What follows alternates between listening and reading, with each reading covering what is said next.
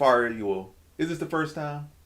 Well, this is the first official time because I did practice or test it out a little while ago. But I'm alive on Twitch and YouTube. Same name on Twitch, same name on YouTube. So if you want to come to YouTube, come to Twitch. Either way is fine. Just happy to have you here either way. I probably won't be reading chat the best today because I'm on two different things at the same time. But I'll try my best to try to get to everyone, or at least most of y'all. If y'all say anything in the chat or got any questions, any concerns or whatnot, want to talk about any bets or whatnot. But yeah, I'm live on both, and feel free to gift me on both. It all reaches me.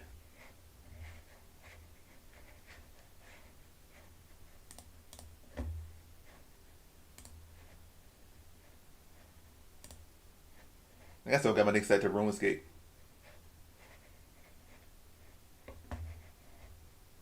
Let me fix that.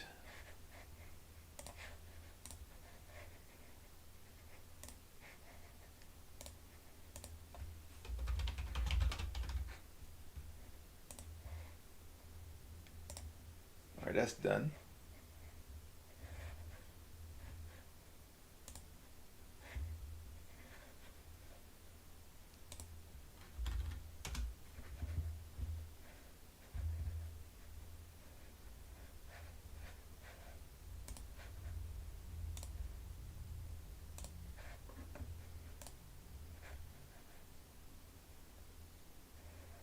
All right, now I can see in both chats.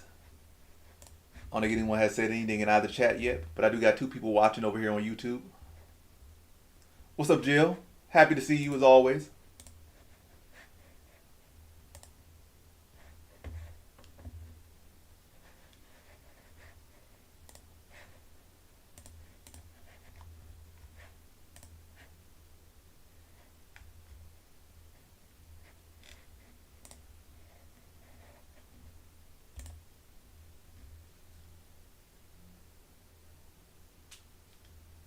Oh, but yeah, the fight's already underway. So Hardy already has Broken Walker on her back. I don't know what has happened, but I'm like, just get into the fight.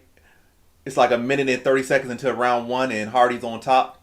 So I don't know what happened in that first minute and 30, but either way, Hardy seems to be in a, not super dominant, but she's in the closed guard of Walker. As long as you're on top, dealing some damage, you're winning. So it looks like Hardy's in control of this fight. When I'm coming into it. Again, I don't know what happened in the first minute, but yeah, Hardy's winning right now. She's in control of the fight, and this is currently round one. But all right, let me try to get some phones so I can see what's going on in these chats. Here.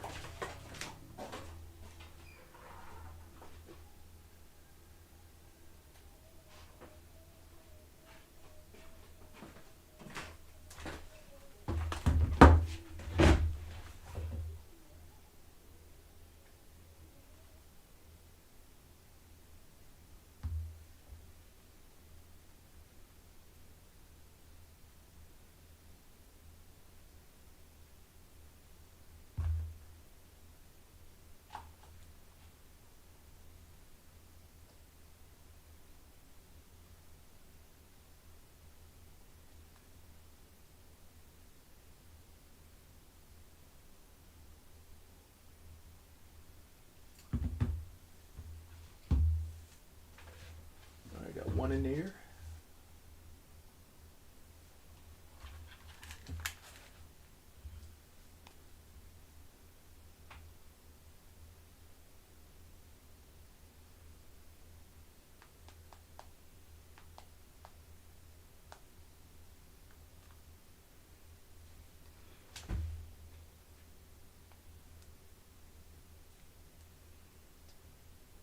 All right, now I can read both chats.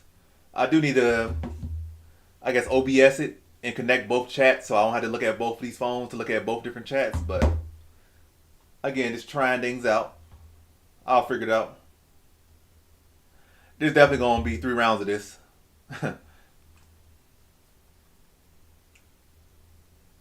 Well, maybe not. Oh, that was a nice kick. Nice kick Hardy landed is Broken Walker got back to her feet.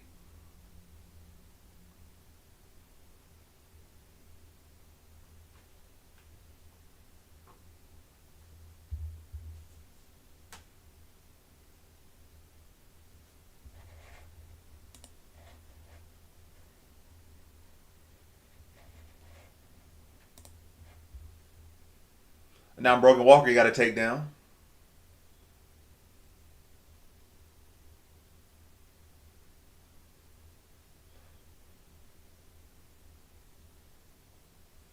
I don't know why Hardy's just not trying to get back to her feet.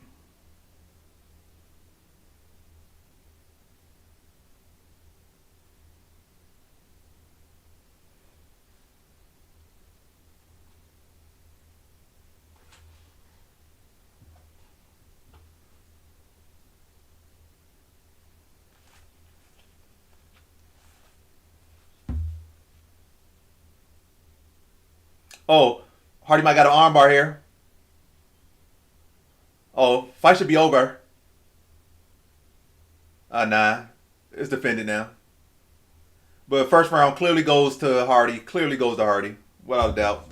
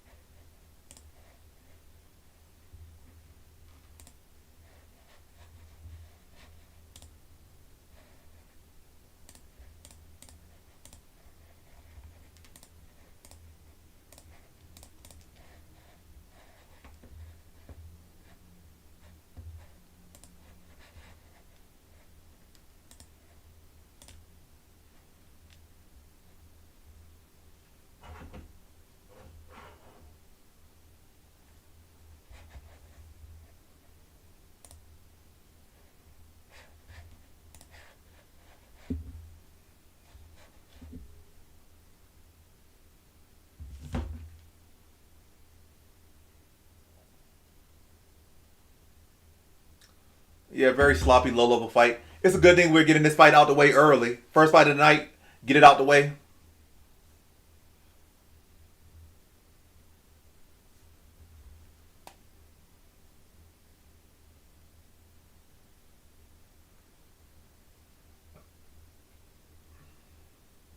Let's see if I have Hardy in any parlays. I'm pretty sure I do got Hardy in one parlay, probably. Do I? Did I get her in a parlay? Yeah, I got her in one parlay. And she's doing what she's supposed to do here so far.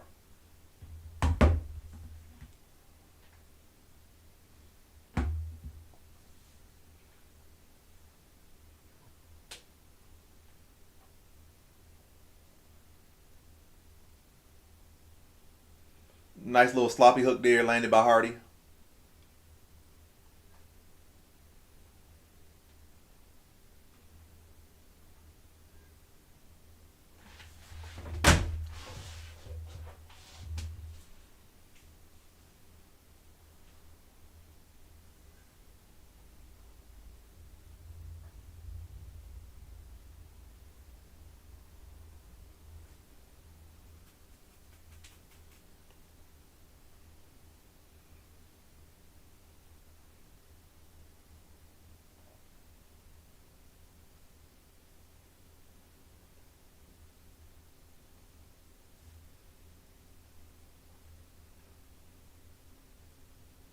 Ooh, good shot landed by Hardy there.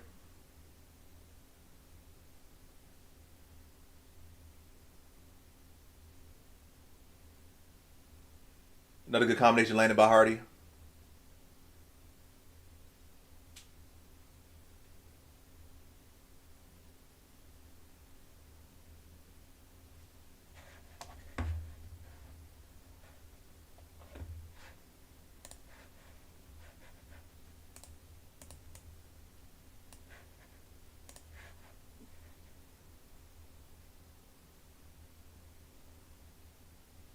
Ooh, right hand drops Walker.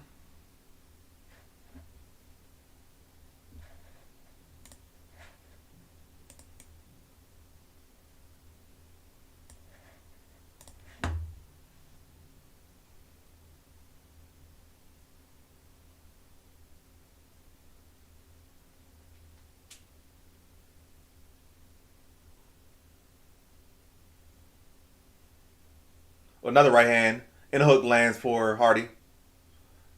Hardy really going for the finish now. Nice body kick for Hardy.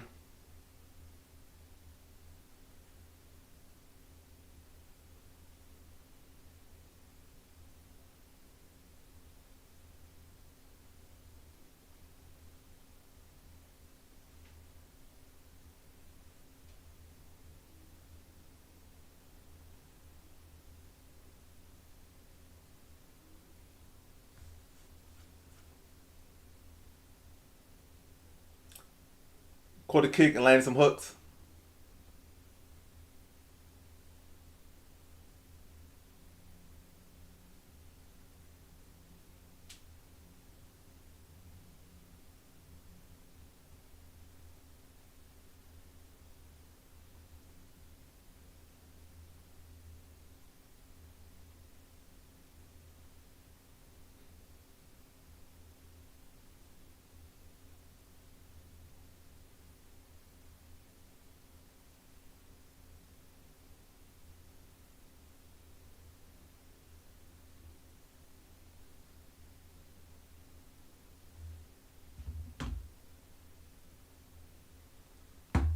I gotta upload.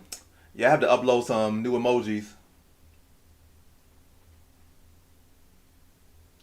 I just got that default one.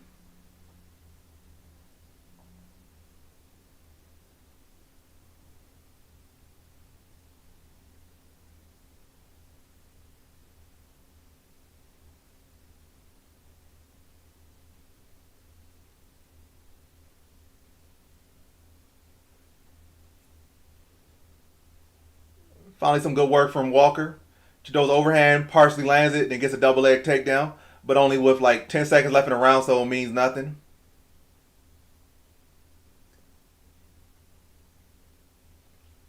2 rounds in the book for Veronica Hardy. You see, yeah, for the stream.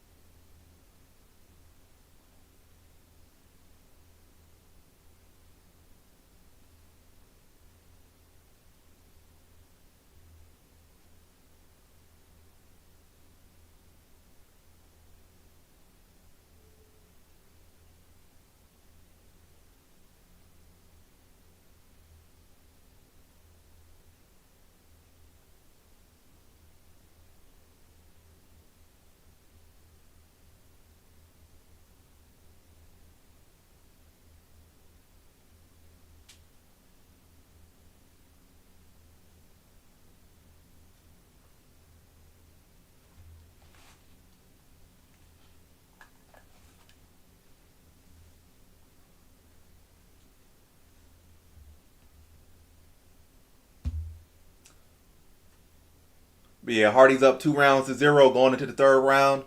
Brogan Walker's gonna need a stoppage to win.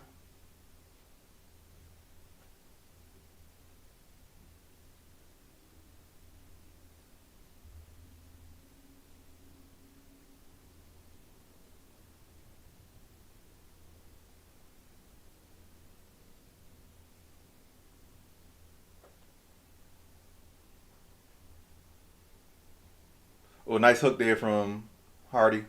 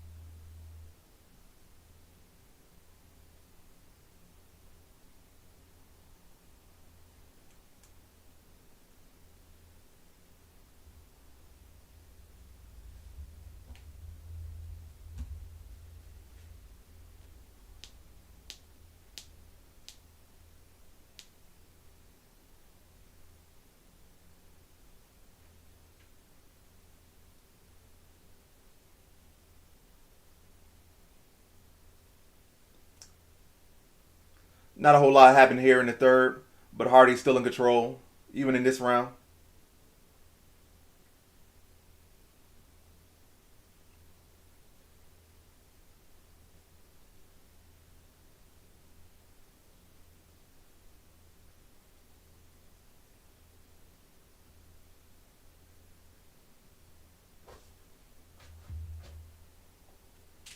Oh, that was a good overhand that landed by Walker. Only partially landed, and not the best technique, but it did land.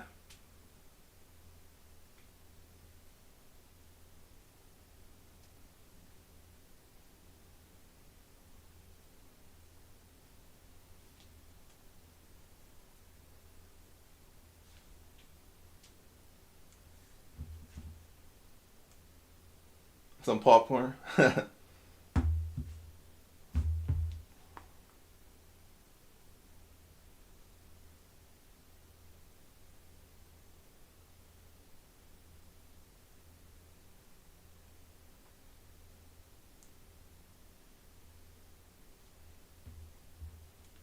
When I look down like I'm sleeping, I am not asleep.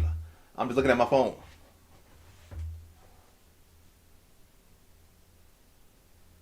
Oh, good combination there by Hardy.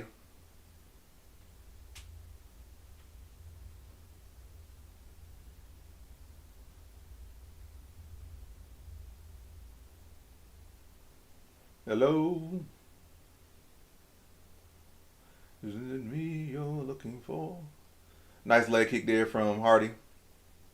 Oh, another overhand lands for Walker.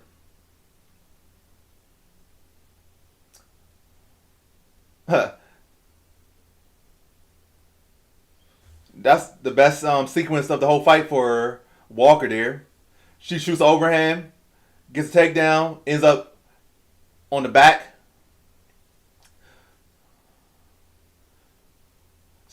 So she's in a very strong position with a minute and 10 seconds left, trying to flatten Walker out here. Well, trying to flatten Hardy out here. So Walker has a minute left to try to pull a rabbit out the hat.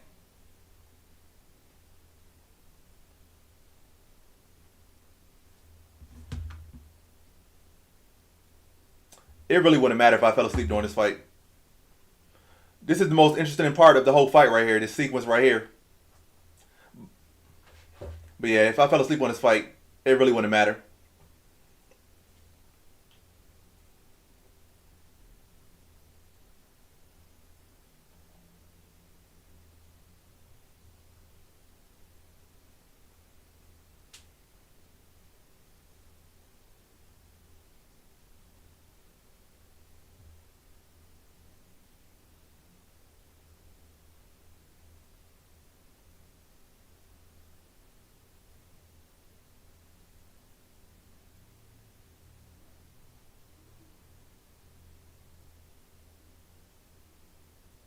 Yep, Hardy holds on to the bell.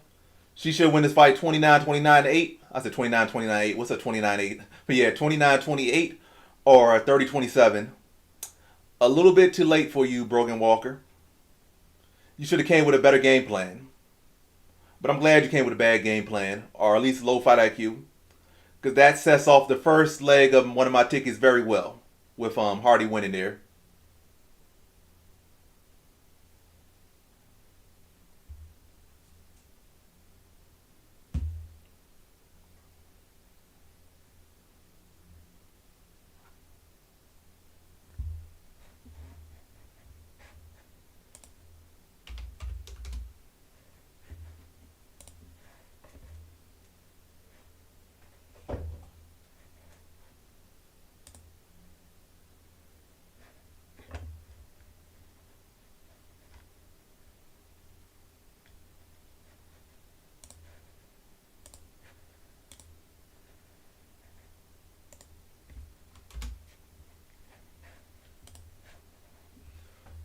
Twenty-four head strikes to 9, one knockdown to 0, 0-0 on takedowns, 3 or 4 on takedowns, one submission attempt.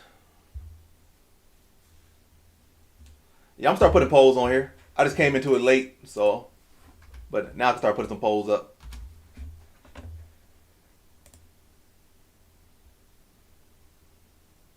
Yeah, definitely the public wins. So Ramiz Brahimaj versus Austin Vanderpoort next.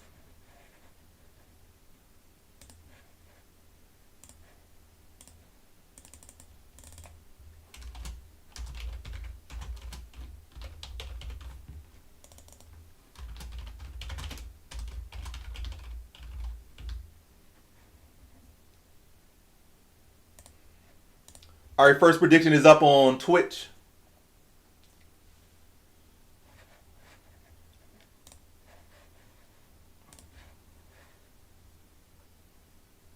Now let me put a poll up on YouTube, and feel free to like the YouTube stream up as well. If you're if you are in the YouTube stream, feel free to like the YouTube stream. I'm also about to put a poll up in the YouTube stream.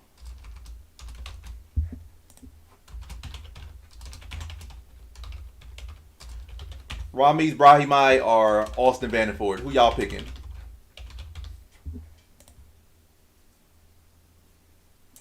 All right, so we got one person picking Brahimaj. We got Jill picking Brahimaj.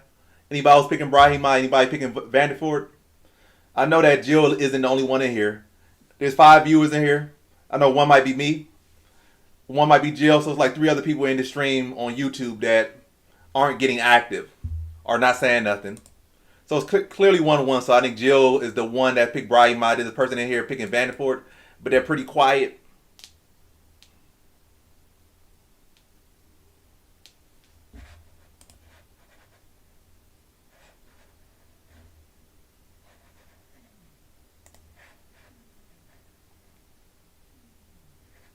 So Jill putting up 100 points for Brahimaj.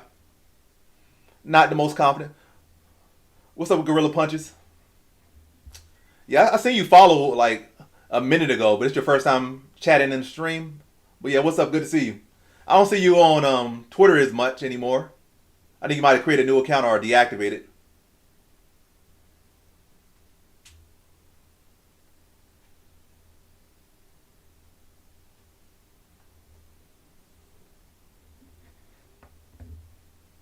Yeah, I know. That's what I'm saying. I've seen you on Twitter.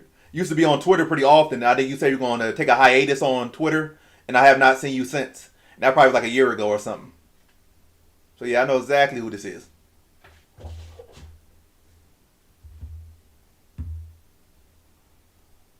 What you talking about, Brogan Walker for? B Gaming 5,000. Why you I can't even speak basic English, but yeah, B Gaming 5,000. What are you talking about, Brogan Walker for? Did you have money on Brogan Walker? Or do you think she's going to have a second fight tonight and avenge her loss? In this fight right here, it's Ramiz Brahimaj or Austin Vanderpoort. Brahimaj or Vanderpoort. Brogan Walker has already fought and she has already lost. She will not lose a second time tonight. I think last UFC game I played was like UFC 3. And I'm pretty sure they all pretty much the same, so I'm pretty decent. Yeah, primarily a striker. But I have decent grappling defense, and I can mix it up a little bit. But primarily a striker on UFC games. So again, I'm probably just as good at UFC 3 as I would be at UFC 5. So I'm all right.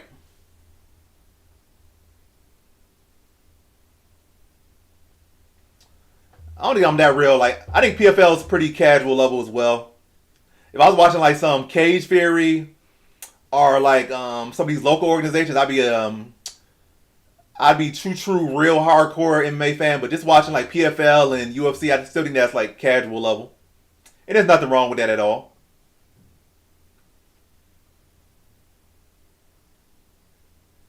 Yeah, Brogan Walker is definitely not UFC level.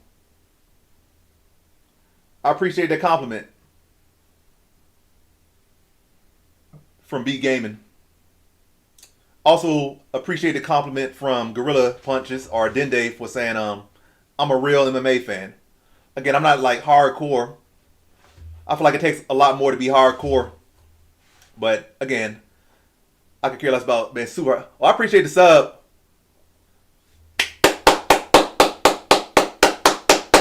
I don't have a soundboard.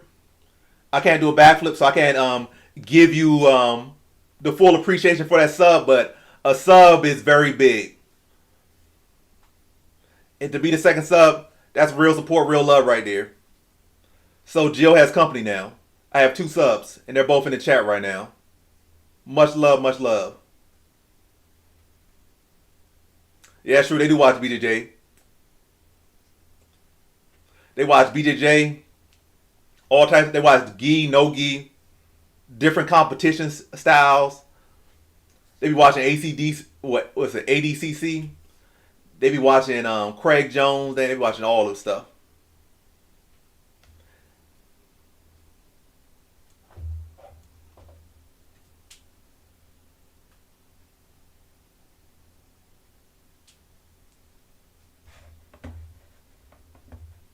But yeah, now that you sub, you will get no ads on Twitch. When you're subbed on Twitch, you get no ads.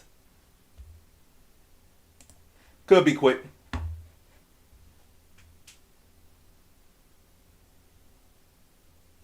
I didn't really watch all the PFL fights. I watched most of them.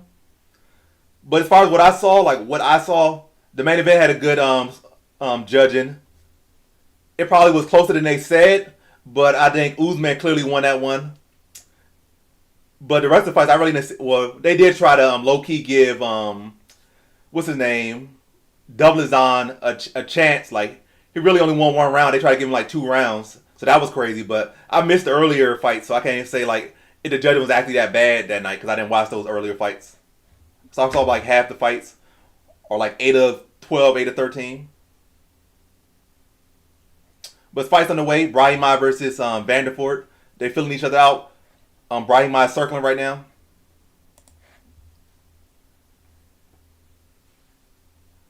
Yeah, Twitch is definitely getting that money. And at the level I'm at right now, I only get like half the money that's gifted by subs. But again, subs, regardless, it's not really even about the money so much about getting gifted right now. It's just about the support. And it's definitely a good reflection to get, gifted subs and stuff. Or just sub to in general.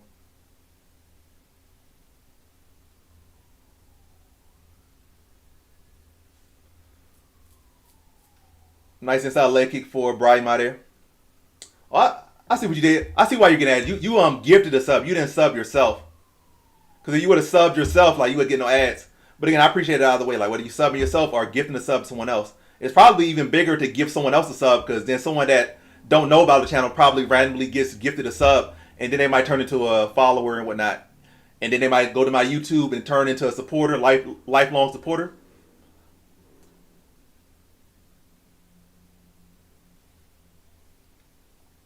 But yeah, to answer your first point, Twitch is definitely getting to the money. They got all that cost and that money. Like they might not be getting 50-50 with cost and that, but they probably still getting 20% of that. And Kai got like what 1.100 million or 1.1 million subs. So they got like 0.20% of what 7+ million. They got 20% of 7+ million, and not including ad revenue that they're getting the majority of.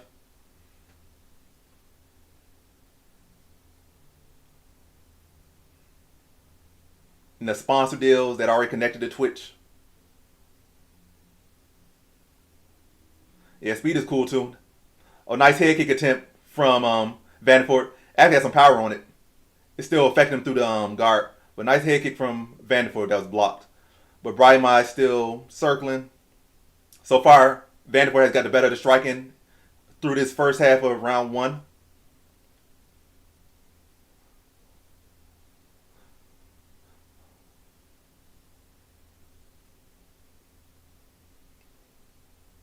Oh, Vanderford gets a takedown. He has Brahima against the cage now.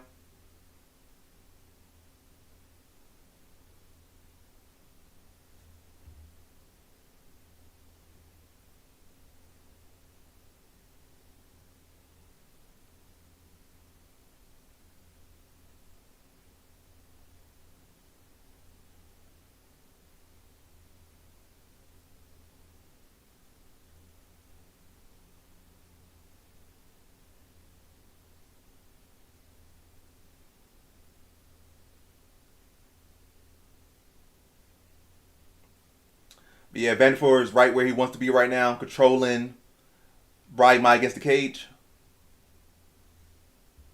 This is welterweight. Vanderford spent the most of his career at the majority of his career at middleweight, but since joining the UFC, he came in at welterweight, and this fight is at welterweight.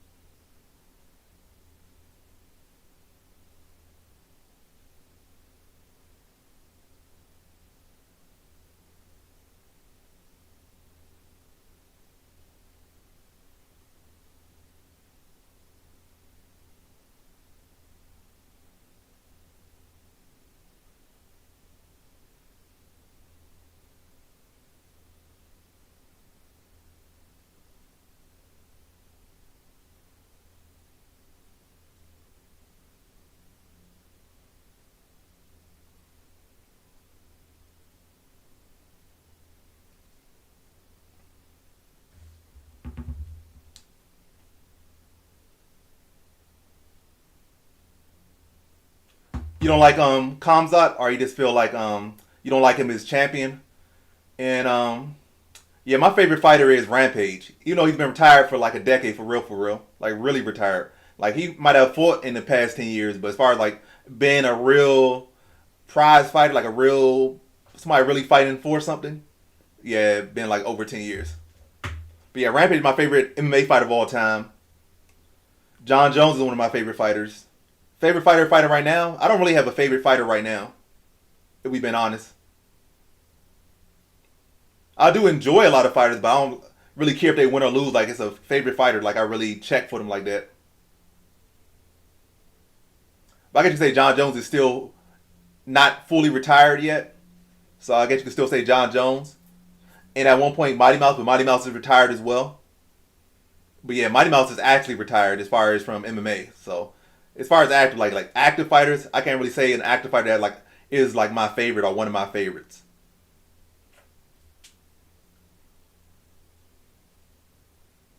Yo, Romero's dope too. I don't think Guerrero was one of my favorite fighters, but I definitely enjoyed to watching him fight and rooted for him. But like, I was never like super concerned if he wins or loses. And I wasn't invested basically.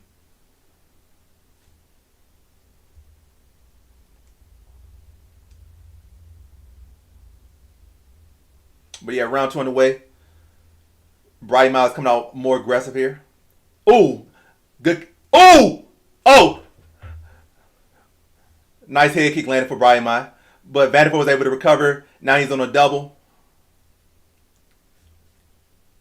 Brian Mai got to get back to his feet real quick, or Vanderpool's going to look to keep him here the whole fight.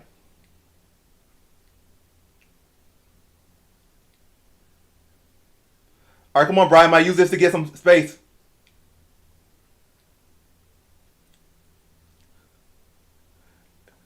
Use this to stand up, Brian Mai.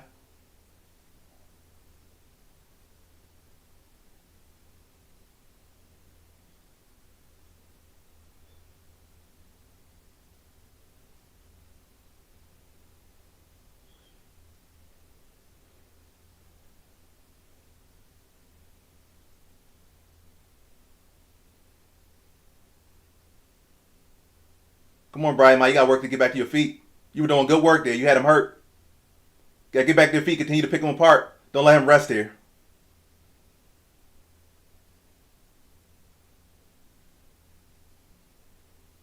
All right, come on. This is better right here. This is better for you. All right, get that underhook. Oh, there's some good elbows here.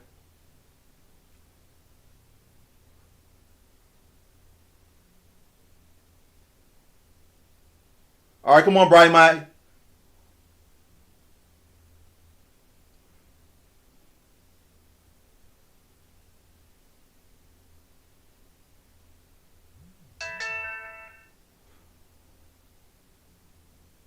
But this is definitely Brian Mai's round. Vanderpool can't win here just hugging. He's not really doing no control, not getting no real powerful takedowns. Oh, Vanderpool tapped. Well, my prop don't hit, but I do have Brahima in a parlay money line, so that might still hit. And my prediction does hit by picking Brahima to win here.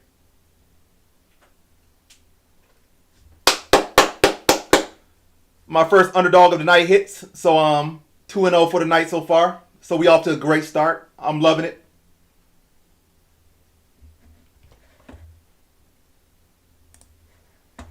Bada ba ba ba. I'm loving it. And Jill gets her points.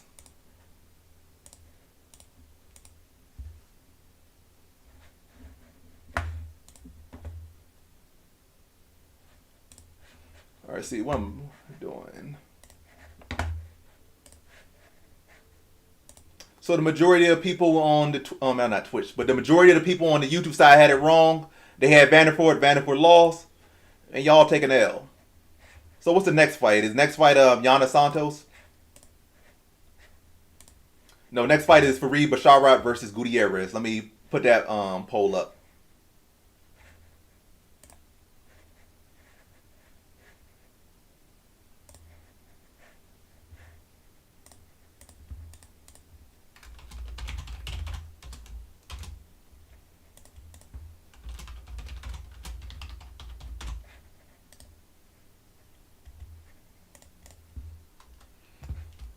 What's his name?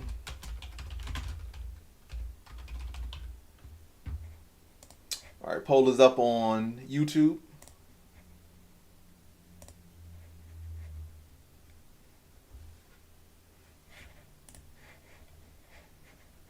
Now let me start the prediction on Twitter.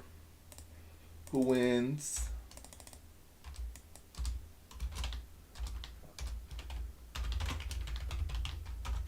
Fareed Basharat or who's the other guy? Chris.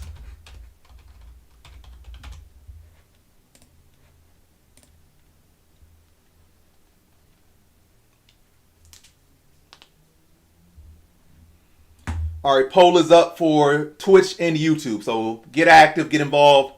You know, hit the poll up, hit the prediction up.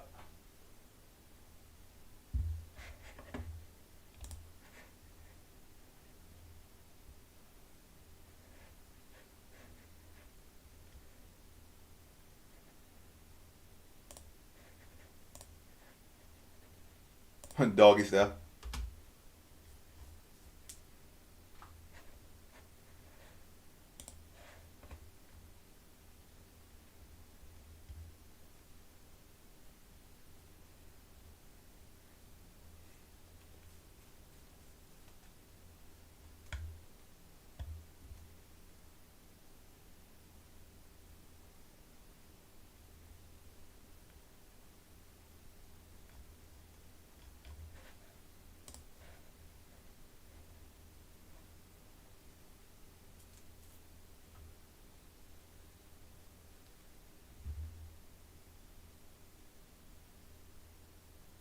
Glad you get hit. Glad you listened. Glad you tuned in, and glad you hit your bet.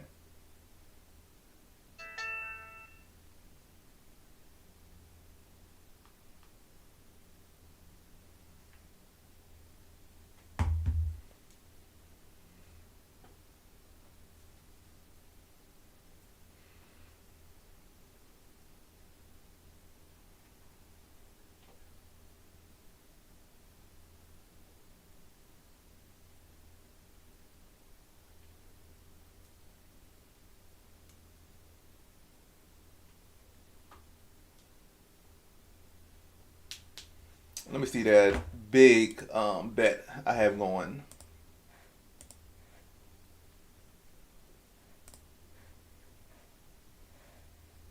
Brahima, Corey Anderson.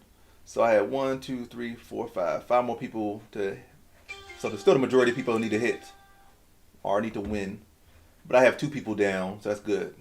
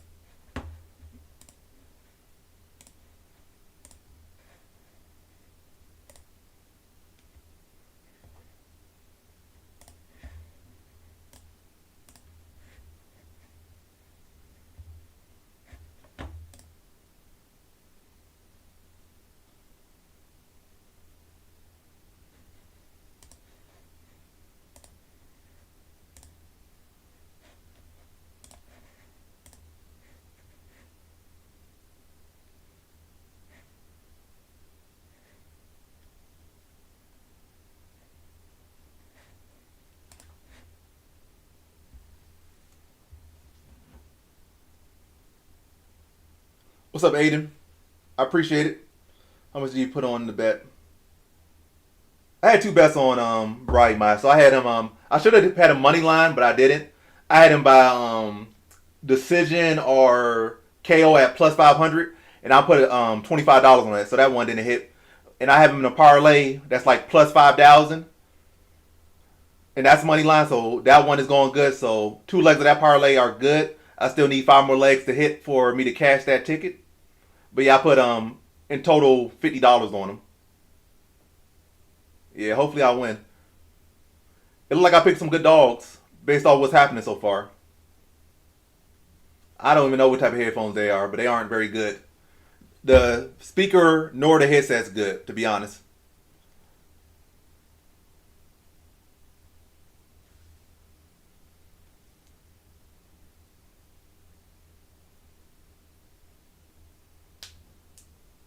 If I ever hit for like a $10,000 or something or $100,000, I might let you have 1,000 out of that. So wish me good luck. Because if I hit big one of these days, like real big one of these days, I'll let you hold 1,000.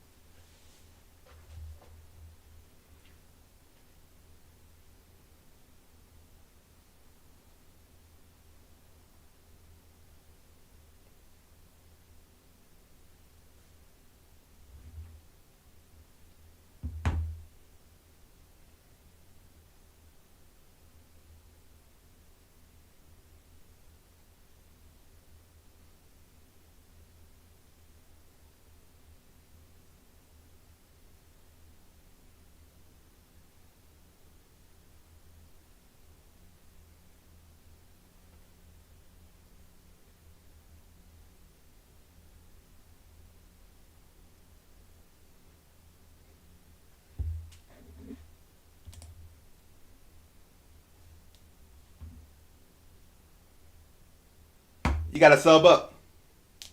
If you sub up, you'll get no ads.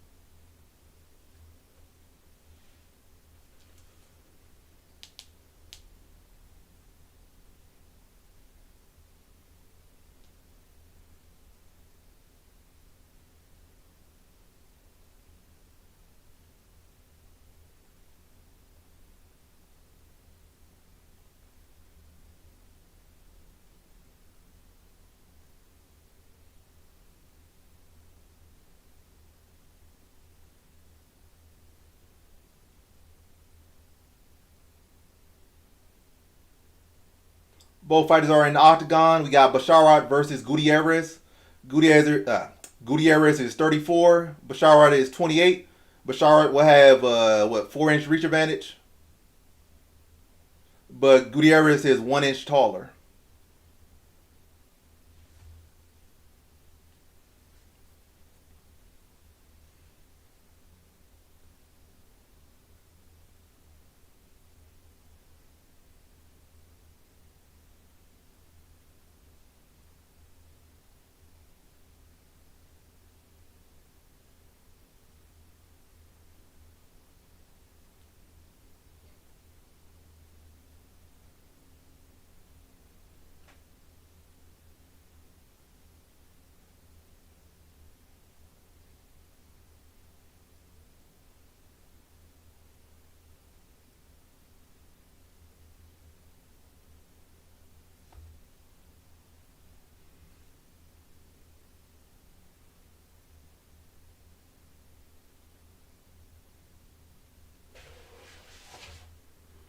About to head to dinner. What you having for dinner?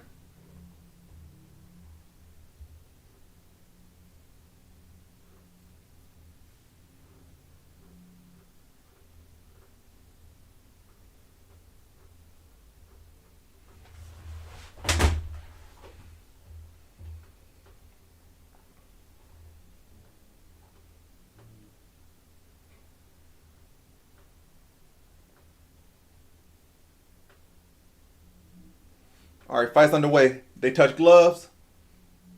Battle commences. Gutierrez is supposed to be 1 inch taller, but he looked like he's 3 inches shorter.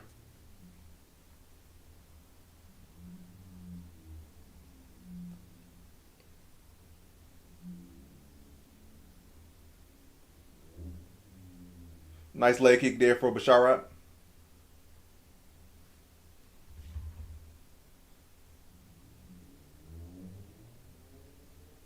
Yeah, I had KO or point. I mean, yeah, KO or points, and he decided to get a submission. But it is what it is. I did have him like money line as well in the parlay, so I ain't too mad at it. Well, matter of fact, I'm not mad at it at all, to be honest. I only put 25 on him by KO or submission.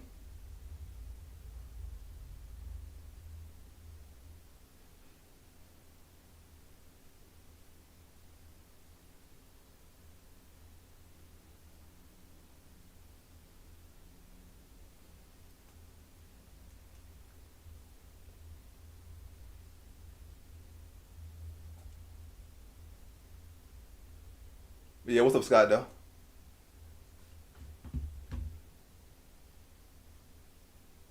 All right, bet.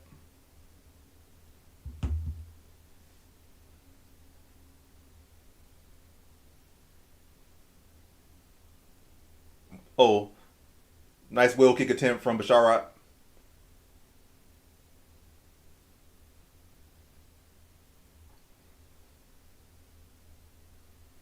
Inside leg kick lands for Basharat, or should I say for Reed? It's easier to say for Reed than Basharat.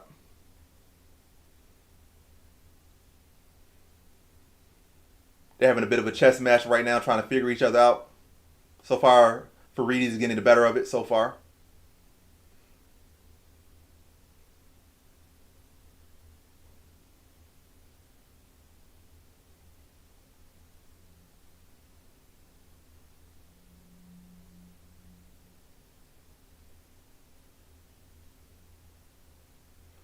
Oh, nice double leg entry by Fareed. He secures it.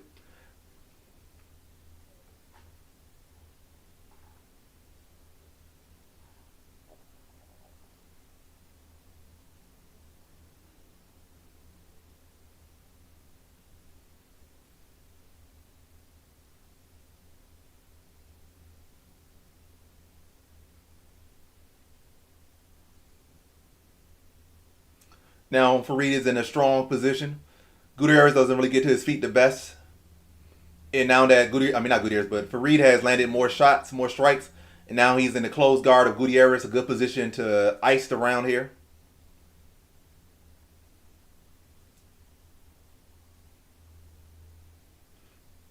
But he's not settling for the guard like he's trying to pass to half guard. He's trying to advance.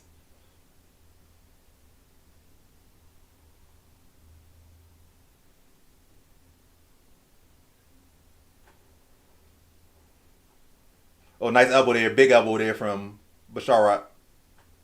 And Fareed and Basharat the same person. That's his full name, Fareed Basharat. But I'm kind of mixing up. I'm kind of saying Fareed. I'm kind of saying Basharat. By the way, this has been Fareed Basharat's round here. A minute and 18 seconds left in round one. And Gutierrez would need something big here to shift around in his favor. Because currently this round is very heavily in the favor of Fareed. Still a 10-9 round, nothing crazy, but it's clear who's controlling it. Fareed got the better of the striking, and he's getting the better of the grappling. Also, he's landing some decent ground and pound. Another good elbow lands for Fareed.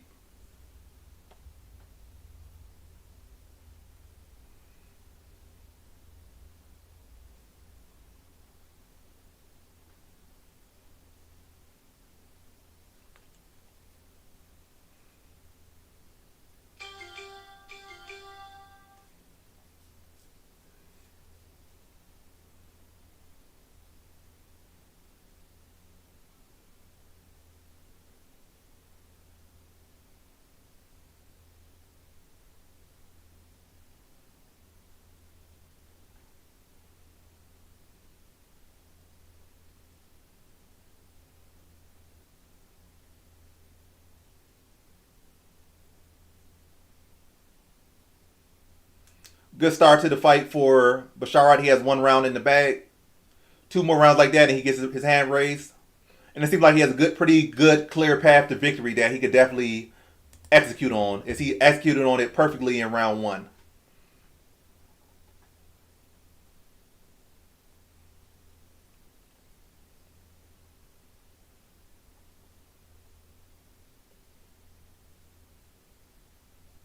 But yeah, I also have Basharat. I think I have him like 2 parlays. Only made like 5 parlays, well, 4 parlays for this card.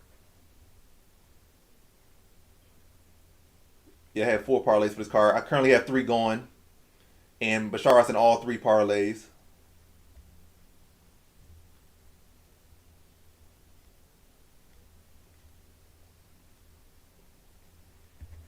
Hopefully, I don't jinx it by saying that.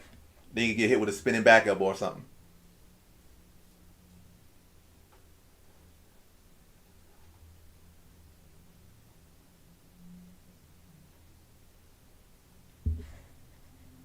All right.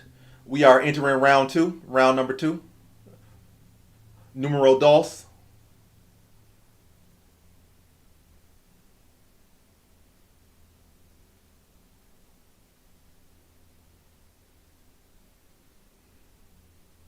Leg kick lands for Basharat.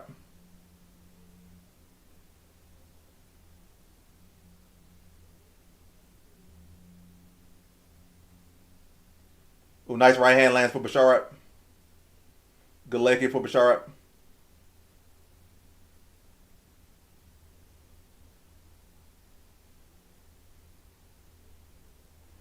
Spinning back fix attempt blocked.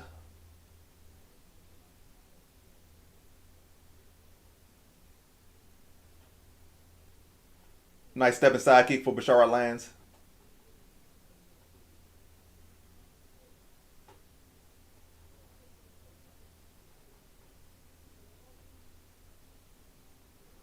Ooh, good combination there from Basharat.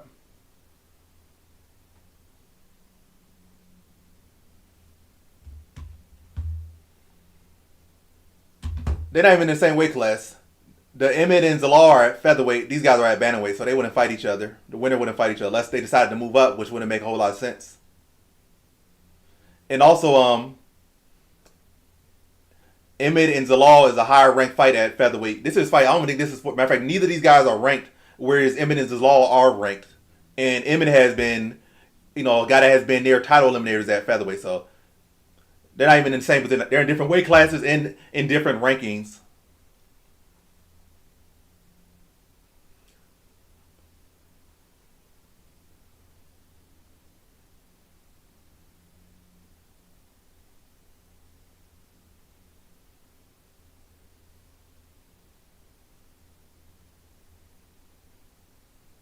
No problem.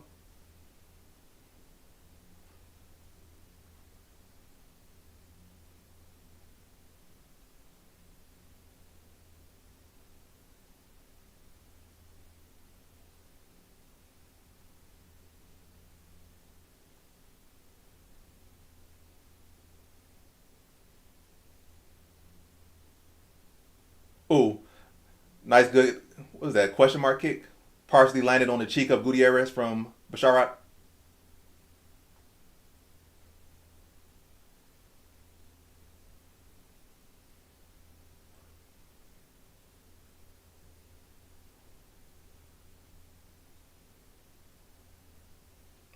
Ooh, nice right hand buckles Gutierrez.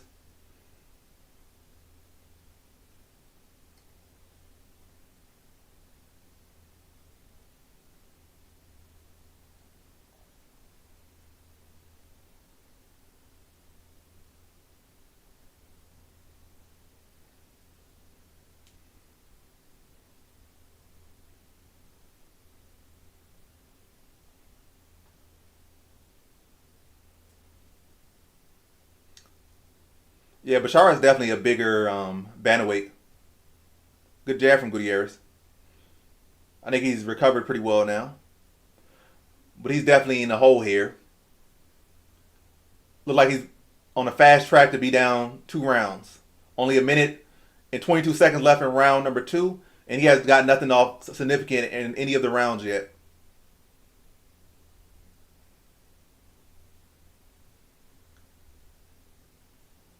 Ooh, another right hand lands for Basharat.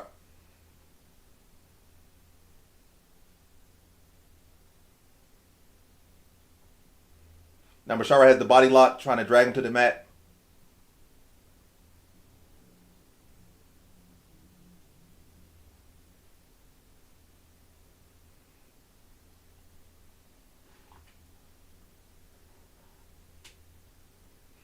I think Farid's the better brother. So the brother you're saying right here, I think is the better brother of the two.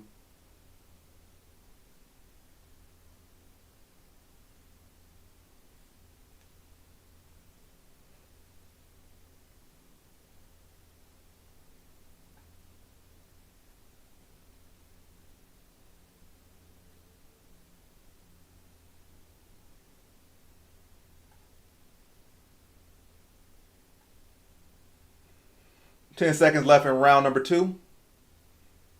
Try to do a rolling thunder. Good leg kick there from Gutierrez to end round number two. But yeah, Gutierrez is in a big hole. He's down 2 rounds. He needs a finish here. Gonna be hard to come by.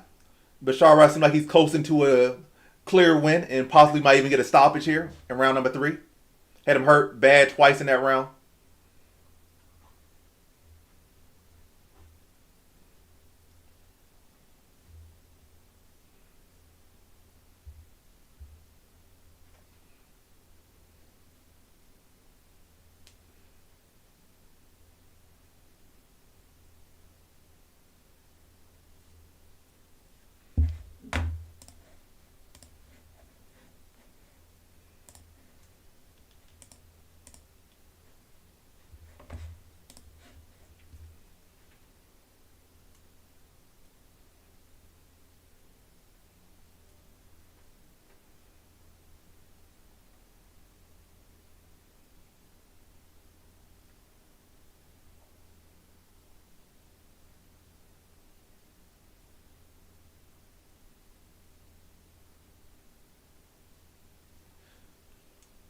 All right, third and final round going down now.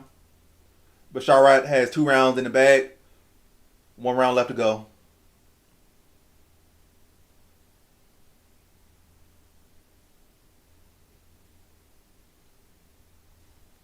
Oh, good leg kick. Chopped the leg of Basharat. Gutierrez coming out aggressive in round three. Basharat has the body lock now. Nice trip there by Gutierrez. Gutierrez starting off round number three very strong here. Now he's in the half guard of Basharat.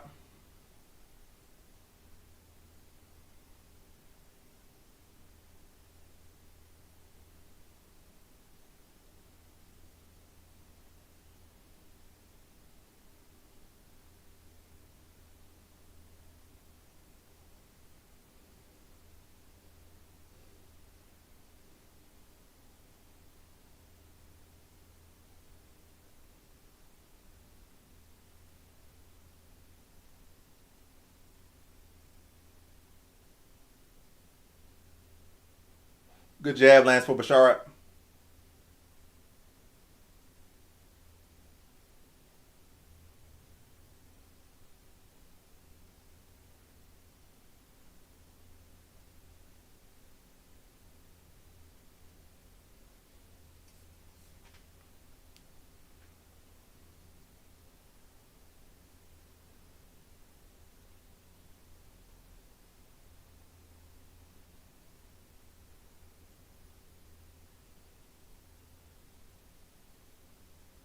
Ooh, another right hand came close to landing, but Gutierrez was able to get out the way of it.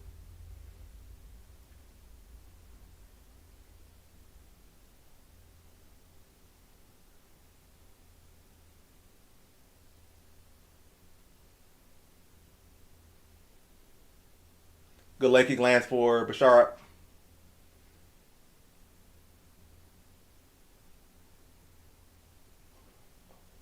Nice hook partially lands for Gutierrez.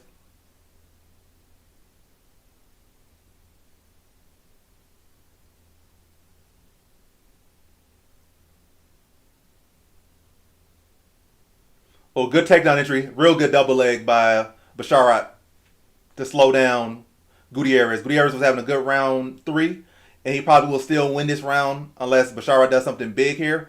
But Basharat's already up 2 rounds, so this is very smart by Basharat to get this takedown. He gets it when he needs it, and this is definitely going to slow Gutierrez down and eat away the clock. Gutierrez trying to throw up some triangles, but Basharat wise to it.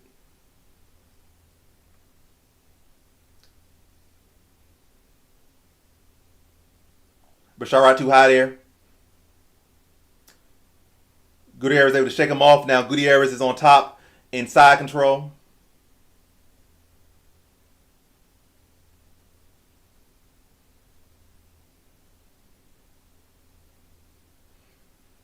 Basharat able to scramble. Now he's trying to attack the single.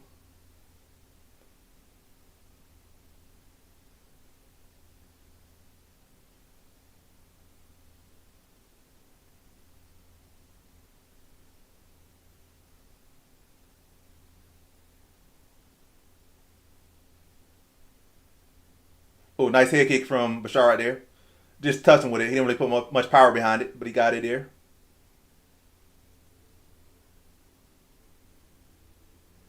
Nice. Oh, that was like kind of low. 55 seconds left in round number 3.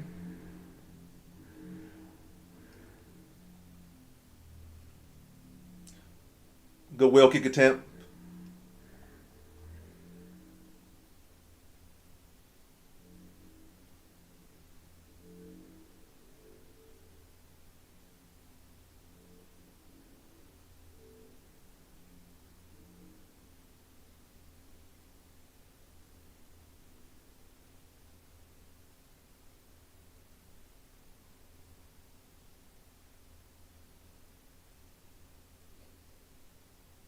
Well, good elbow there by Gutierrez.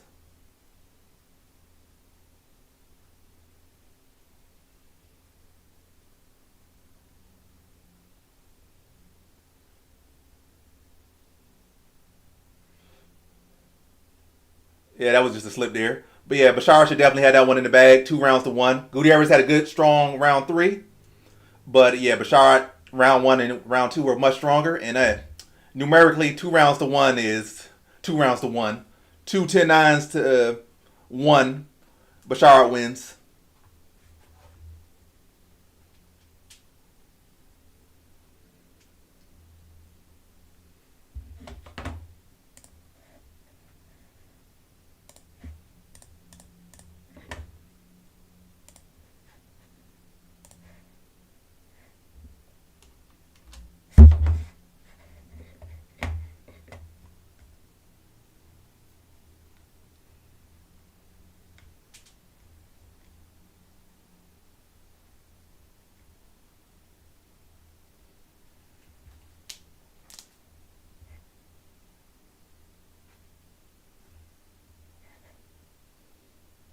All right, let me see what I'm trying to do here.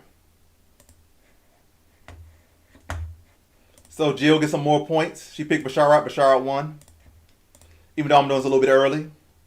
We know Basharat won that one, so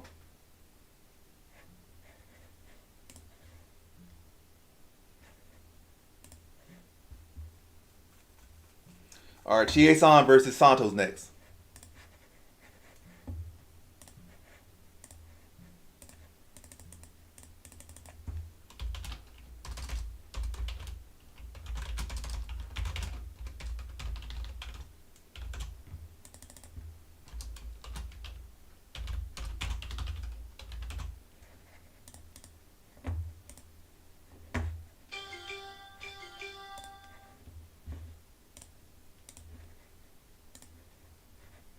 Next poll is up.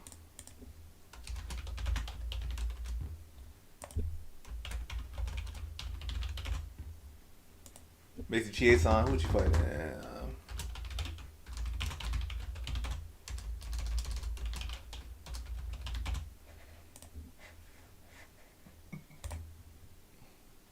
Yeah, poll is up for both YouTube and Twitch. So if you guys want to get involved in that, they're both up.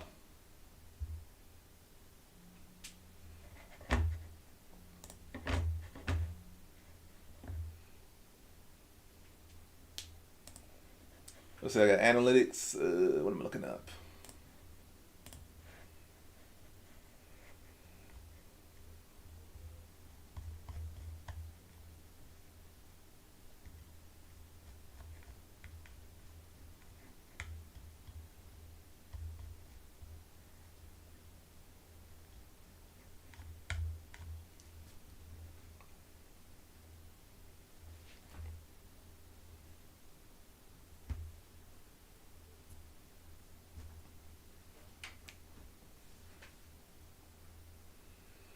I got Yana here.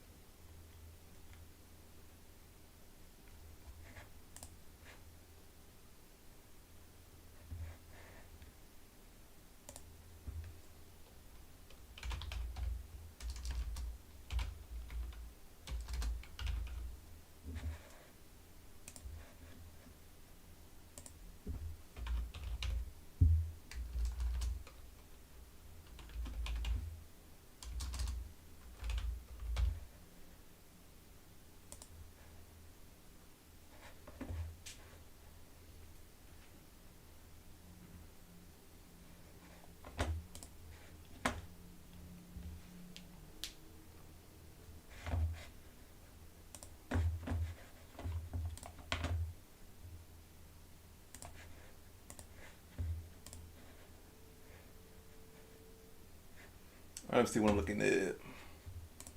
So Jill has her points on Chieson here. 110. Pretty confident. You were giving like 50 and 60 for the other one, but you got 110 on Chieson? Oh, you don't like her husband?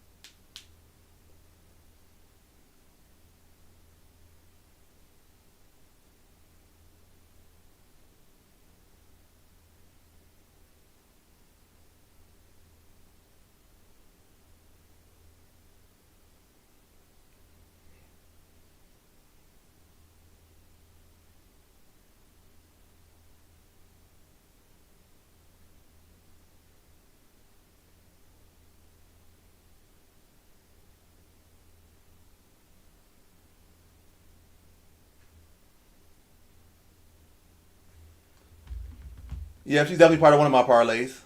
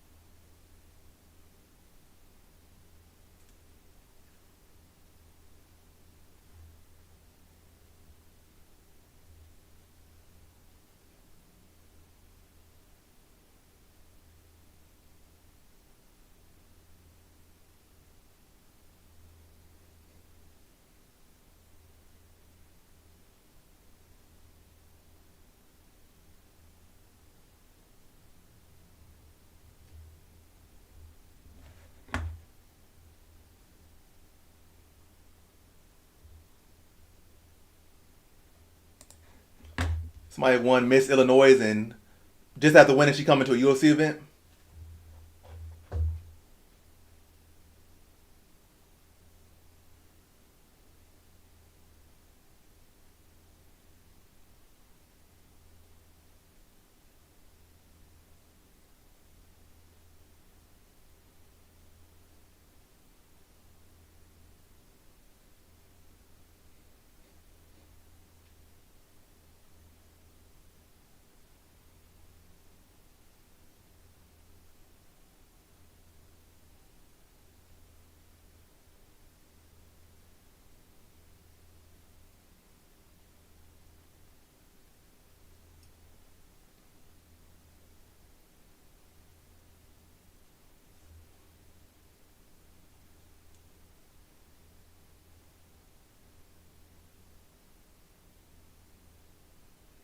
All right, fights on the way. Santos versus Chiason.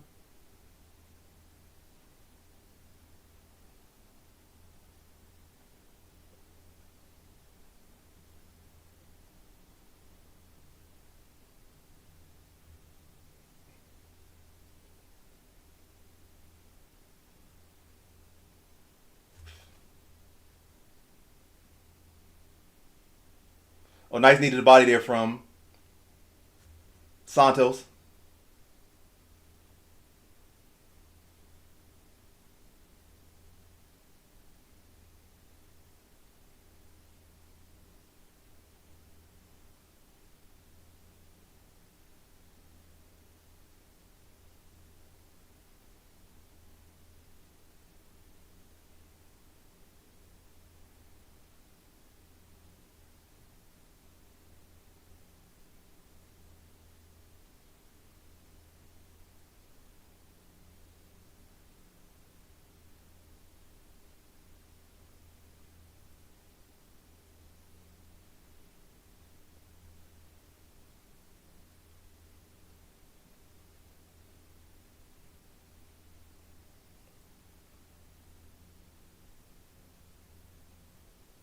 Good jab there from Santos. Good inside leg kick from Santos.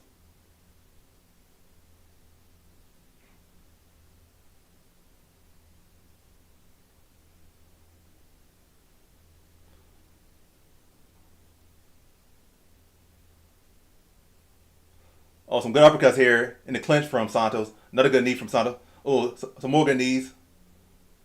Oh, another good knee. Chiason is not liking these knees. Some more good knees. Another knee.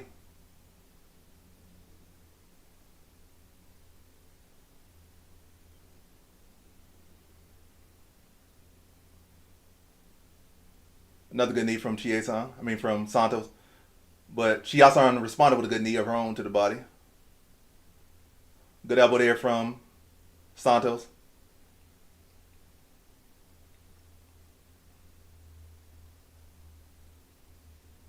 Inside leg kick lands from Chiason.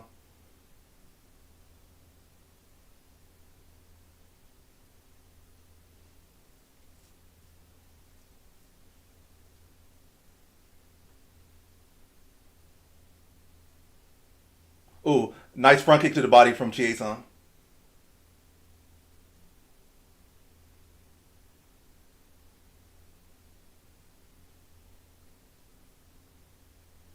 say this for Valentine's Day.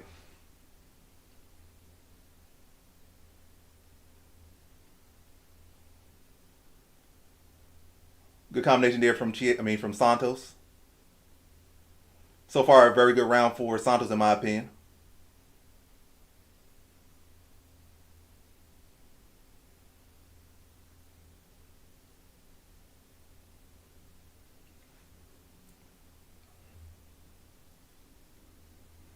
Chiesa tries to land a spinning back kick, but Santos was wise to it, able to intercept it.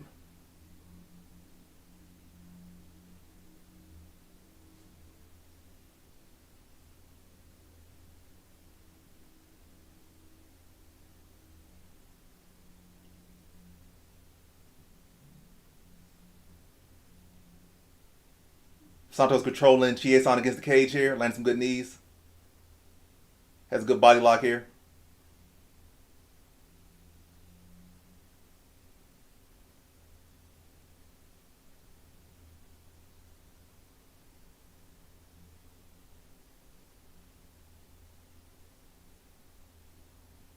Oh, nice knee to the body there from Santos.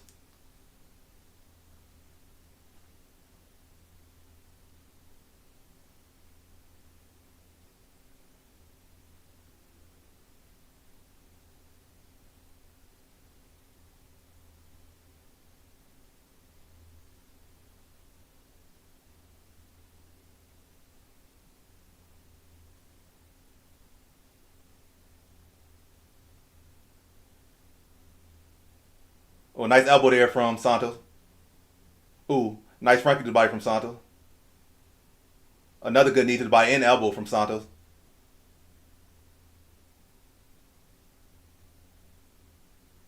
Oh, good jab from Santos. Oh, another front kick to the body. Good round for Santos. One round in the bag, looking good for me, looking good. Show her that conditioning. Show her you wanted more. Keep doing this for 2 more rounds, and we be good.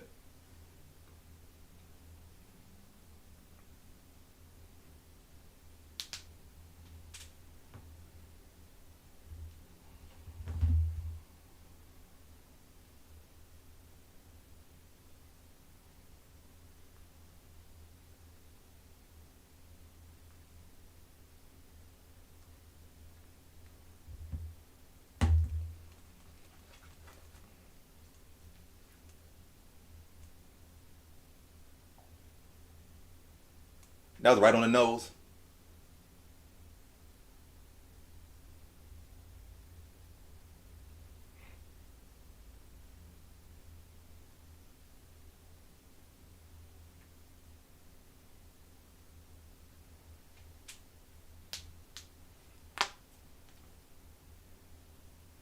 All right, second round started.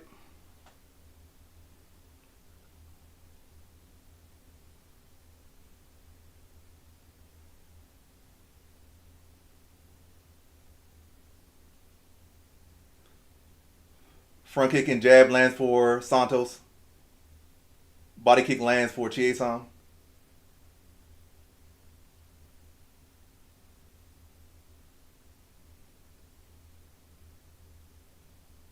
Good body kick there from Chiesa.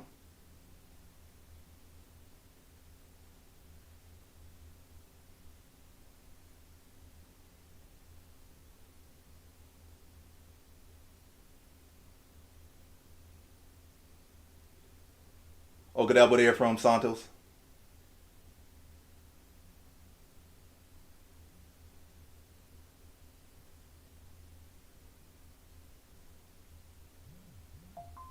Oh, good inside leg kick from Santos.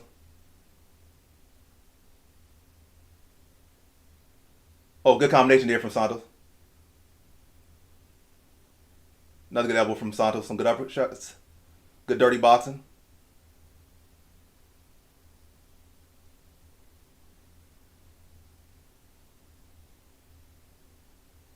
Another good knee to the body from Santos. Some more good knees from Santos.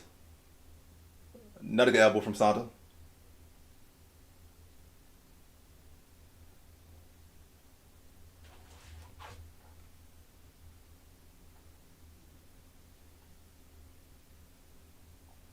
Some more knees from Santos in the clinch.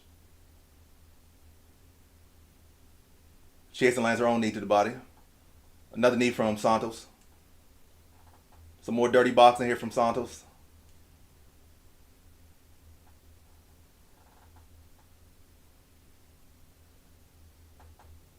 Oh, that's a good elbow from Chiesa.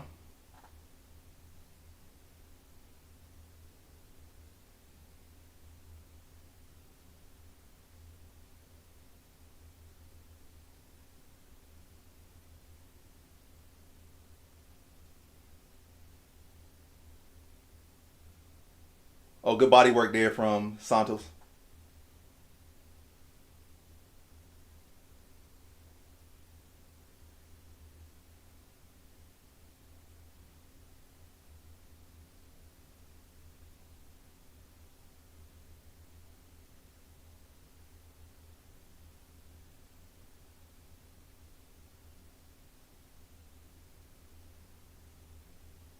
Good inside leg kick for Santos.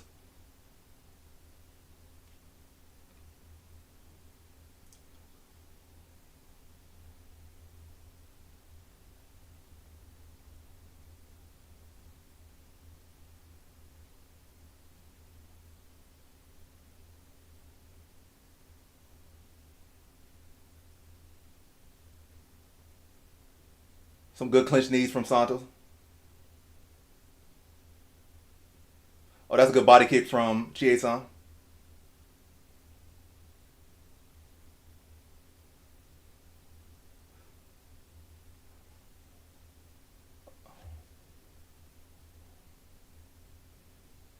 A good takedown entry, but good defense here by Santos so far.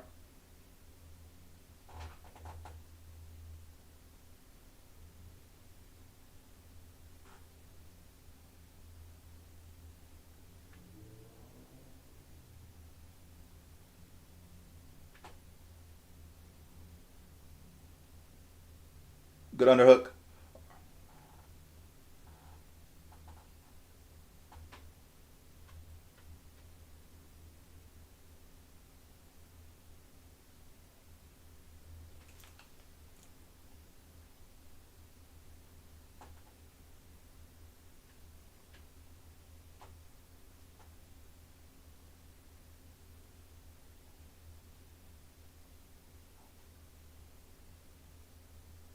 A nice knee there from from Santos.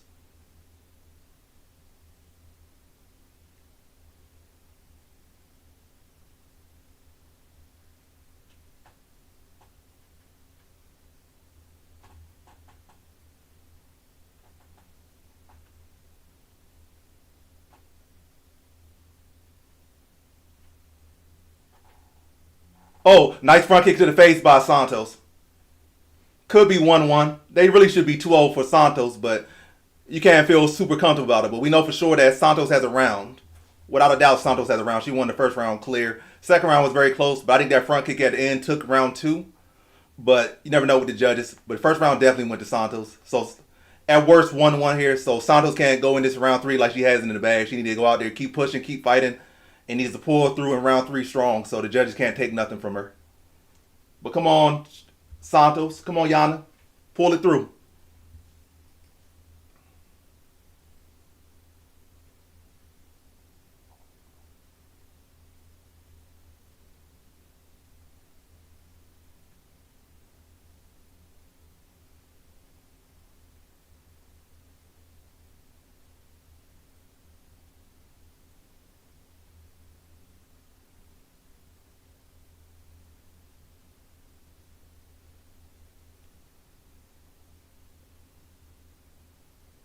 All right, third and final round. All the marbles on this one.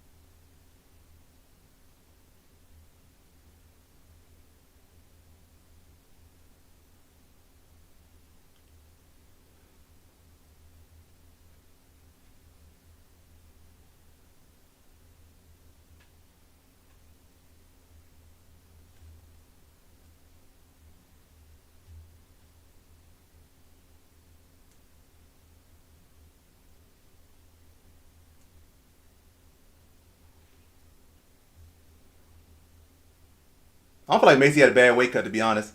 I feel like she could have had a bad weight cut, but she decided not to cut the full weight, and she came in on, came in heavy, or came in and missed weight.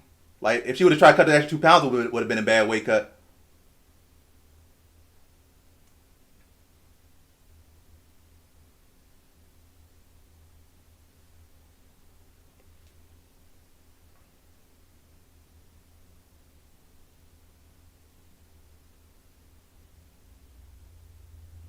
So Santos currently live minus 500 favorite.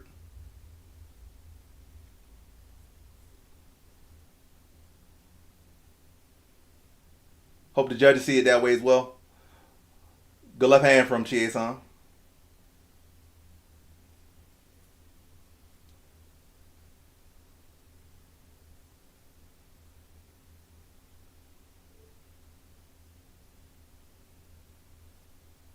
Good inside leg kick from Santos.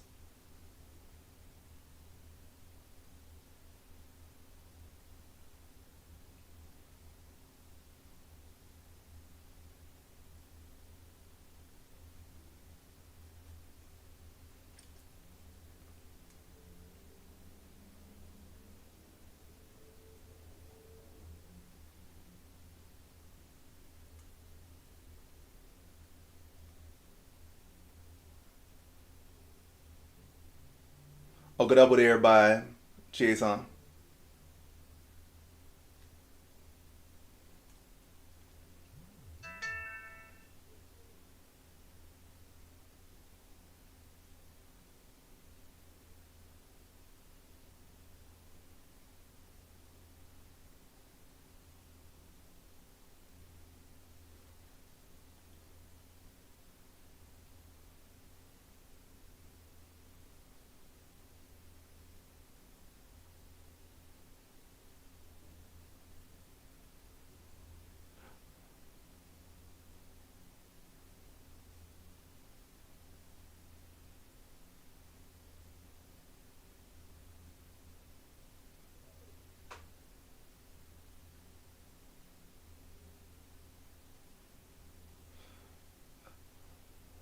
Chie-San finally gets a takedown with a minute and 28 seconds left.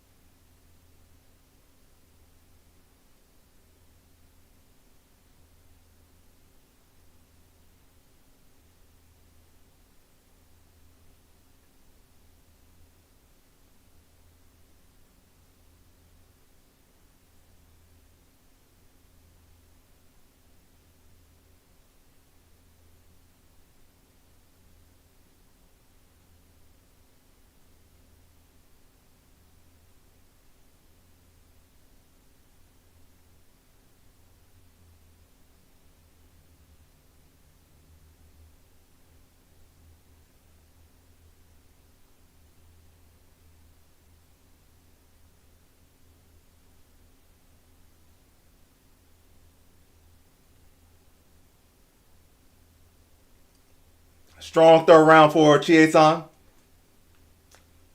I don't think enough to make it a 10-8, but hopefully the judges didn't give him round two, but that's how it be sometimes.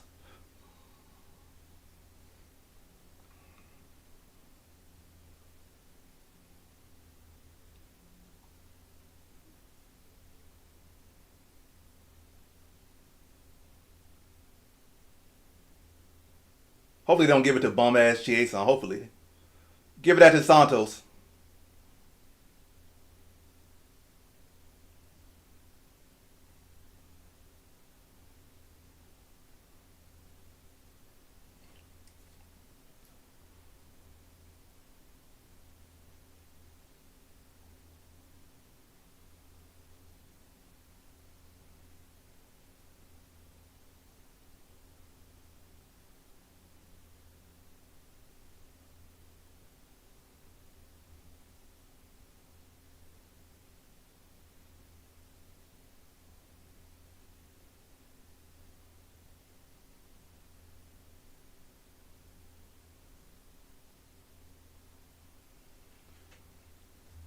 Who y'all think won? Y'all think Chase on won or y'all think Santos won?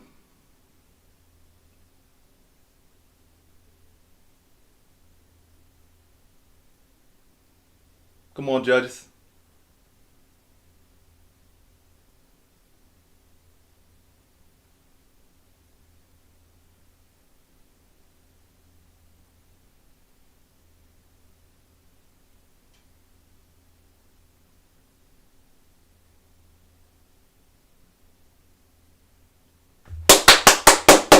Y'all know what the unanimous. Love to see it.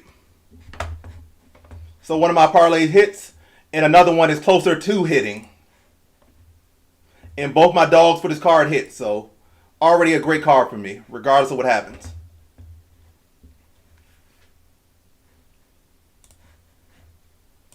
And also that was the prop of the week as well. So a lot of things hit just off that one fight.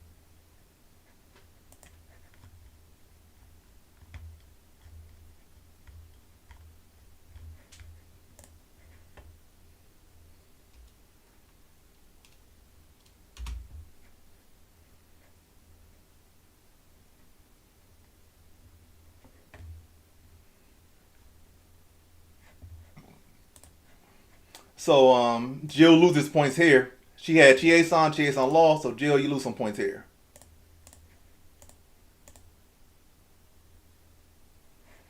All right, let me put the next prediction up.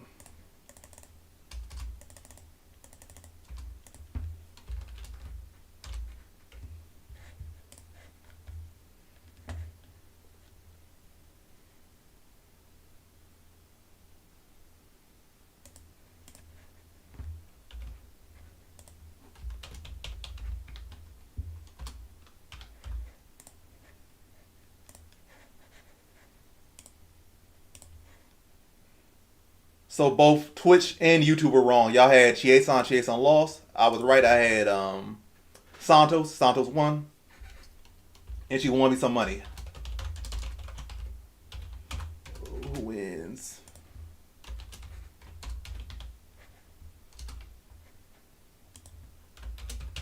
Nikolai or Nikolai. But yeah, next poll up, next prediction up. You want to interact? Here's some interaction. You can interact and pick Puna or Nikolai. On Twitch, you have to use points, and if you win, you get points. If you lose points. You know, it's more stuff to do on Twitch than YouTube currently. Yeah, great start. That's my only $2 for the card. So, regardless of what happens, I'm up. If you can win the dog line, you're doing great. That's ultimately what separates, a good card from bad card is how you fare with your dogs. You pick dogs and they lose, it puts you behind. You pick dogs and they win, all to win especially, or you have more dogs winning than losing. That would put you ahead.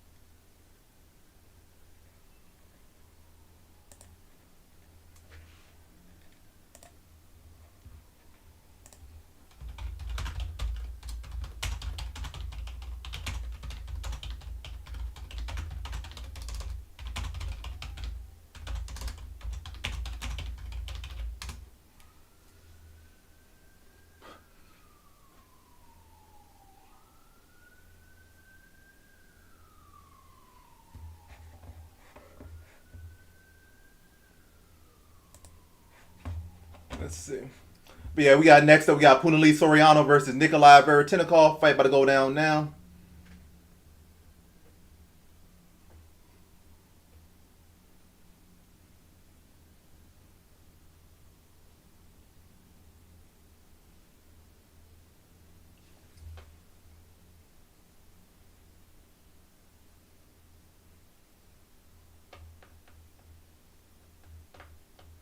I don't think Envy is good, and Punali is. Yeah, you might be right. Hopefully, he don't get caught with nothing. Outside of getting caught, I think Punali's the better wrestler for sure. Veretinnikov has negative wrestling.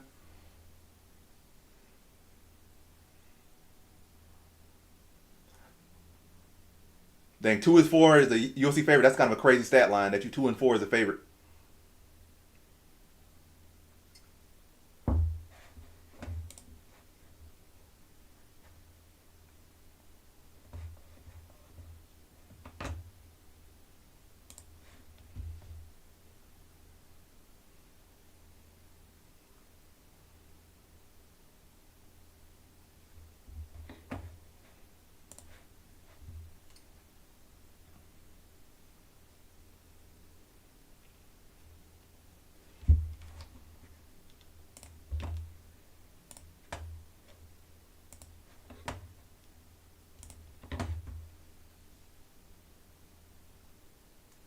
All right, fights underway.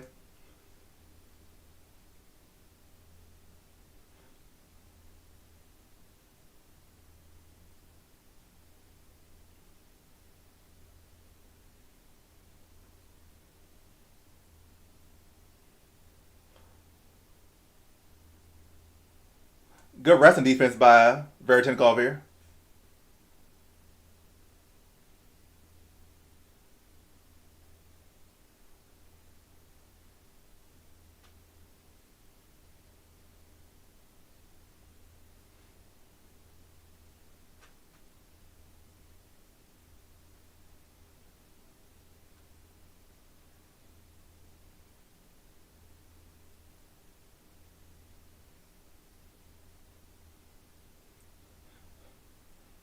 Veretinnikov low-key got low fight IQ. He could have defended that, but he's gonna try to hold on to the guillotine. Now he's burning his arms out with a by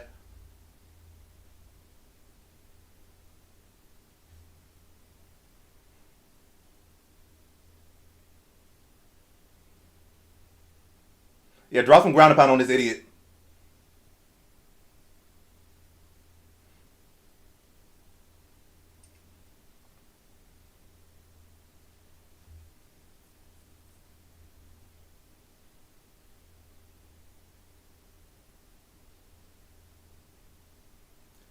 Some good ground and pound here by Soriano.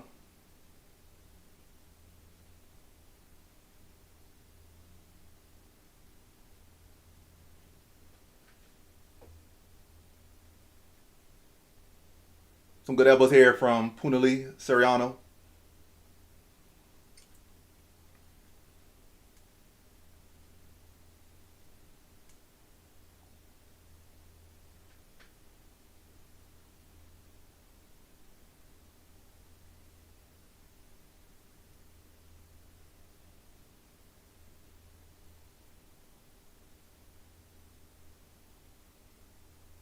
There's some real good elbows here from Soriano.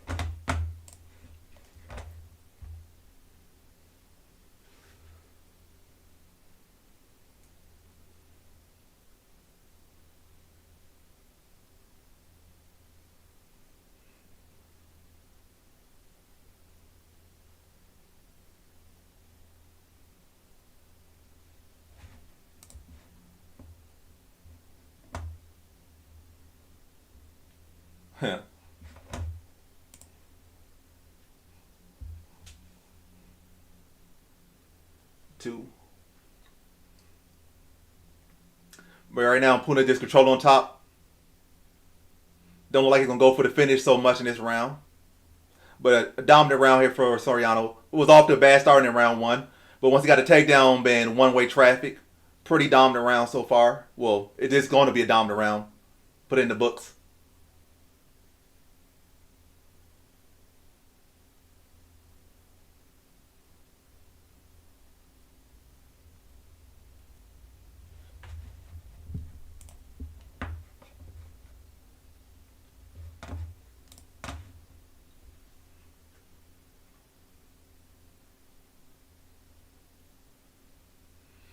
First round down goes to Soriano.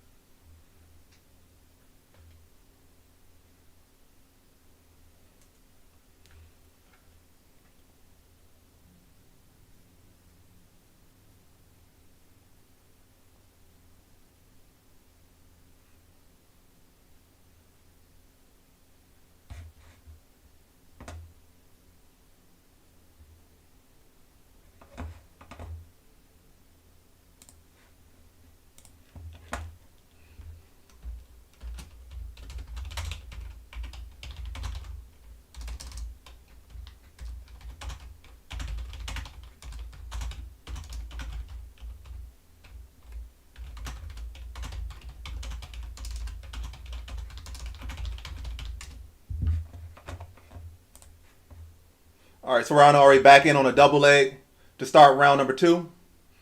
Rinse repeat what happened in round 1 without the defended takedown.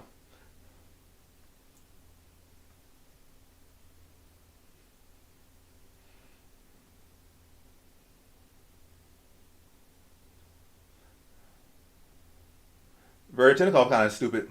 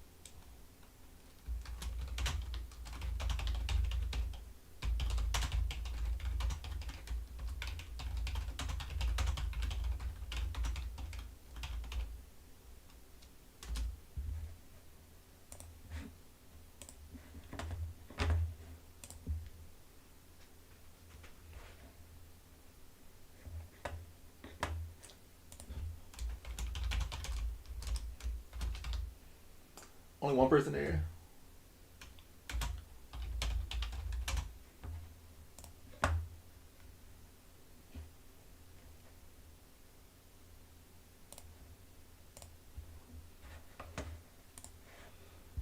But yeah, pretty boring fight. Not a whole lot to commentate about.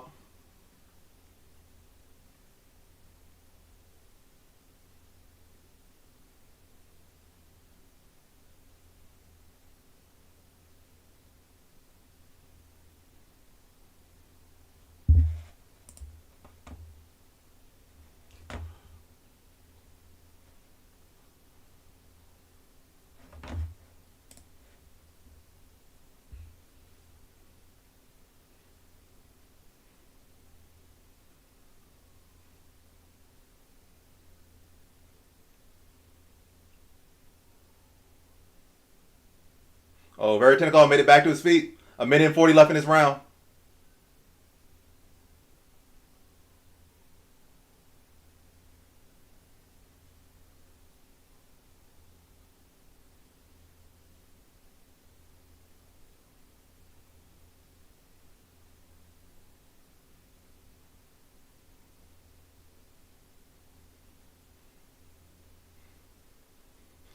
Veretennikov actually not even that bad a fighter. He just stupid. Like, he actually a pretty strong guy. His grappling is actually not that bad, but his fight decisions are just extremely stupid.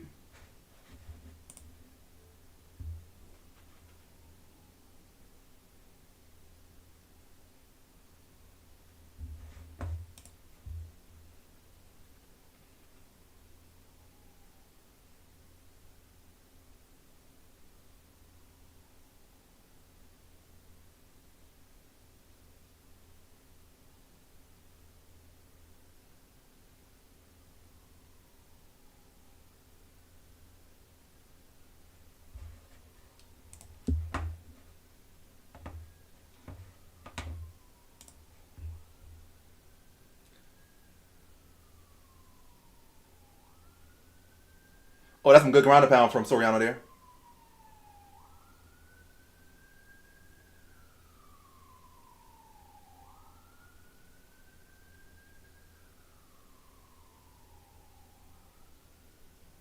But yeah, 2 rounds in the bag for Soriano. Just gotta stay strong here in this round 3. But 2 rounds for Soriano, 2 strong rounds.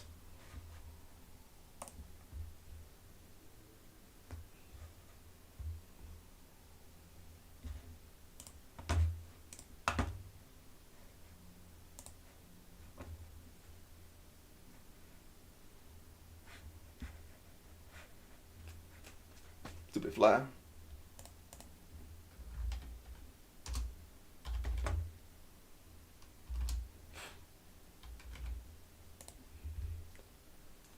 His coaches give him good instructions.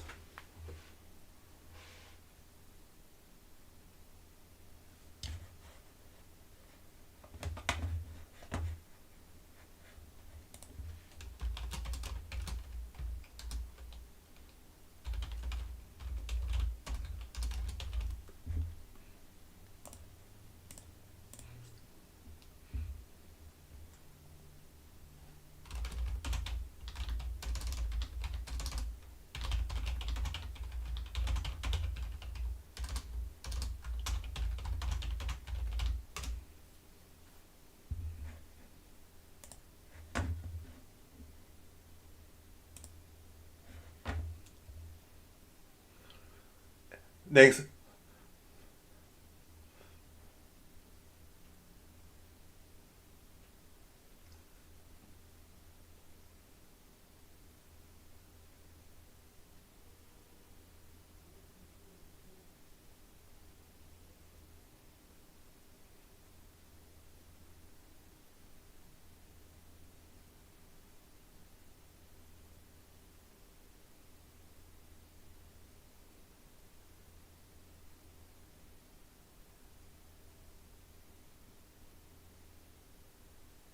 Oh, nice high crotch by Puna. Yeah, nice high crotch by Puna to get the takedown. Veretennikov got to let go of that love of holding on to a guillotine. He don't even do nothing with it. He don't jump it. He don't go for the high elbow guillotine.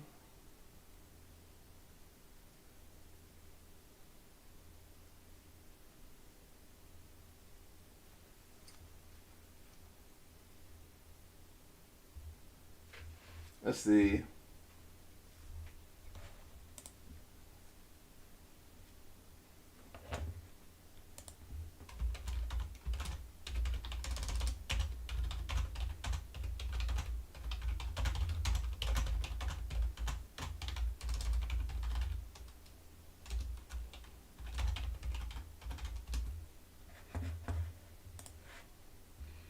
But yeah, Veretennikov got to work on that. Well, he never gonna work on it. This guy already like a 40 fight veteran. He's not gonna improve too much.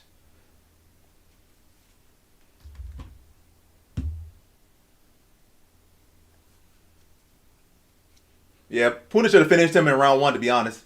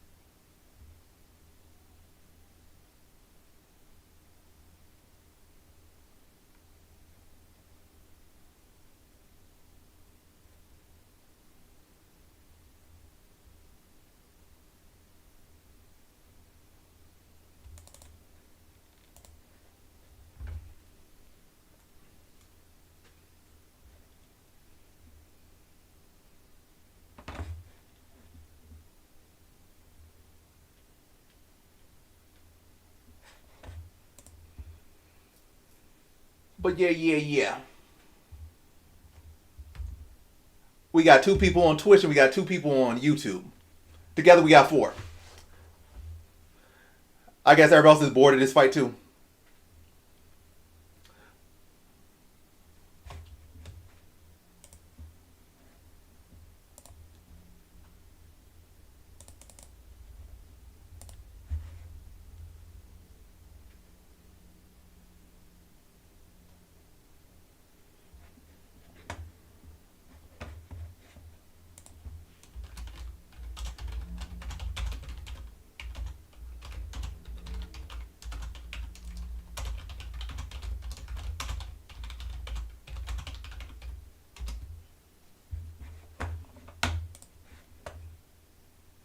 So why the ref standing him up?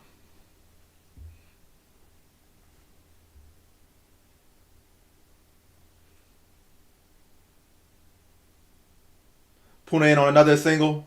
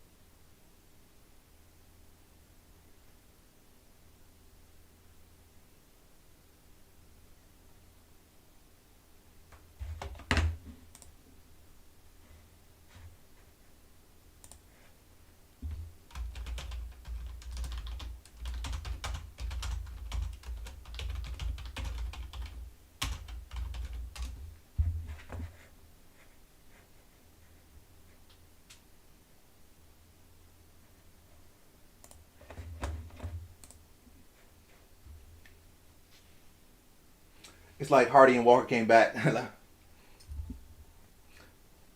But not an impressive performance from Soriano. But he gets the job done, a decision, but not impressive. So let me see. My parlay should be good. Should be good. It's not done yet, but it should be good. I feel like the tougher parts of my parlay are done.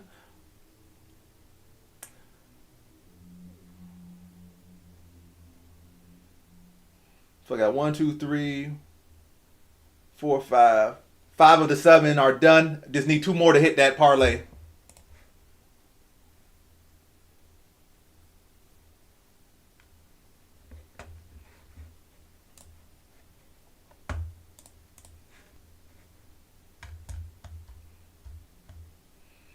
And also off to a 5-fight streak. 5-0 to start this card. So I'm off to a great start. Hopefully it continues. Hopefully this is my first perfect card ever. Because I always get to like 11. Then I might lose that 12th. I never had a perfect card as far as a full UFC card. So that'd be something.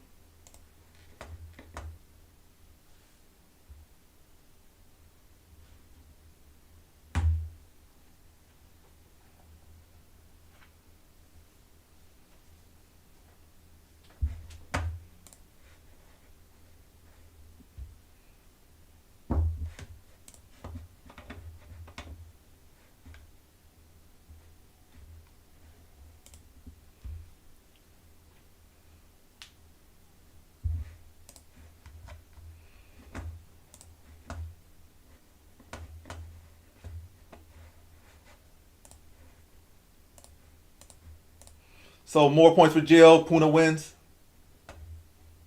I didn't even see that comment, but there's no point even answering that.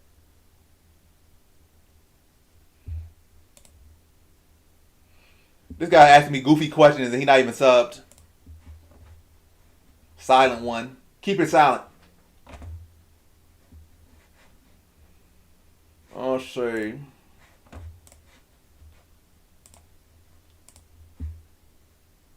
So what's the next fight? Next fight is Shabazi versus Muniz.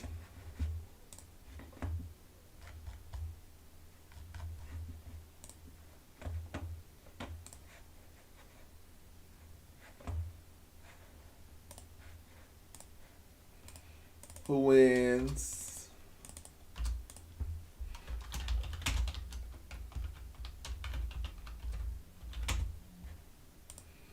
Shabazian and Andre Muniz. All right, prediction is up on Twitch. Now let me put it up on YouTube.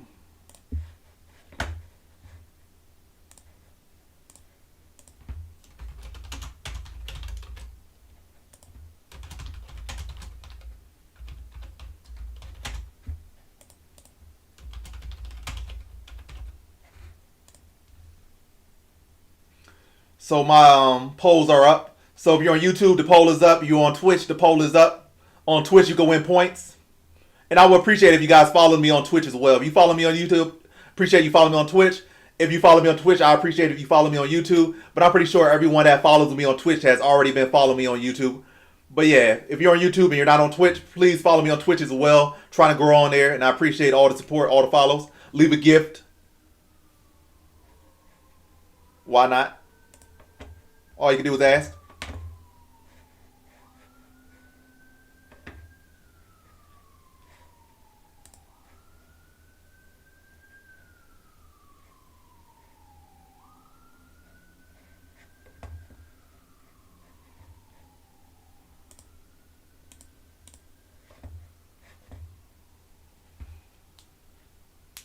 I'm glad you knew.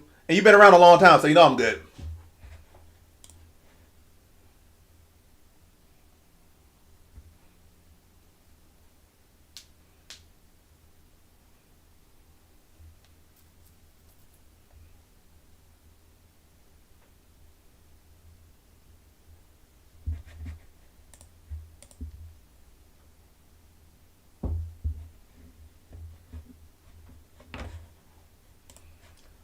But yeah, I got Shabazz in here next.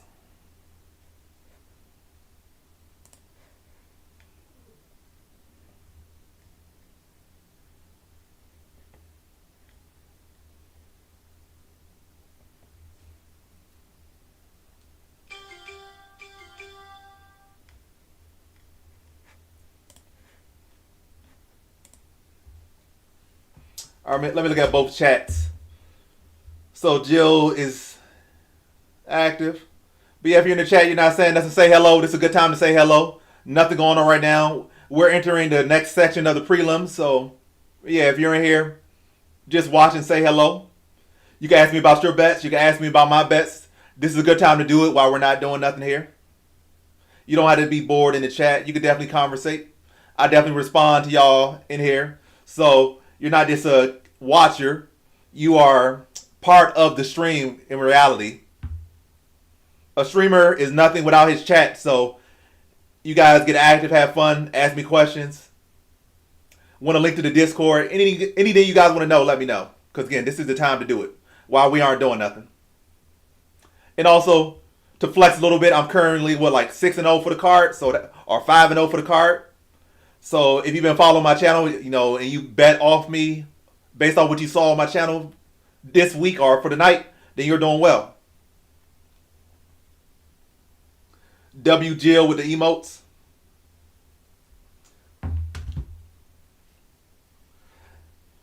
Jill followed on Twitch. Not Twitch. She subbed on Twitch, but she's not a member on YouTube. So she can't use these cool emotes. I gotta put these emotes over on Twitch as well, so that you can have them. Also gotta make some more.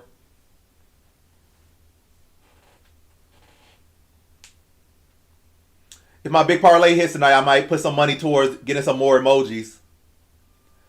Because I definitely probably gotta get like 10 emojis. I feel like I have too little emojis. I only have like 5 of them.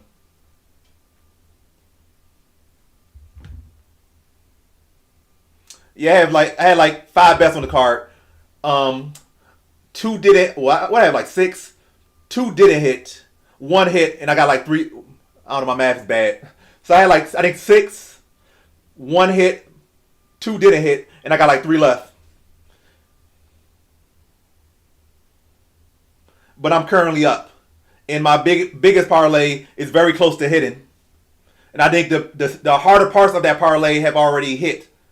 I had Brahimai on that parlay, he hit. I had Santos on that parlay, she hit. So the 2 underdogs on that parlay hit, and then Soriano was like a question mark, and he hit. And I feel like the 2 last legs are stronger picks, and one of them is a lock. So really, it's just kind of coming down to Piper on that parlay. I think, barring something crazy happening, that parlay is very close to hitting.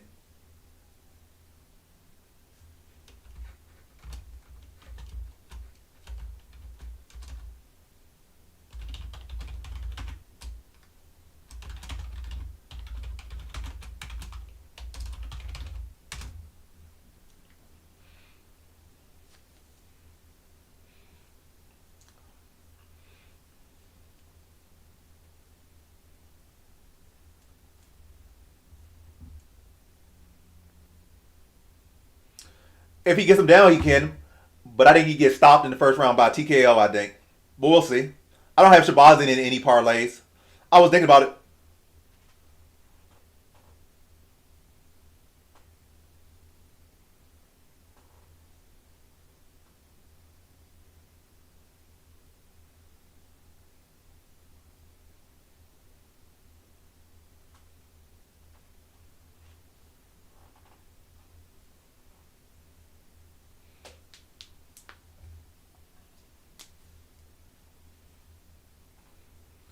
But yeah, Muniz has a chance for sure.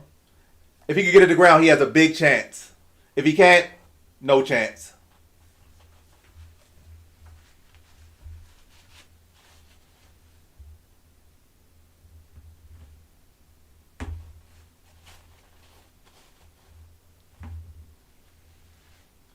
Who's the most are those? I think those. Now those are the YouTube emotes, the basic ones.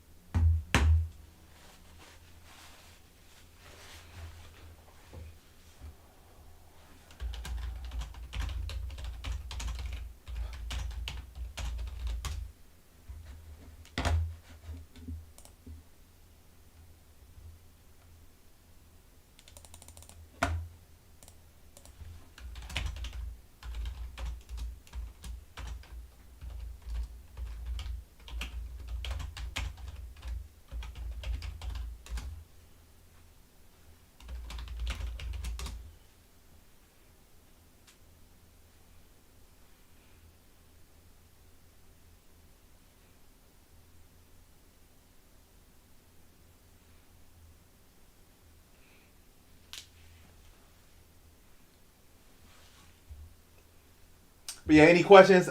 I'm here to answer all questions. I'm here literally live, just sitting in the chair, waiting for the next fight, doing nothing. So you guys want to talk to me? Say anything. Matter of fact, even if you guys want to talk some trash, talk some trash. Like I'm literally doing nothing right now. I'm bored. They dragging it. Just get to the next fight. Last fight went the distance. It's not like it was a first round knockout. Get to the next fight. I'm bored here. So yeah, interact with me. Gift me, sub me, something. I'm literally what they call it, bed rotting. I'm chair rotting right now. I'm literally chair rotting.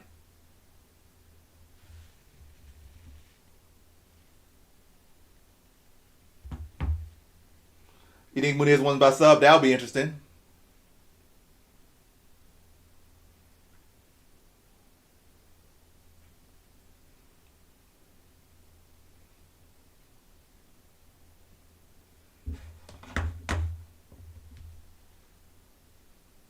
Muniz is no longer no dark horse. Muniz is not sniffing no top 10, I don't think, ever again.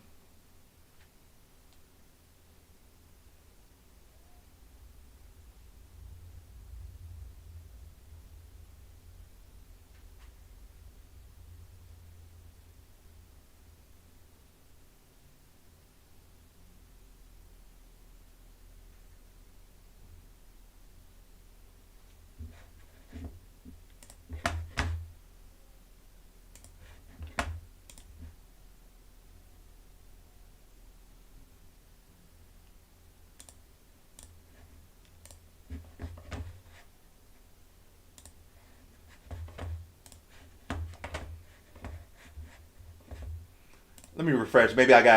I'm behind a little bit. Maybe I'm a little bit behind. Let me refresh.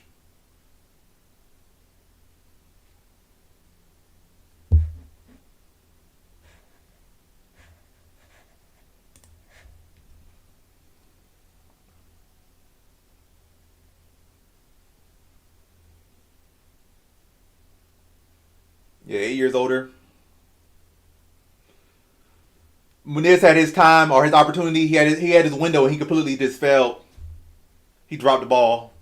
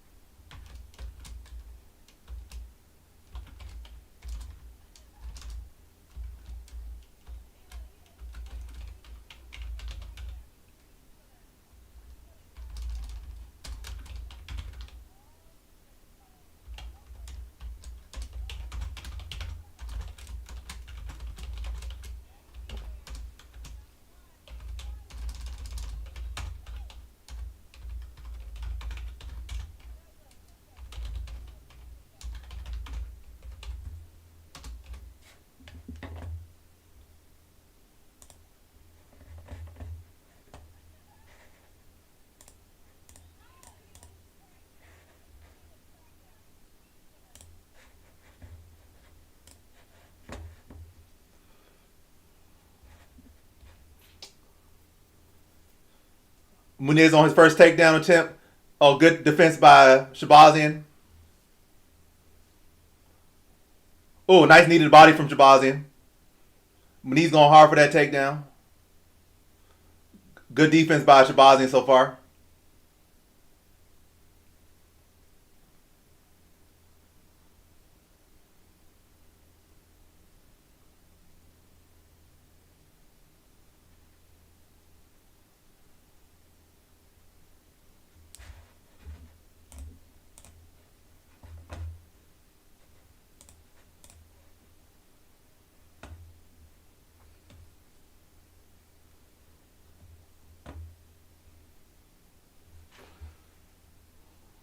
He said American white boy MMA is dead.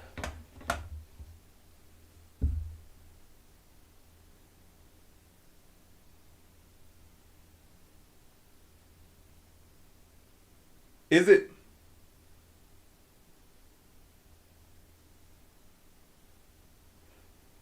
Also, Shabazian is Armenian.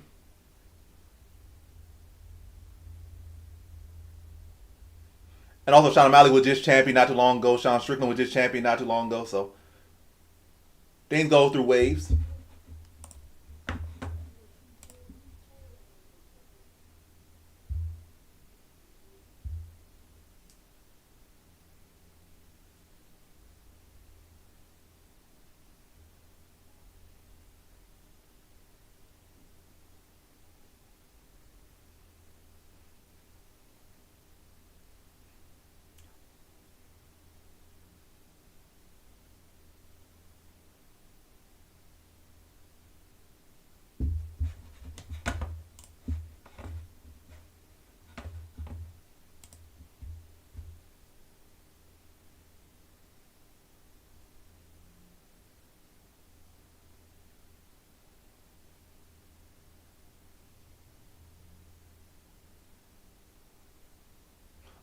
Oh, nice body kick from Shabazian, but caught by Muniz.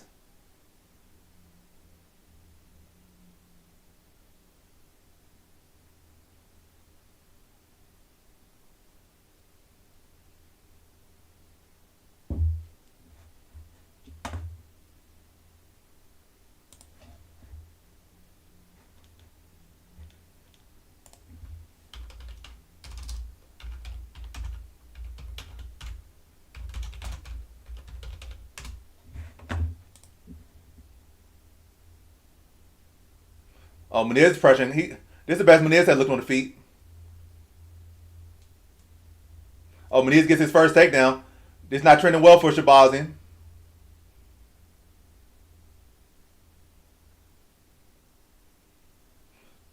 Oh, nice check hook. Oh, come on, put his bum out. Put his bum out. Put his bum out.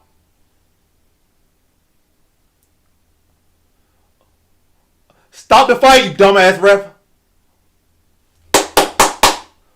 Shabazian with the first round KO.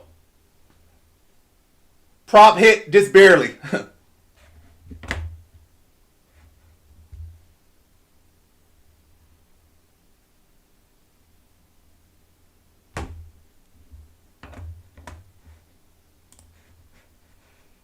So some more points for Jill, I think. No, Jill had Muniz.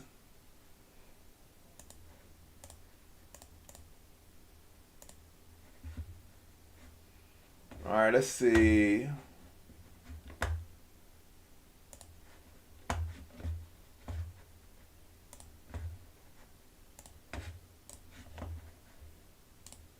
So 100% of y'all had Muniz, 100% of y'all were wrong. Now the next one. Who wins? What's the next fight? We got Patchy Mix versus Jacob Wicklax.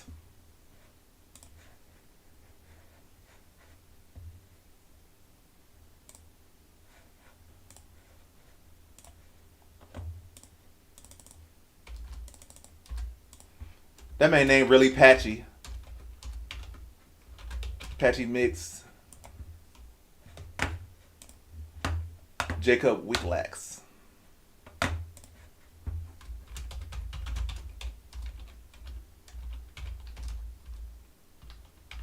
I'll definitely butcher his name, but you get it. You know who that guy is. Who you think gonna win?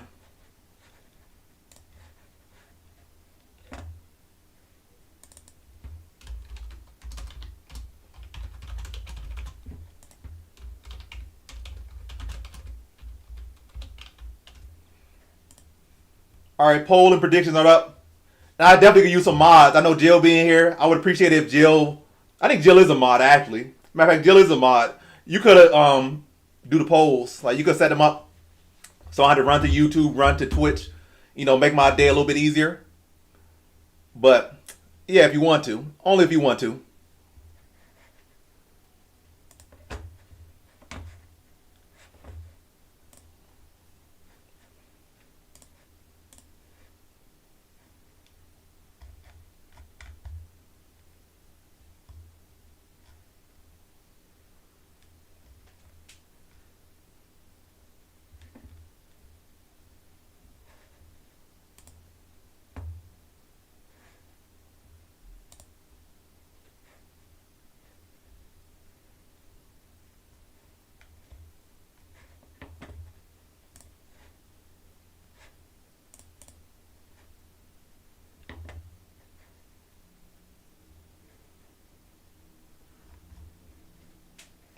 But yeah, we got Patchy Mix versus Jacob next. Who y'all got?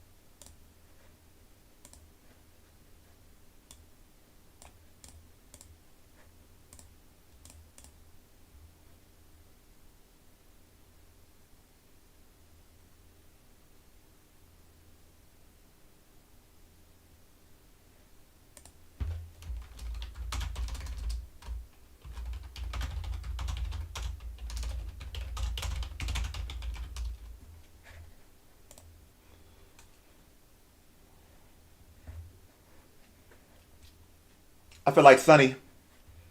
I'm on stream and at the same time I'm making clips on another stream. Multitasker. Extraordinaire over here.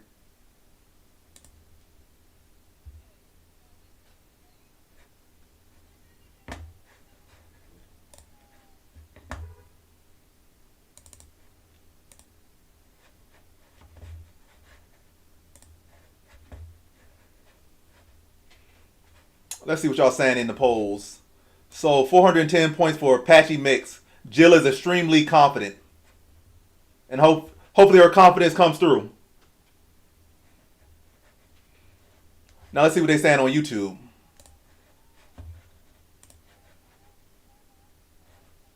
It's 50-50 on YouTube.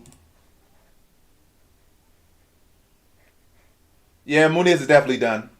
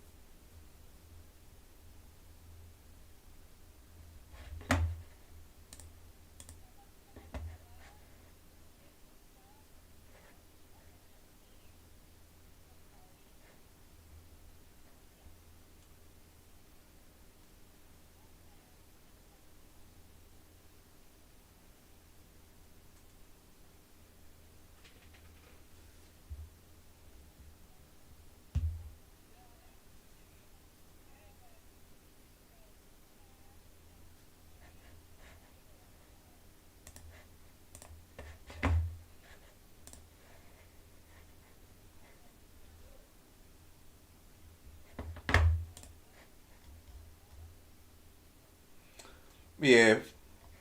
When we go into the pay per view, we got two more fights before the pay per view. Well, we got three more fights before the pay per view.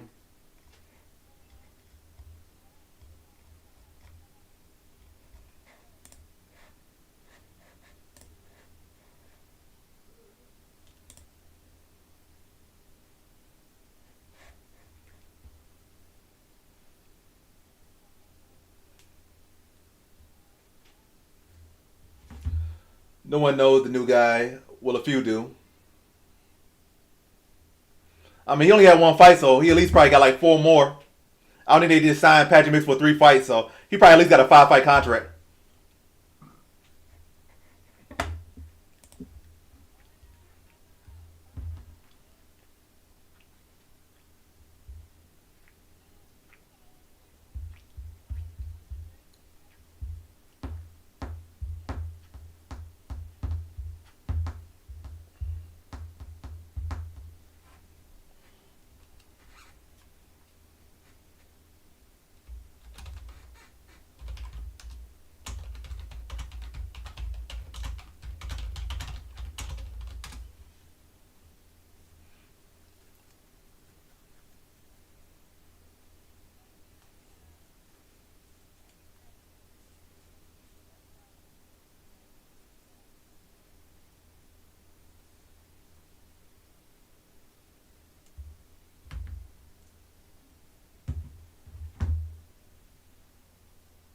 Submission master from Poland.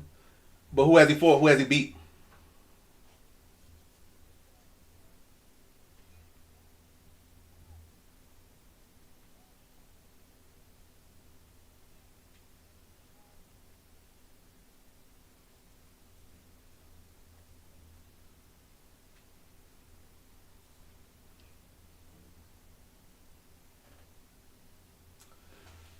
Eight more subs needed.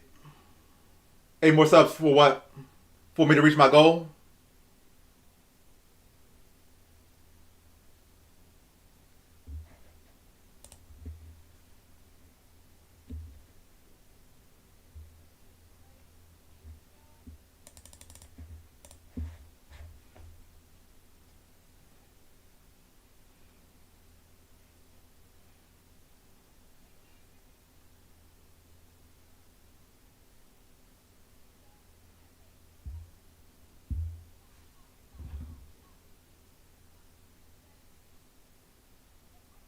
You said got mixed by decision or TKO here. I definitely could see that. I feel like it's gonna be like KO or submission, but we'll see for mix. So gifting is like you could send gifts. So gifting is like pretty much like the highest form of support for a streamer on Twitch. So you see a lot of guys like like Kai Sinat. If you keep up with any of these streamers or seen any of them, like Kai had a stream where he had that whole month stream and he got pretty much a million point 100,000 subs, and a good chunk, if not the majority of those subs, were people gifting. So you could sub up one time, or you could sub up for like 24 months, 34 months, but you also can gift subs to other people. So gifting subs, spreads the channel around. It's currency for the streamer as well, and it also allows you to reward the streamer or support the streamer, and it gives subs to other people. So you could gift like 5 subs, and it will gift 5 random people. Probably a couple people that are already following me, and then people that aren't following me as well. Like somebody that's not following, probably never viewed my channel, might get a sub, and then they might check my channel. They might say, "Oh, I like what he's doing," and they might follow me up. But either way, it's a way of giving. So it's gifting and giving me support financially, and it also spreads me around so that other people can become aware as well.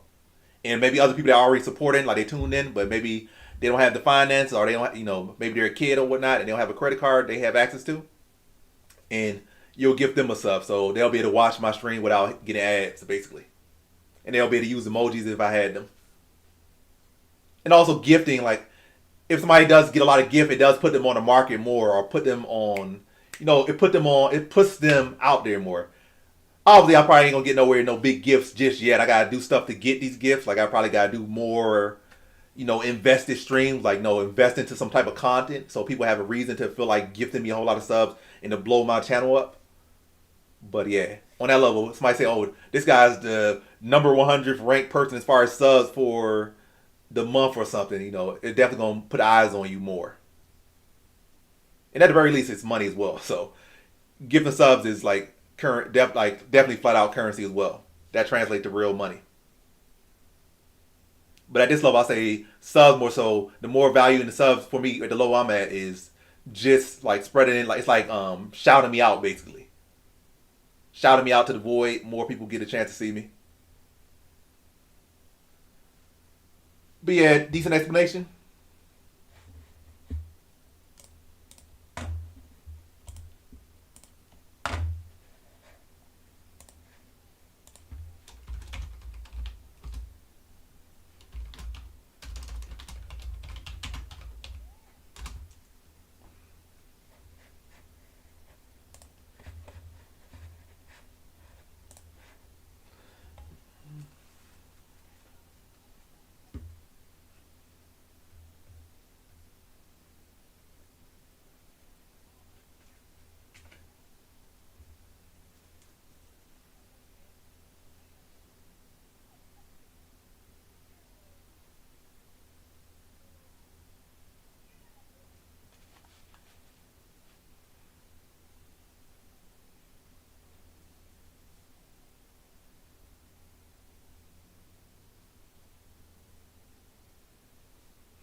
Joanna there to support her Polish brother.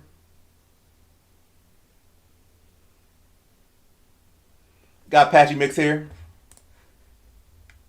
Have him in one parlay.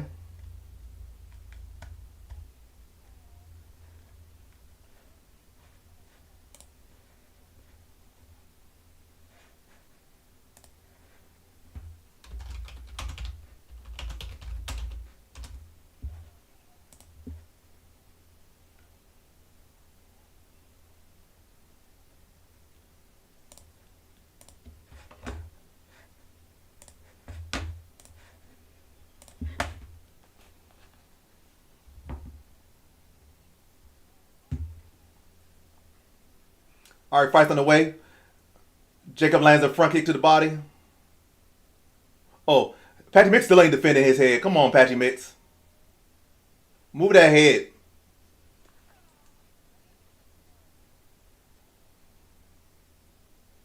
It's like Patchy Mix's head movement got worse when he came to the UFC. Like, how that work? Do you have neck surgery or something?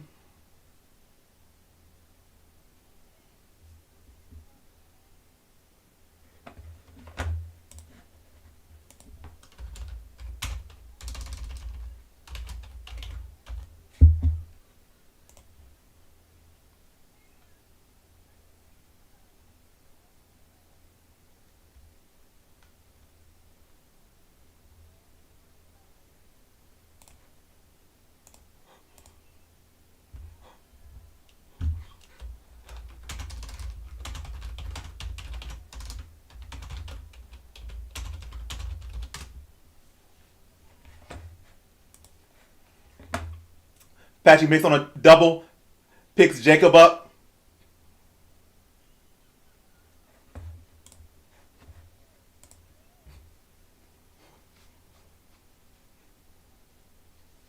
So this is where Patchy needs to be.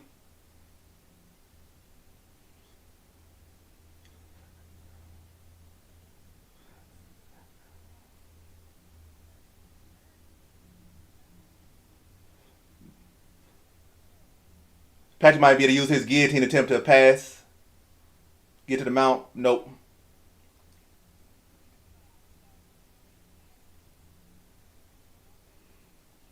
Jacob able to get back to the butterfly guard.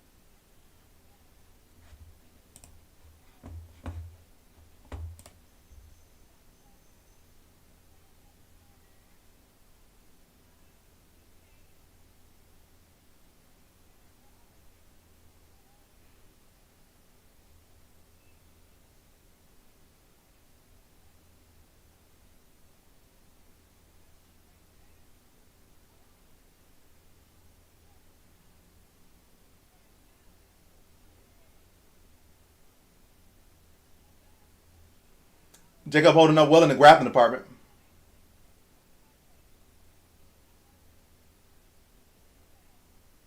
Don't tell me Patchy gonna sell twice. You cannot sell twice. Now Jacob's in the mount.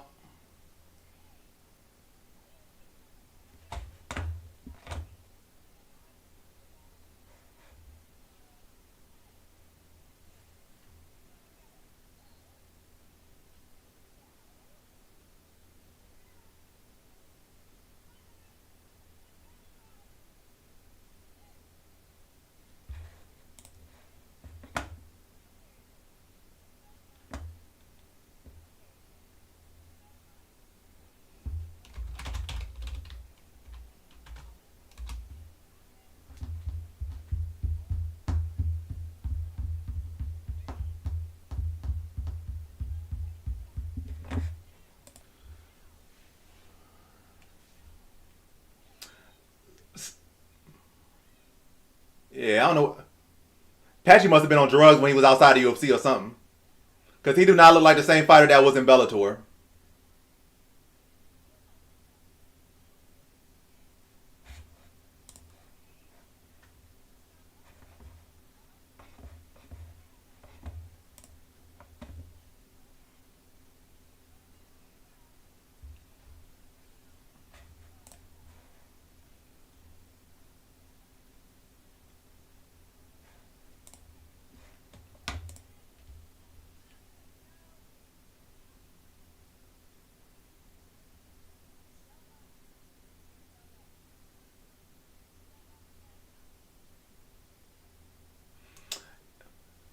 Patty Mix, like,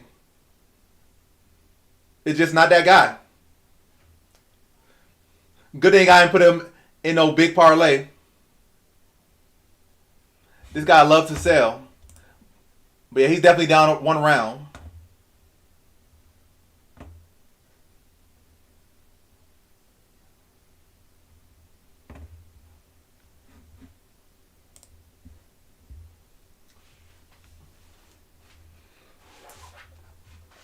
Patchy had to be on drugs in Bellator. He either was on drugs in Bellator or he had a spinal injury sometime between leaving Bellator and coming to the UFC.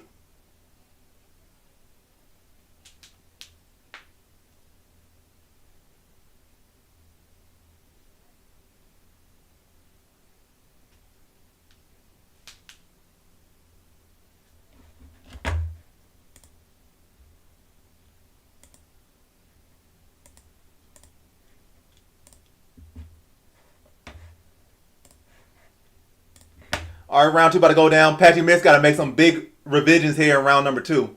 Round two cannot go like round one at all. Round one was not that round.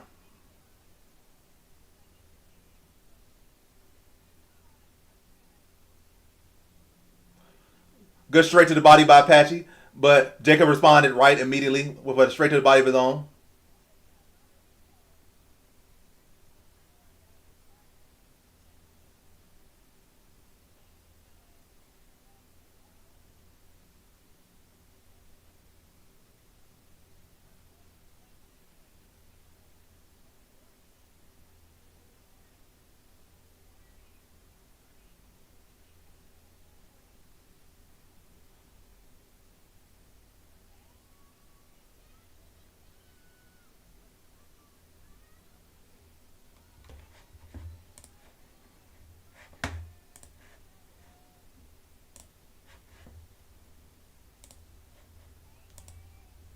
Oh, nice elbow there by Patchy.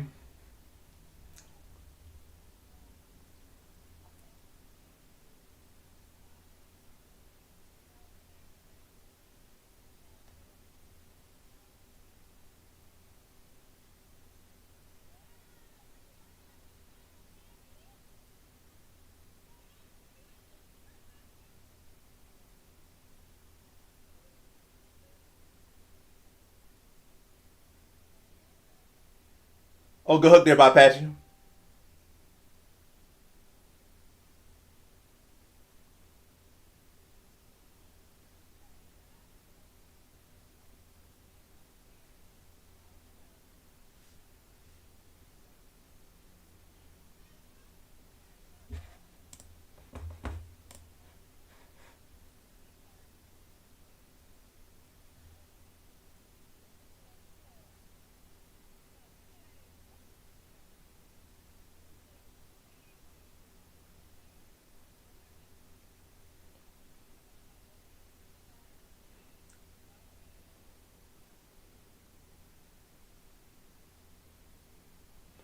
Patchy Mix like a zombie.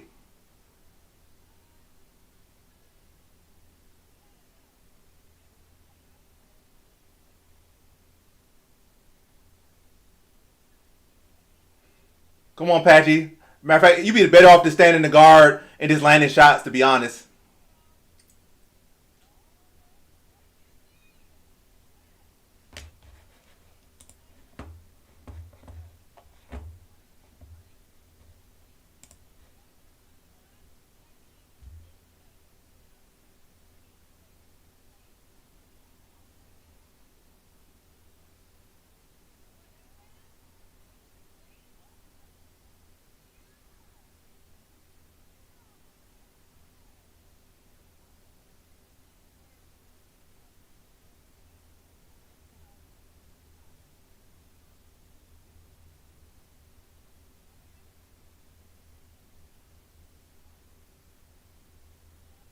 Good hook by Patchy.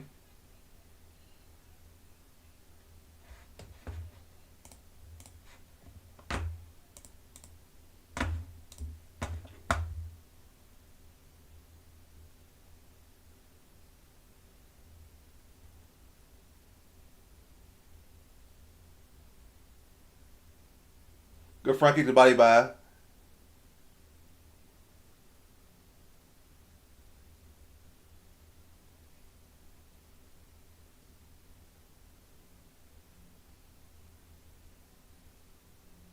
Good elbow there by Mix. Oh, good hook by Mix.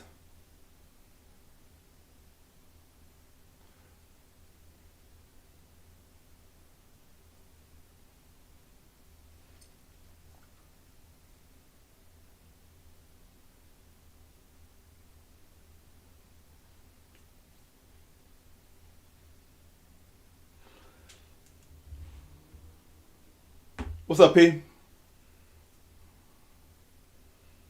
Well, Patrick Mix might be on his way to winning this round at least. We never know what he judges, but I think he should be winning this round. He got a takedown, defended the submission, landed more significant strikes so far in this round. This round should be his. Got about 35 seconds left in the round.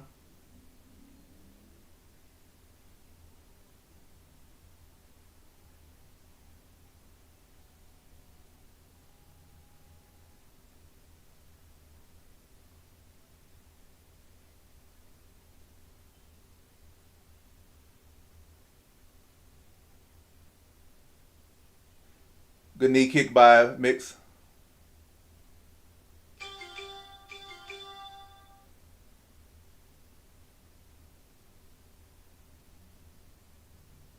That round should go to Mix, but a close round. But I think that goes to the Mix. By the way, Mix needs to turn it up. This is a fight he should be dominating, but he going like 50-50 with this guy.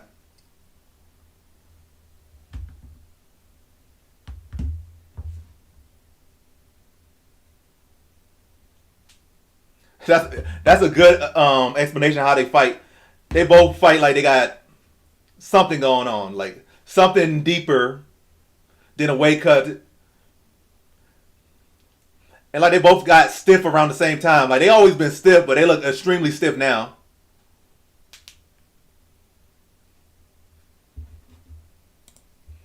I wish Patrick Mix had some head movement,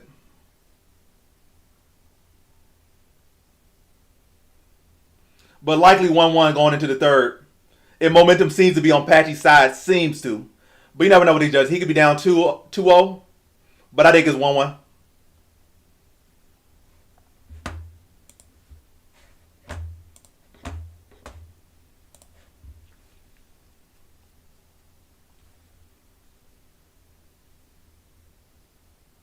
They fighting themselves for sure. Something deeper. All right, third and final round.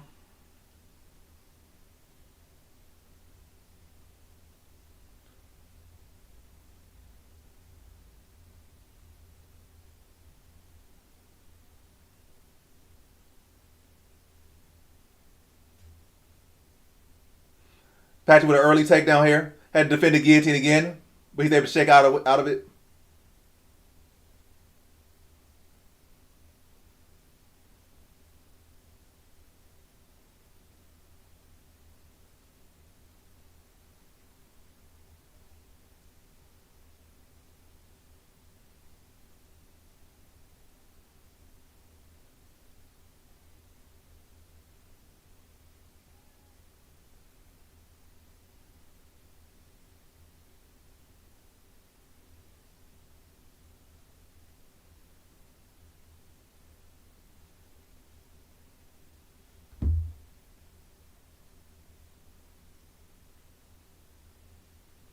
That makes sense. That would explain.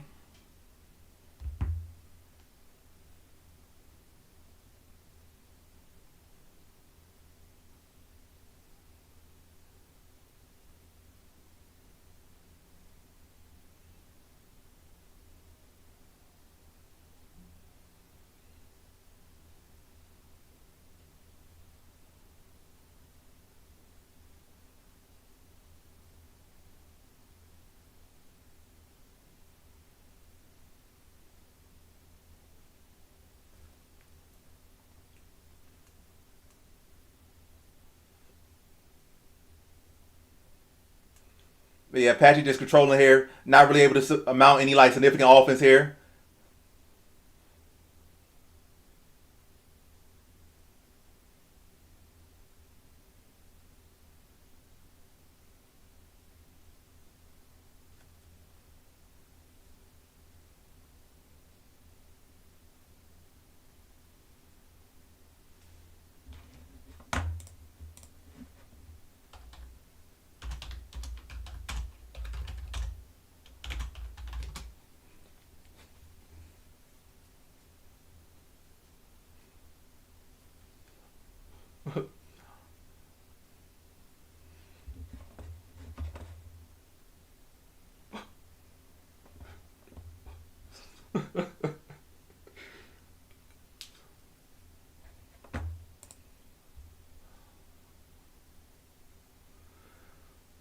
But yeah.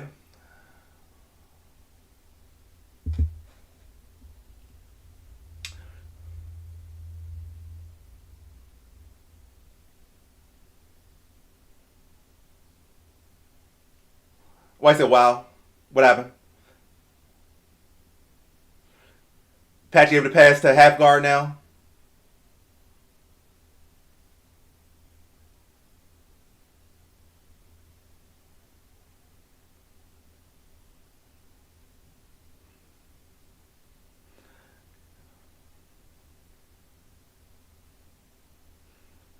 Patchy, you're getting close to a position where you could drop some good ground and pound. You got a minute 25 left. Don't know how those first two rounds were scored. Well, we know how the first round was scored. We don't know how round two was scored. Round three, like it's going your way. You passing, guard, land some good ground and pound.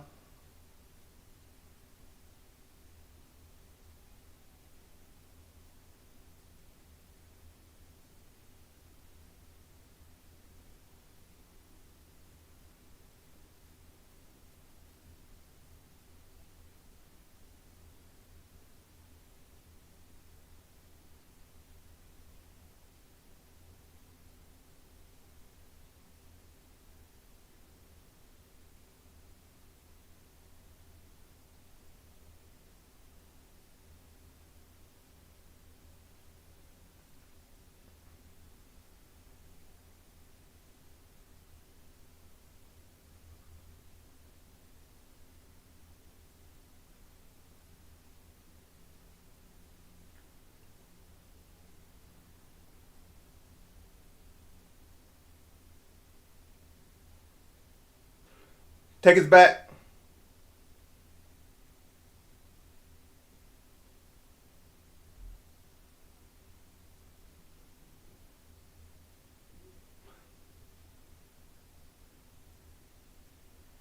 But yeah, round three definitely went to Patchy Mix.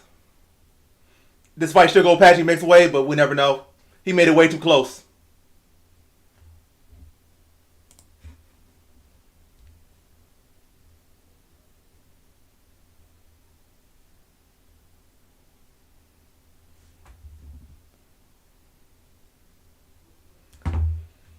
I think he go far.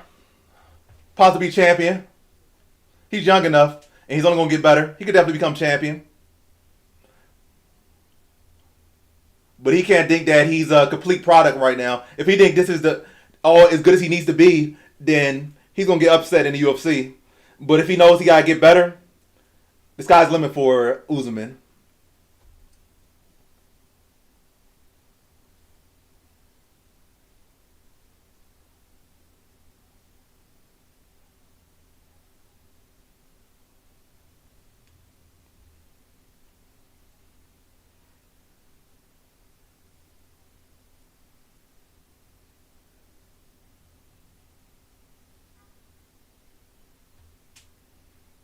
It definitely was a horrible fight, and it showed no improvement for Patty Mix.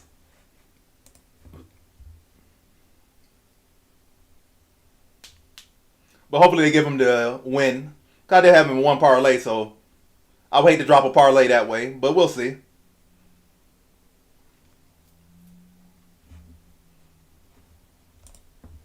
So what's the fight after this? Santos versus you is next.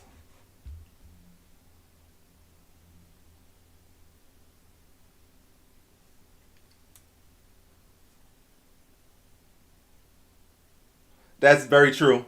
His striking still ain't improved at all. How you got no head movement?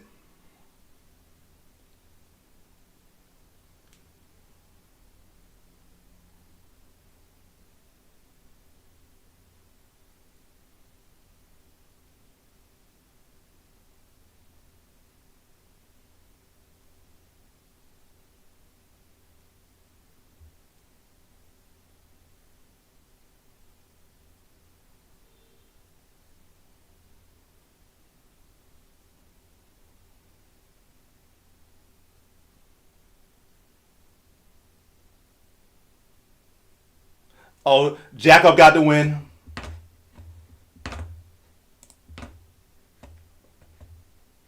Mix sold once again.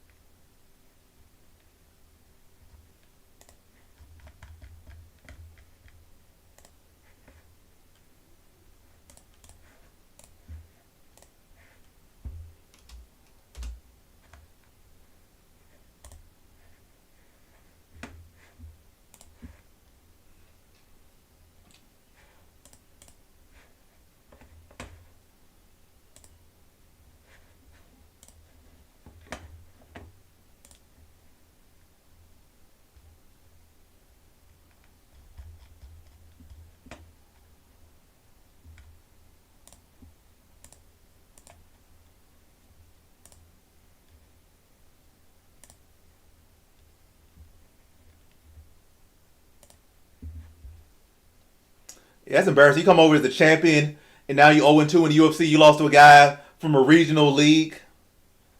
Embarrassing. I think he won, but it is what it is.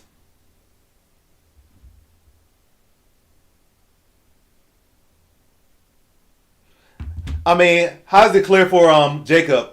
He got outstruck in the second round, and he got out grappled in the second round. In the third round, he was controlled. So first round he won. Second round he lost, but it was close. Third round he clearly lost. So it's not no clear nothing for Jacob. But in the day he won. So by an inch or a mile, a win's a win. So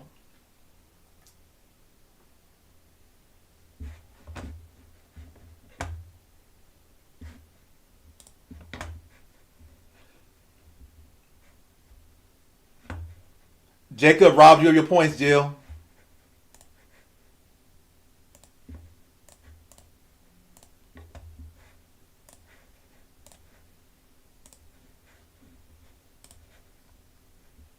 Daniel Saunders or Ju Song Yu.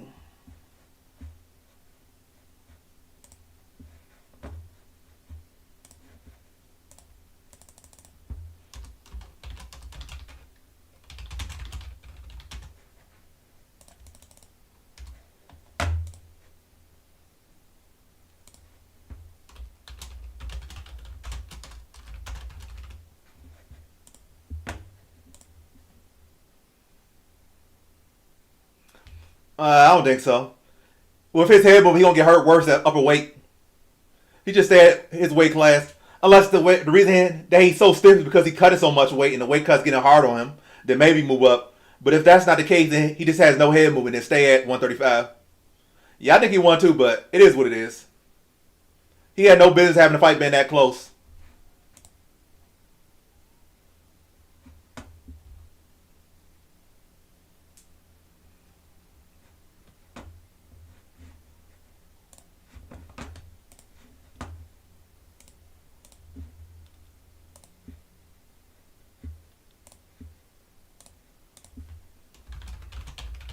Wins. Let's see.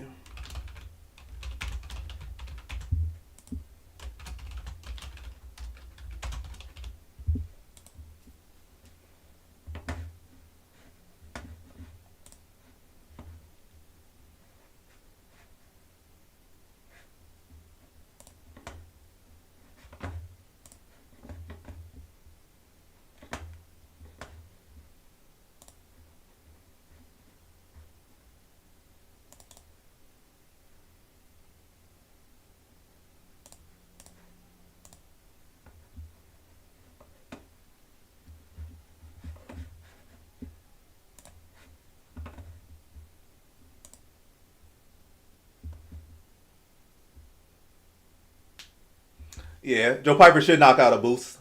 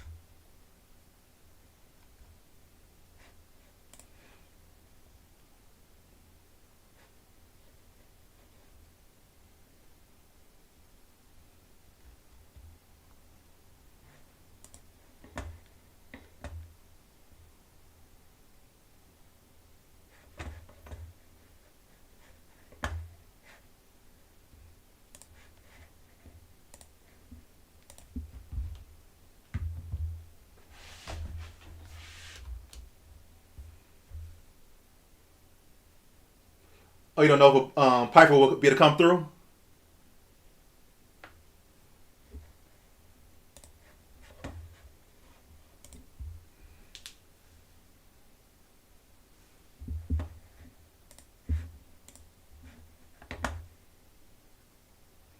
I am too, but I'm not that shocked.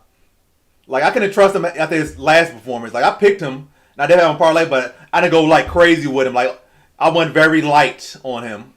Like he still has to prove himself after that loss. And I still think he should have won, but it is what it is. But I think for sure, he's definitely never becoming no champion in the UFC.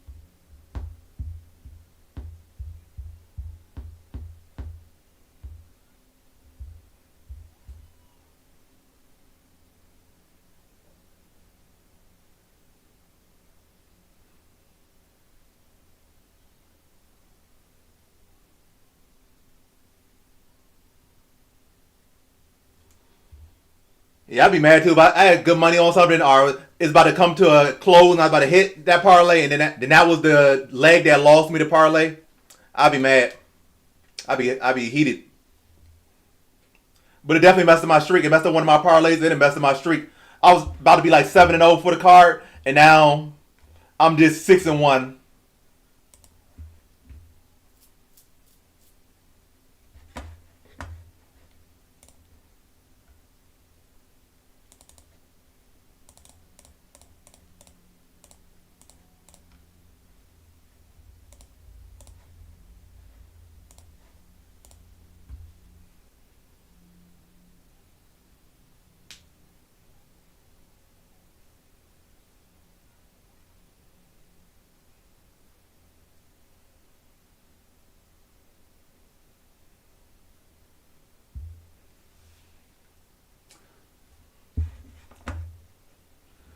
So you picking you?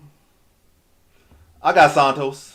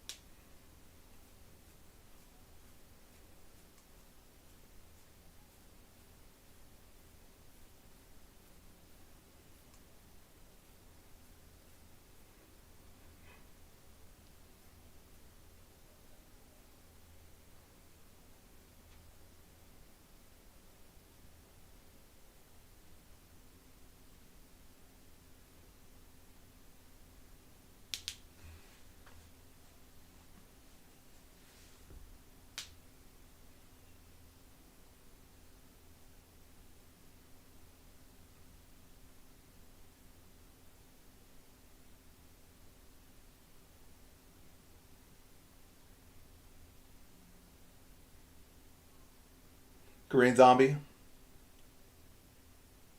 Y'all know who that is. I'm currently 6-1 for the night. But yeah, what's up, B3? 6-1 for the night. That last fight was my first loss on the card.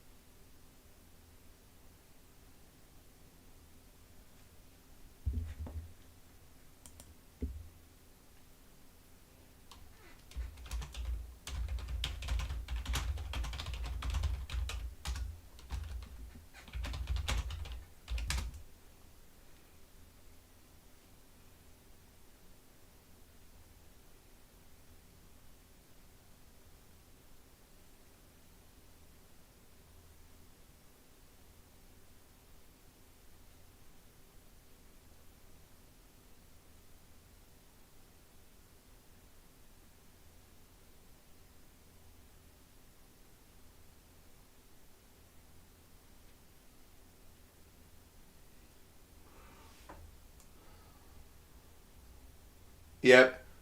I wish DC was the judge, at least in that situation. DC does be making some bad calls on judging sometimes, but he was right in that instance, and it definitely would have benefited me. But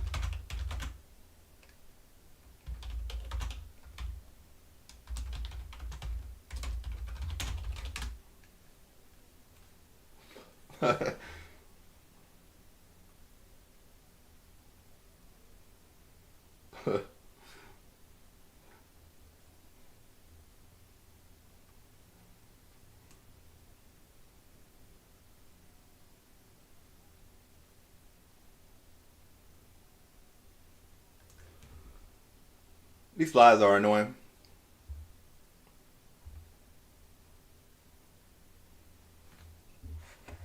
But yeah, I have no bets on this fight, so it could go either way.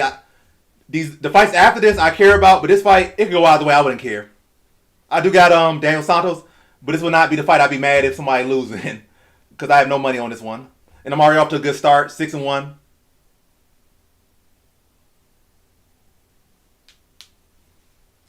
So this is definitely a fight I can afford to lose. And I already lost my perfect attempt at a perfect card because of the last fight.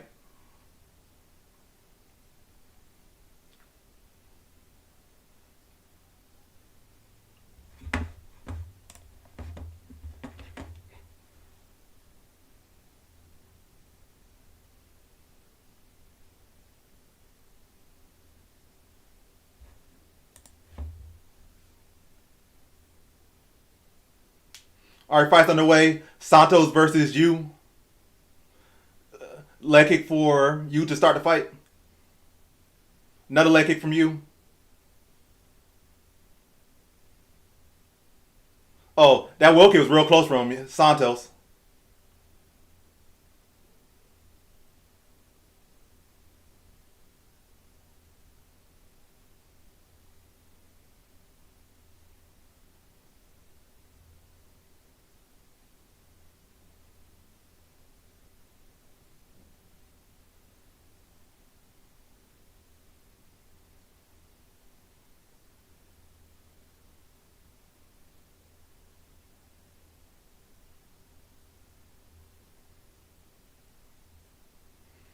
Good jab from you.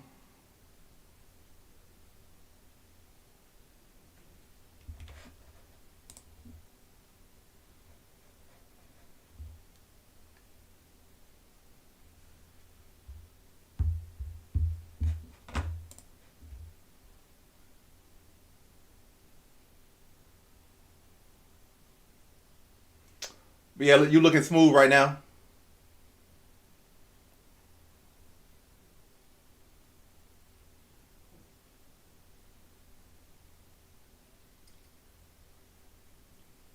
Don't get yourself out, Santos, with these flashy kicks.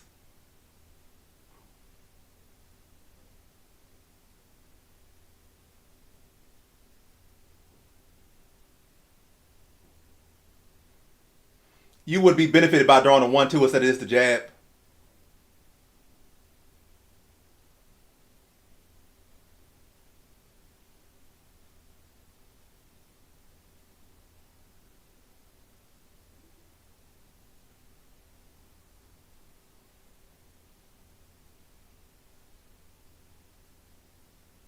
Oh, good hook lands for Santos.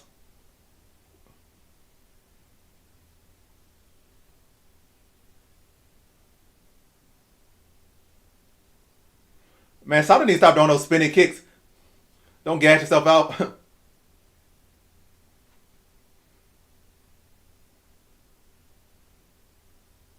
Oh, good takedown by Santos.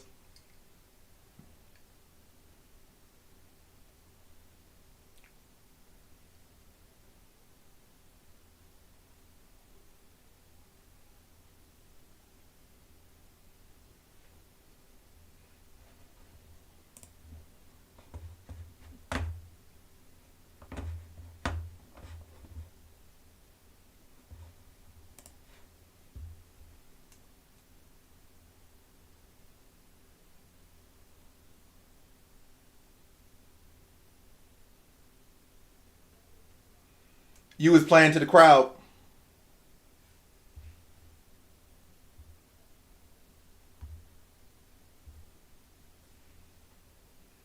I don't know what's the point of those bots. They just come here and spam for no reason.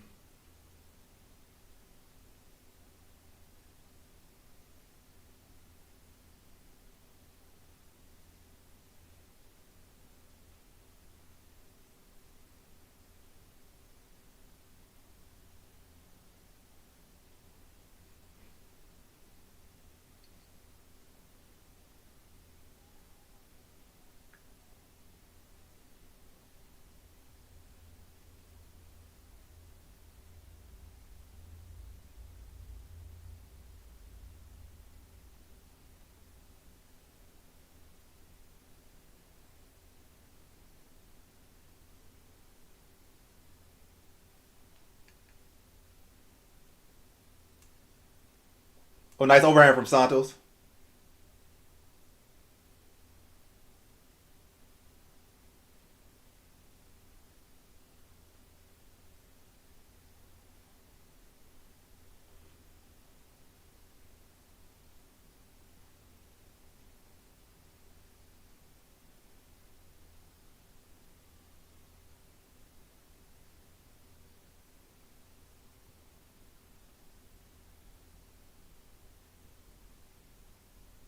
Oh, nice hook there from you. Oh, good response by Santos.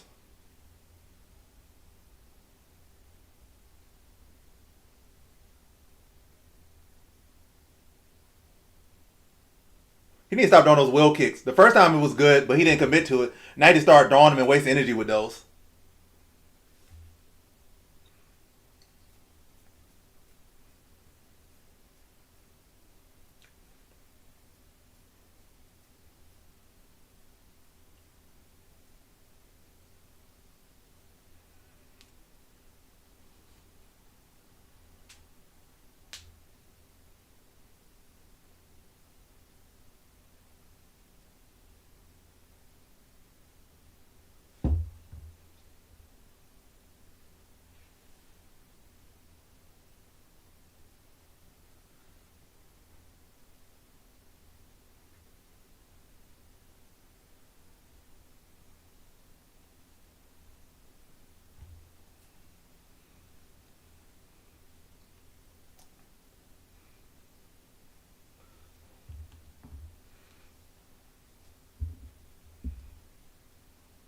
But yeah, first round went to you. Santos got to definitely come up with a better game plan.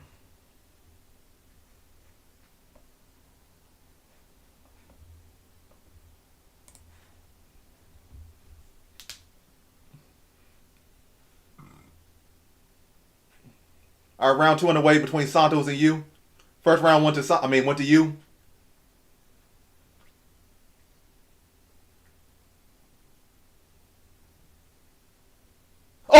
He dropped you. Oh, you is out cold. Hands were too low.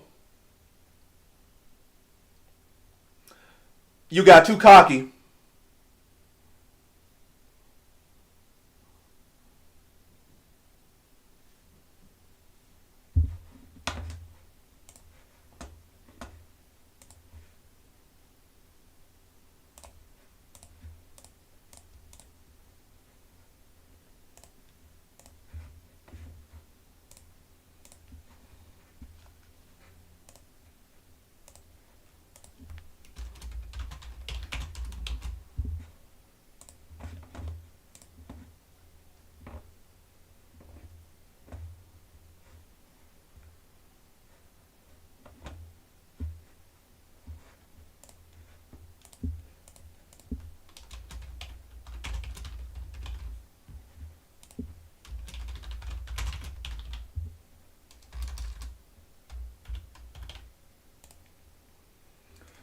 All right, poll is up on YouTube. Let me put it up on Twitch now.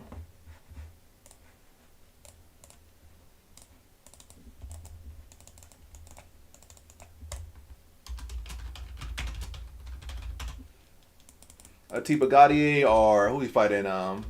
Tristan Vines. All right, poll is up on YouTube and Twitch. So feel free to interact with those. So I'm back streaking again. Started 6-0, took a loss 6-1, and now Santos won. Now 7-1. Good start to this card. Good start. Not perfect, but all in all good. Especially with 2 dogs hitting. When I hit 2-0 on dogs that I picked,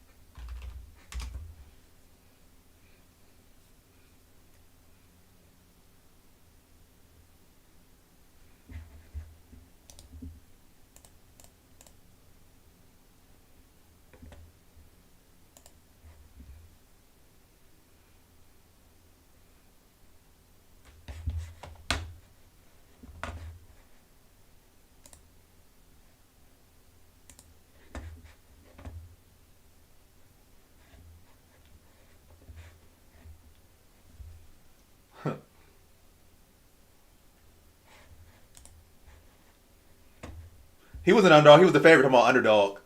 Santos was the favorite. What they talking about? I was not the underdog, man. Yep, late replacement.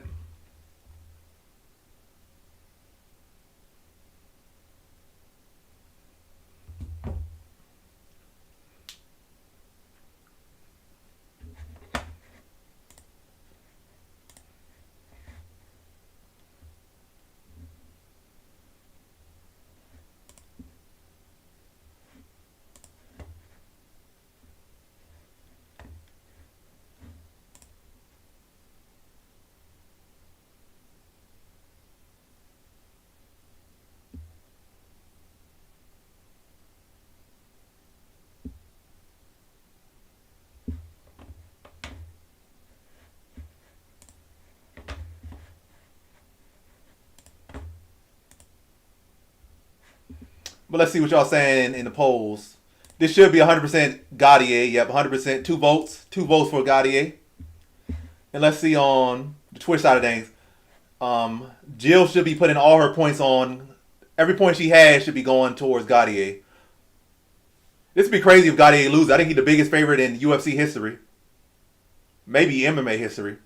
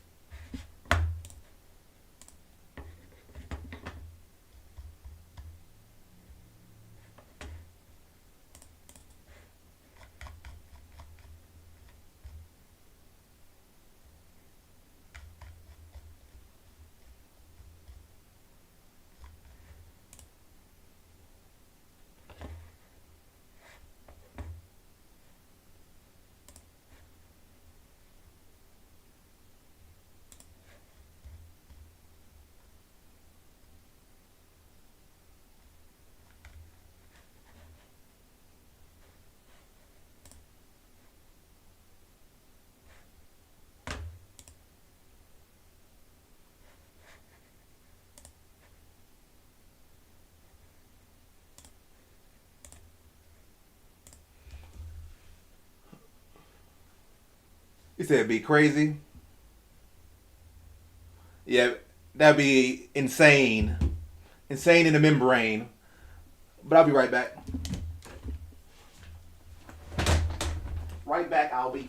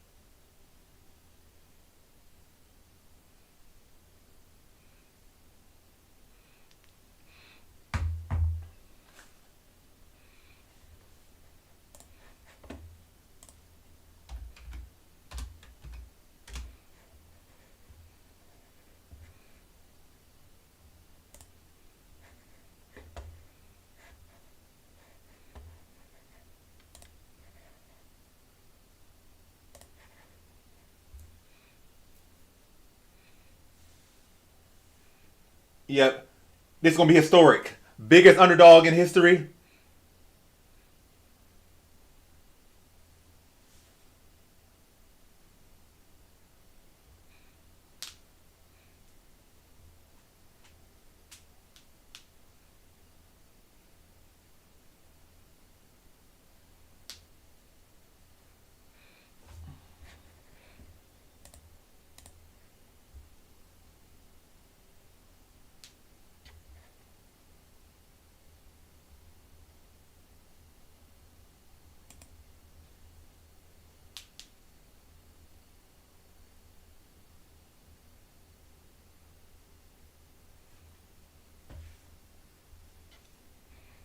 Should be some free points. Free points.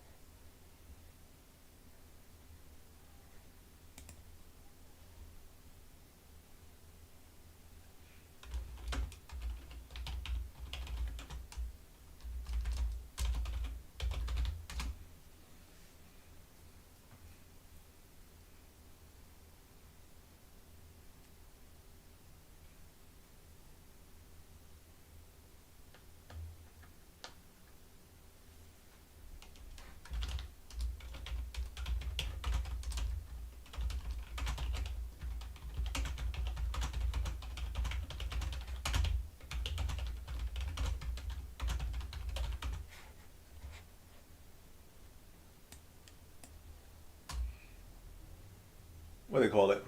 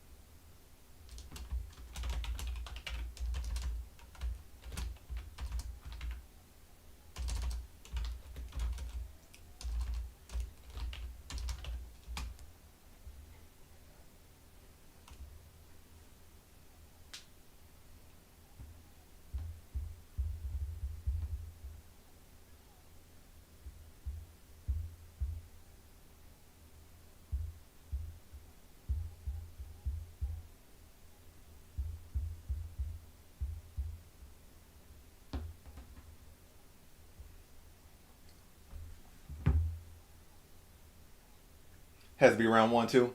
Has to be. Anything less would be a disappointment.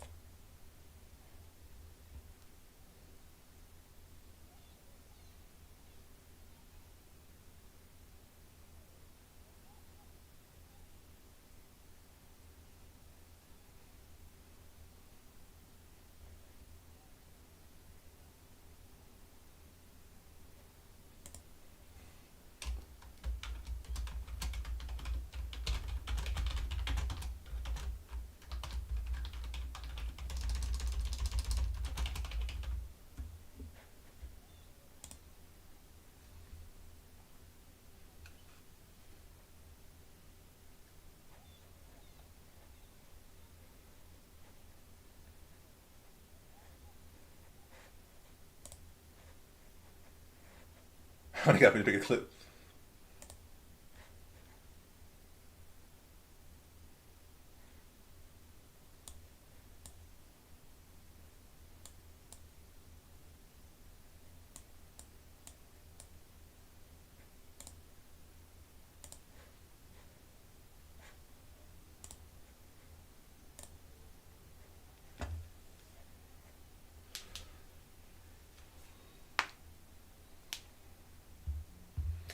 All right, two in here. Let's see what's on YouTube.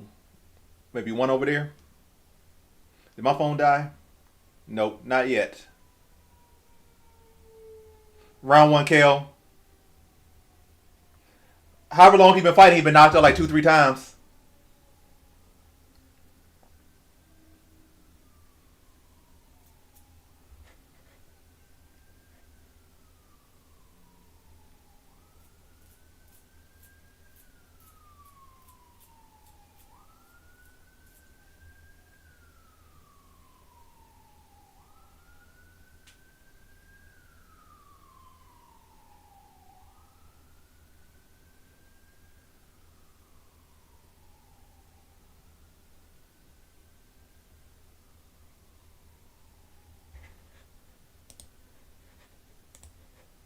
But yeah, fight's about to go down finally.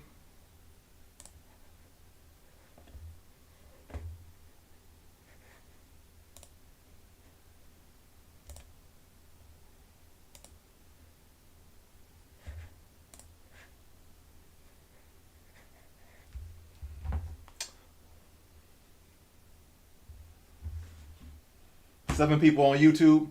What's up, seven people on YouTube?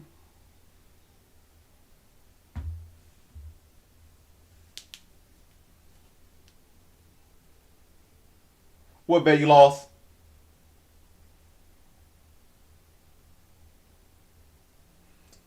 What bet I called you lose?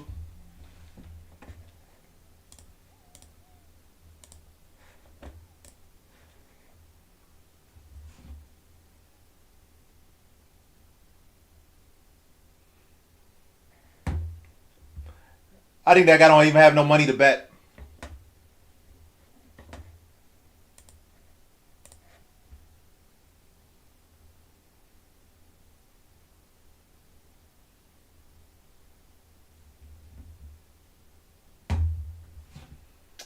$12% on that phone.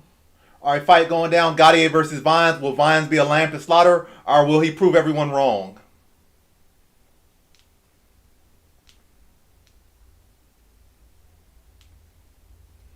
All right, fight's on the way.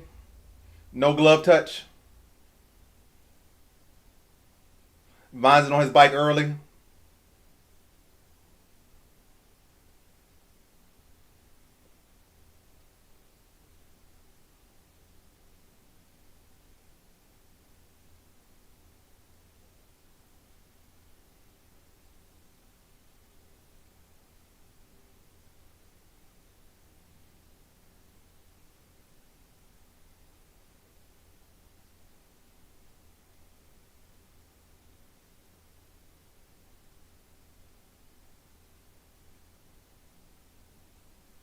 Uppercut attempt from Gaudier blocked.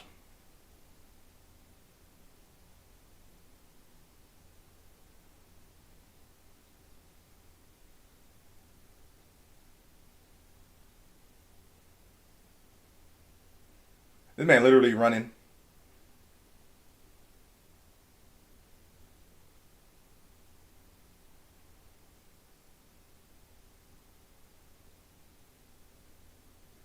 Oh, that was an ugly takedown attempt. He ran right into a knee. So I guess the game plan is to circle and then when he gets close, try to dive at ankles.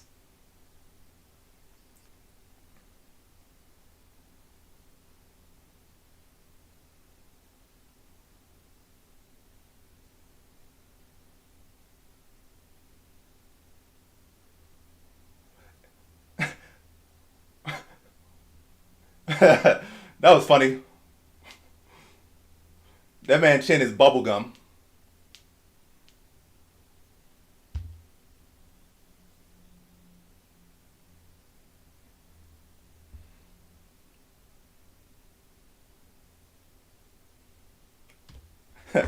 He fell asleep on a double leg.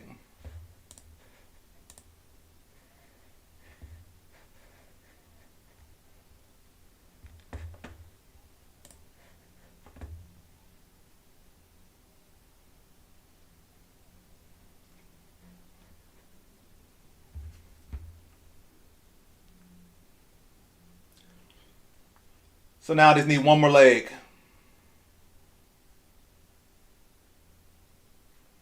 What was not worth betting on?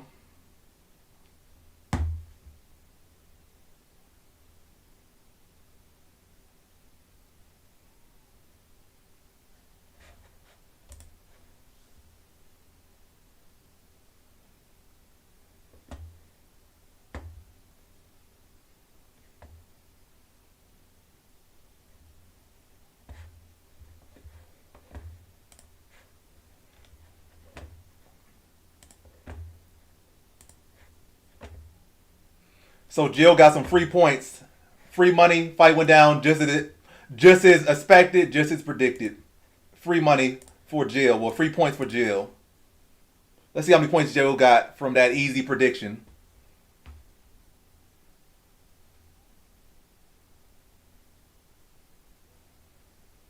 She got 3.7 thousand points.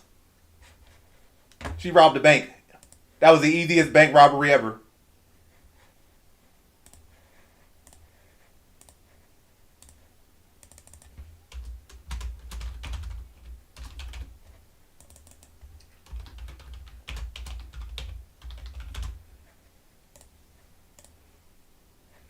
All right, next prediction is up. Let me put it up for YouTube as well.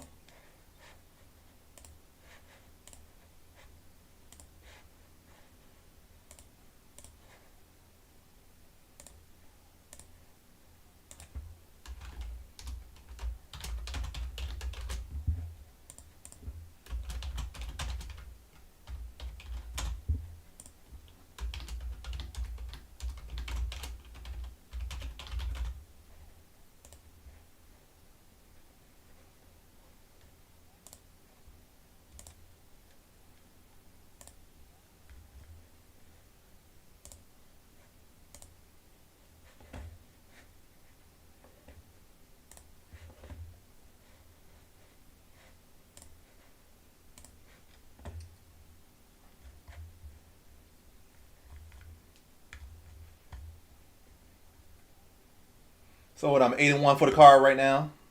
Now we about to go to the pay-per-view portion.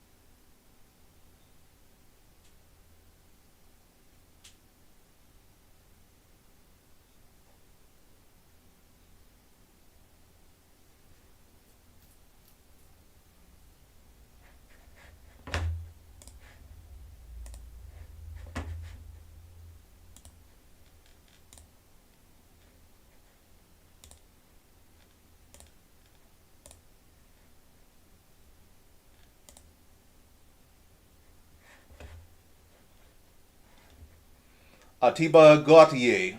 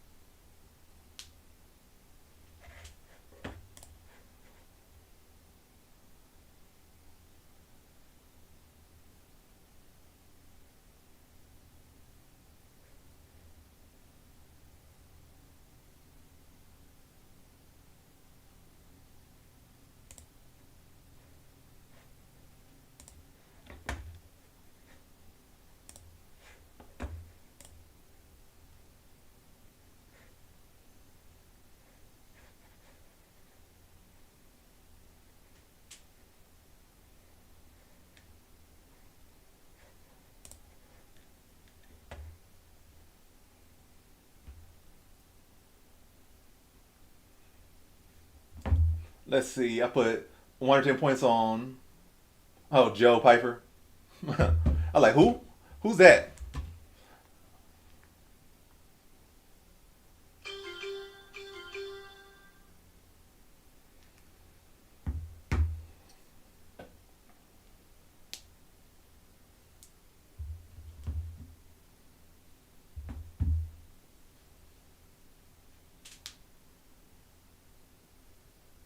What's this battery on? Yeah, I think this battery gonna last the whole night. And I don't know why I'm still on. Well, I guess it's not gonna switch to the pay per view till 10 o'clock. So nothing happening right now. But when it gets to 10 o'clock, I'm gonna switch it over to the pay per view that I already paid for.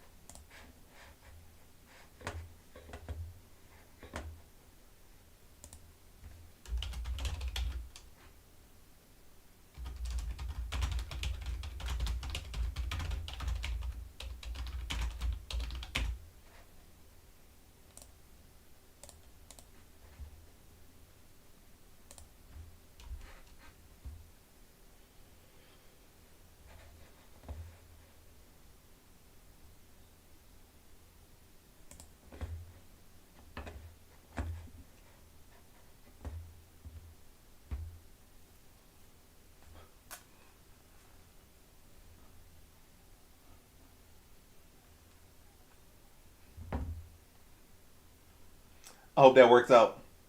Piper by KO. Yeah, I hope so for you too. I hope so. Hope Piper goes out and knock him out.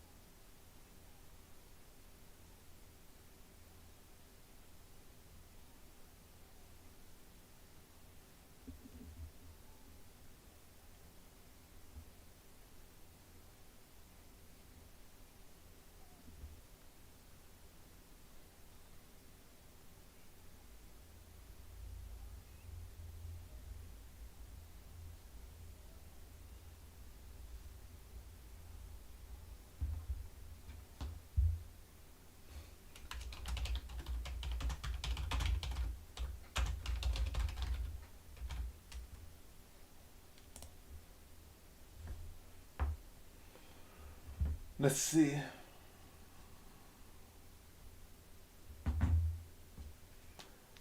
Is anybody saying anything on YouTube?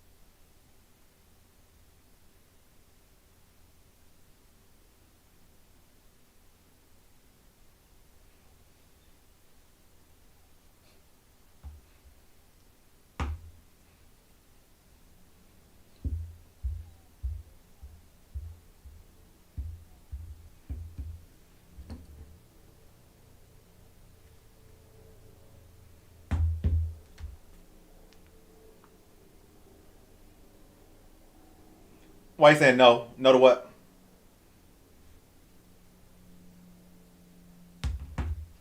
I missed something.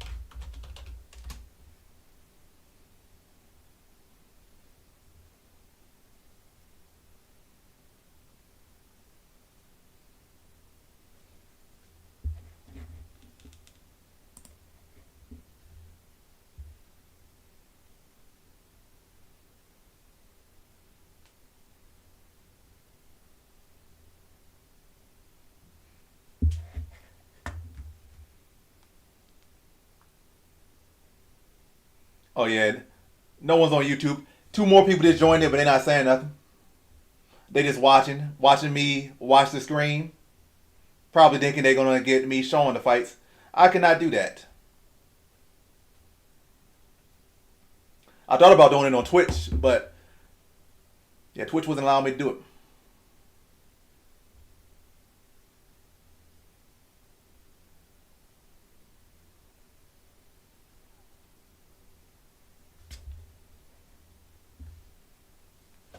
All right, 9:54. About 6 more minutes till the pay-per-view starts.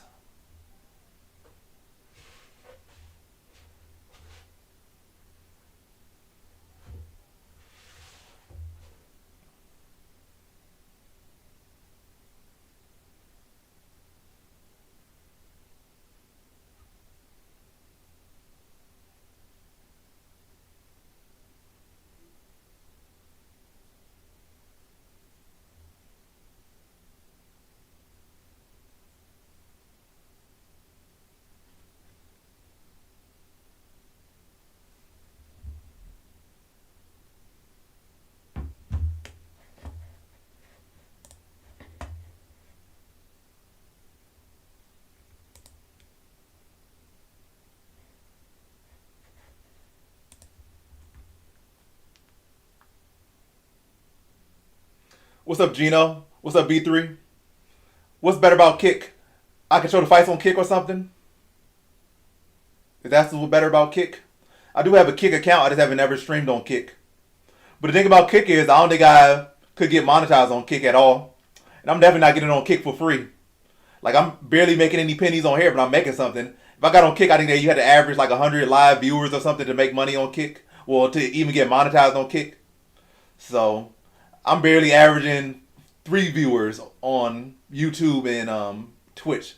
I think when I'm barely on YouTube, I average probably like 10 people for these companions. But on Twitch, on average, I average like 3 people, and I might peak at like 10 people on Twitch. So I'm nowhere near averaging what they need me to average on Kick to become monetized on Kick.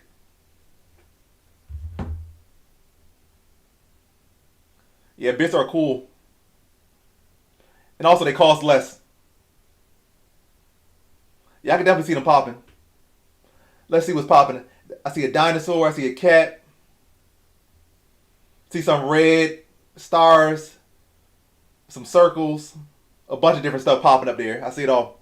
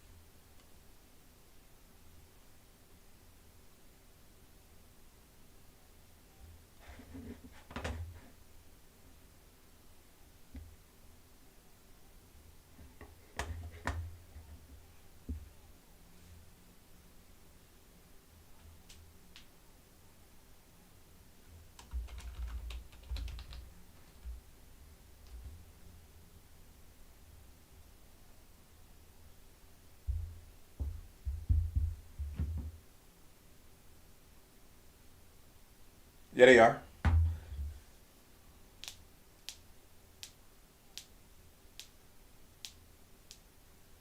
All right, we about 2 minutes from the pay per view starting. 9:58.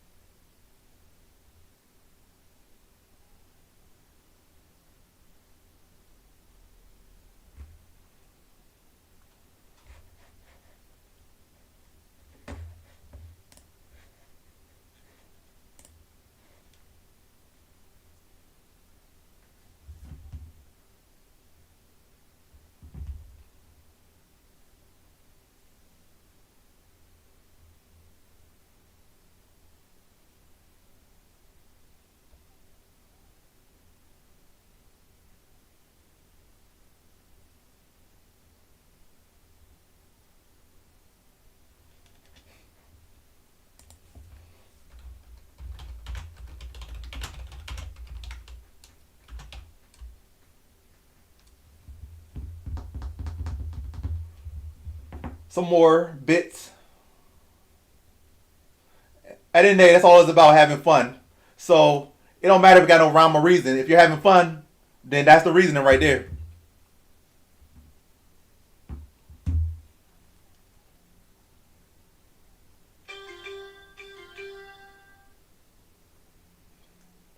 What messed up your slips, Gino? What fights in particular messed up your tickets? But yeah, what fights in particular messed up your tickets, Gino? If you're still in the chat. All right, time for me to switch.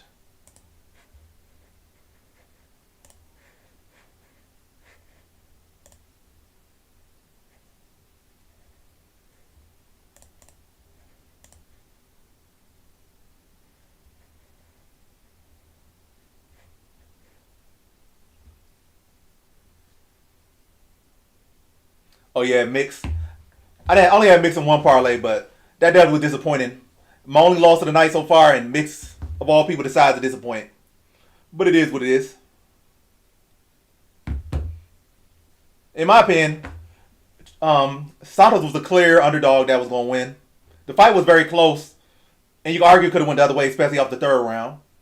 But Chiesa has choked so many times, and she didn't really have no clear path to victory, to be honest.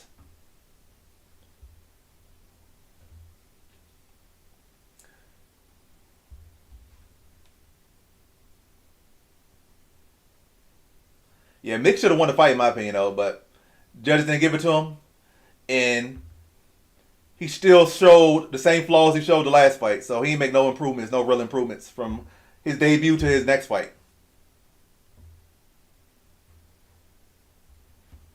Yeah, I mean DC said this, and I agree with DC, but we aren't the judges, so he lost, and he lost us some tickets. Well, he lost me a ticket. He lost some other people probably multiple tickets.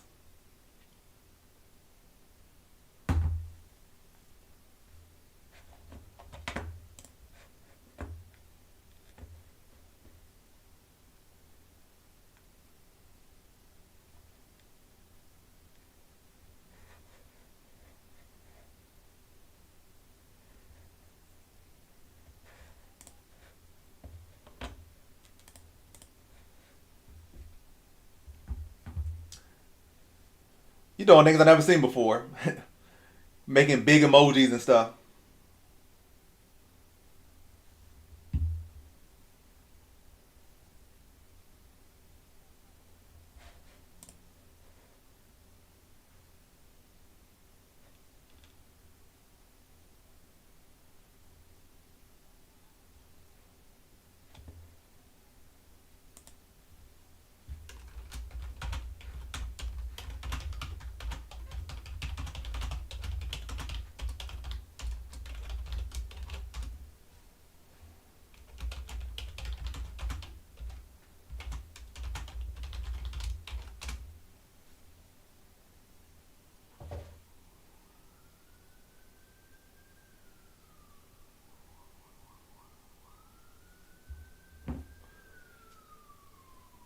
That cat got mad aura.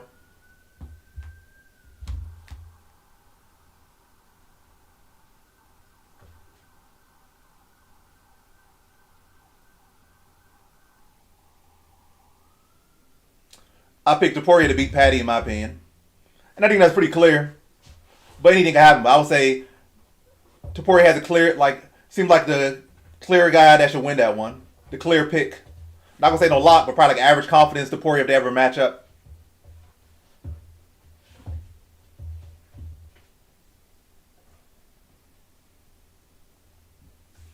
But I'll be back again.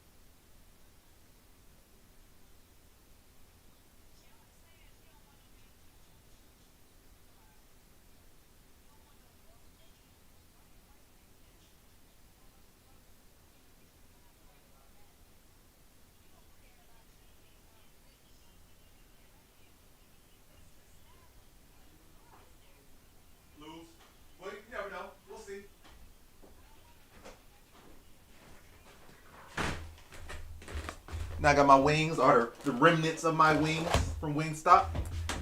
Was eating that earlier. Now I'm going back for seconds.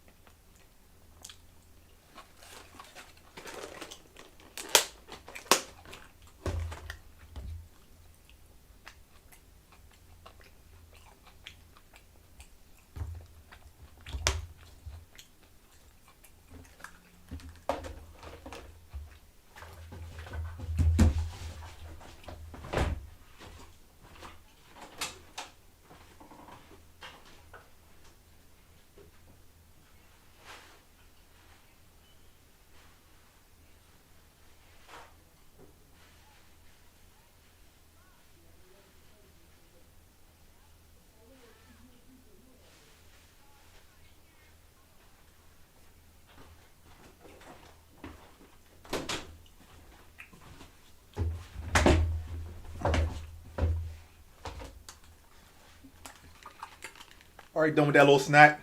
Now we just wait for the fights.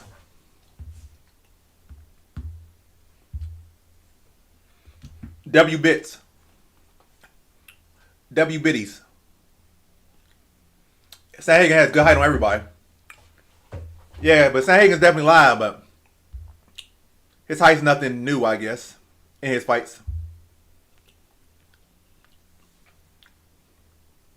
I don't think the Killer Shaw factor helps him at all. If he's gonna win, it's gonna be because of himself. If he loses, it's gonna be because of himself. He had to make actual adjustments. Like it seemed like he working on his power, which he already has. He working on his cardio, which was not his issue.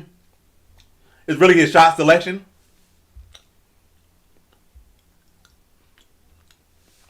Yeah, I think Jacoby Smith could go far at welterweight. I don't see championship material for him yet, but he could definitely go far at welterweight.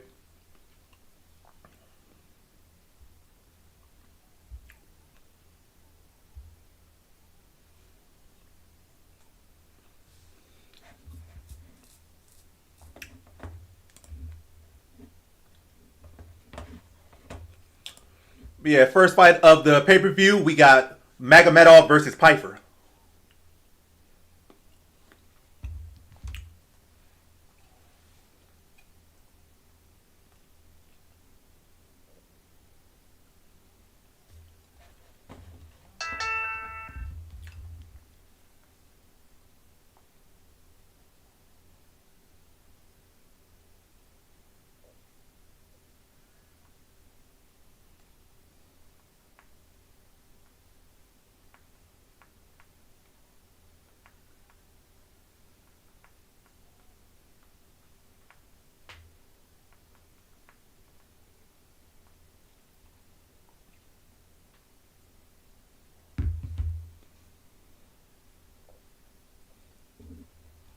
But yeah, who y'all got here? Y'all got Piper or y'all got Magomedov?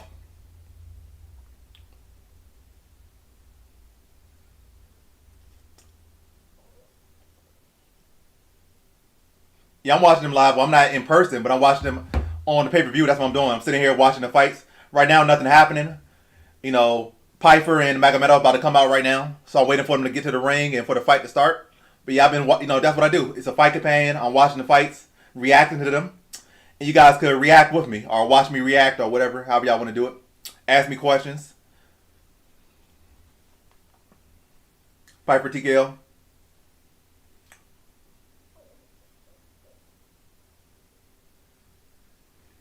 So that's why it's split like that.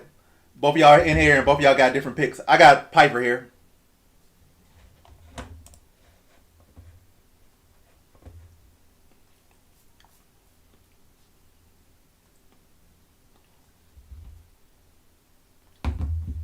Let's see what Twitch is saying.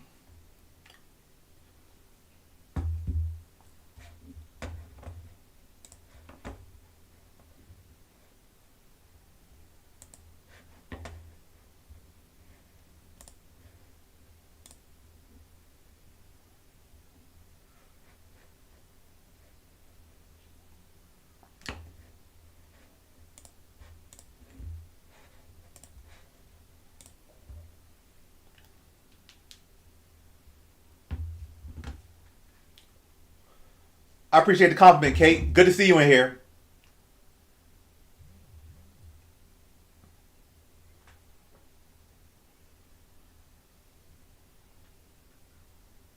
This is the first time you've been in here in like 2 months.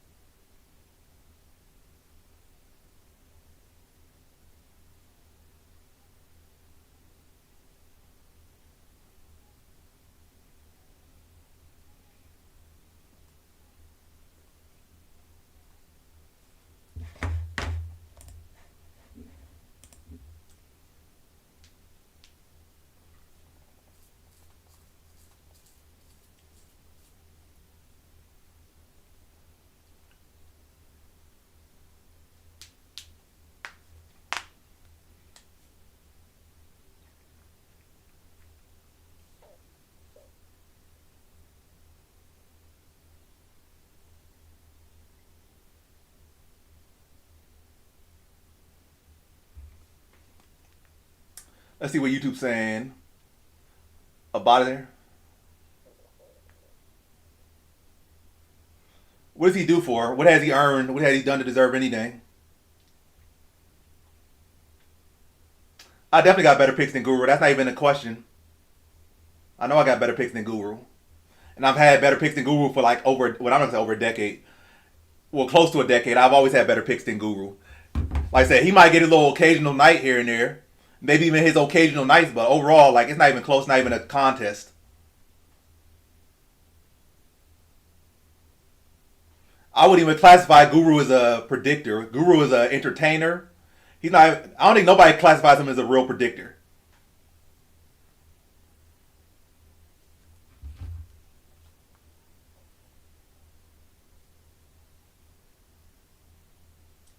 I mean, he got his wins. It's not like he on no loser streak. Abus got his wins, but I don't think Abus already shown that he's not among the greats or he's not among the elite. Like I said, he fought Bahio, he lost. He fought Strickland, he lost.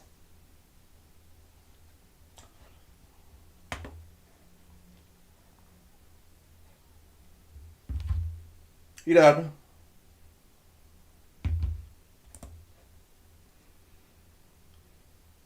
It's easy to have good dog picks, but how many of those dogs losing? He probably be throwing what's called just throwing darts at the board. I see a lot of people that just throw darts at the board. They don't even try to be tactical about it. They don't be smart about it. They just throw darts at the board. You pick six dogs, one of them's bound to hit.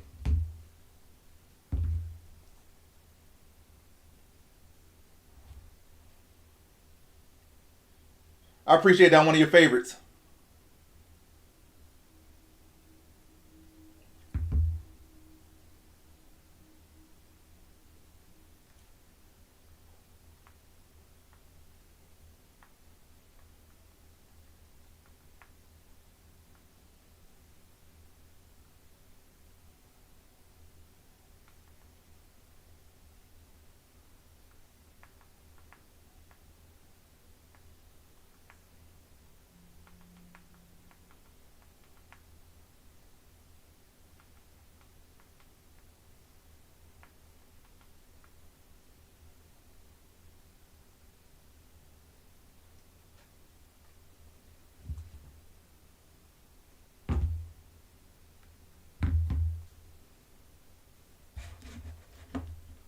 Let's see what the poll on YouTube saying. So it's 56% for Piper. So it's very close on here. 9 votes, and 56% of them are going to Piper on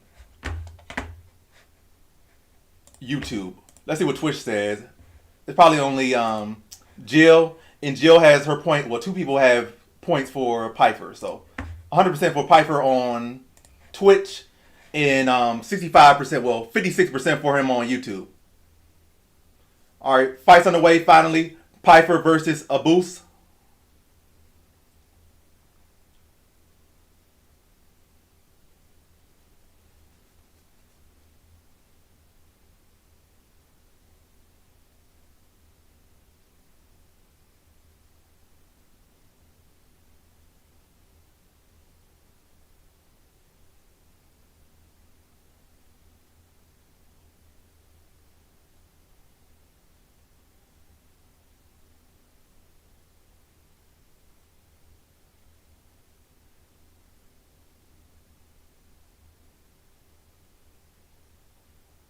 Oh, Piper with a takedown attempt.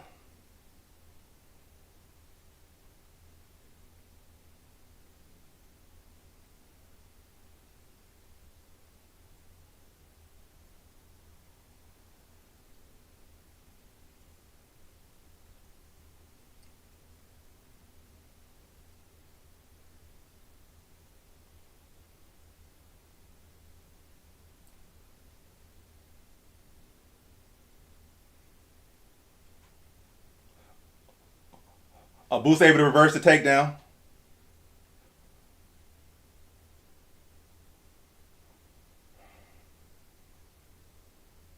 And that wasn't bad for Piper. He tried to go for a takedown. Now he's on bottom. Almost got mounted. Now he has Abus on top and half guard.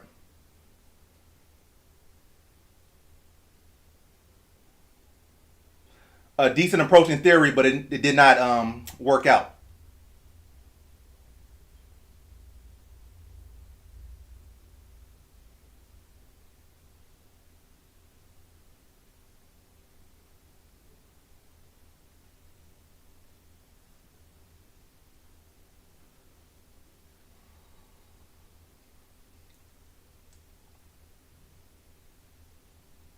Oh, uh, I thought Piper had something there.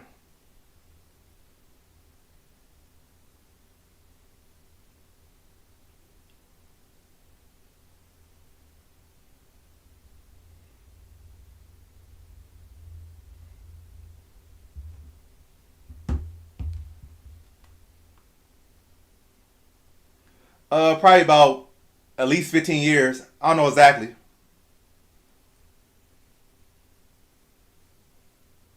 Oh, that's a big takedown from a boost.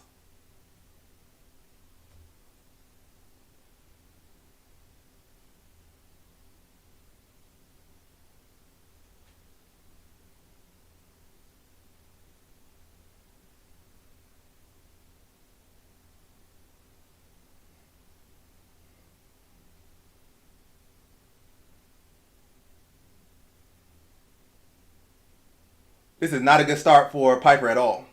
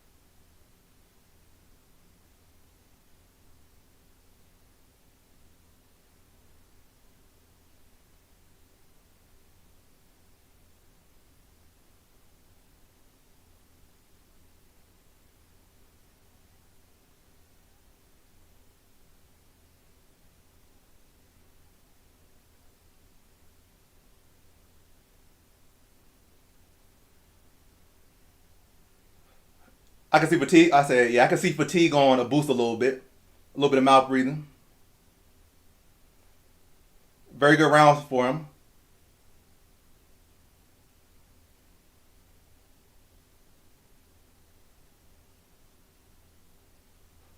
Good punch lands for a boost.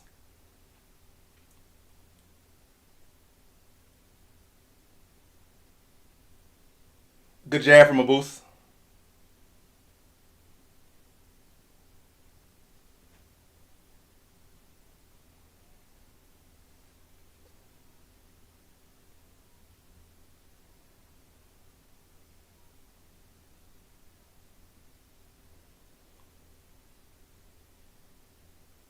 Good first round for a boost, but I'm saying the fatigue. He's starting to drop his hands and mouth breathe.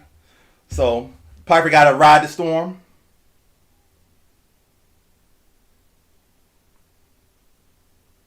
But yeah, I just need Piper to win. Come on, Piper. Reel it in, reel it in.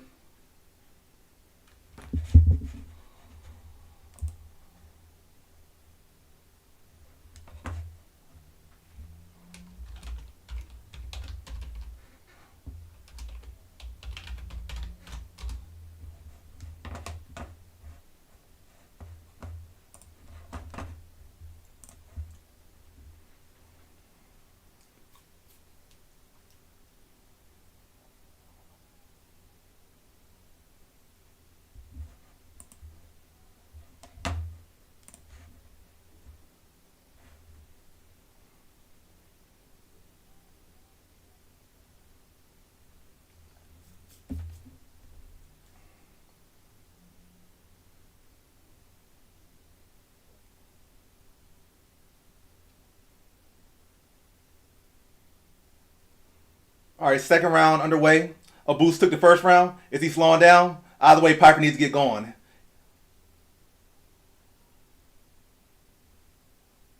Oh, big right hand from Piper. Finish this bum.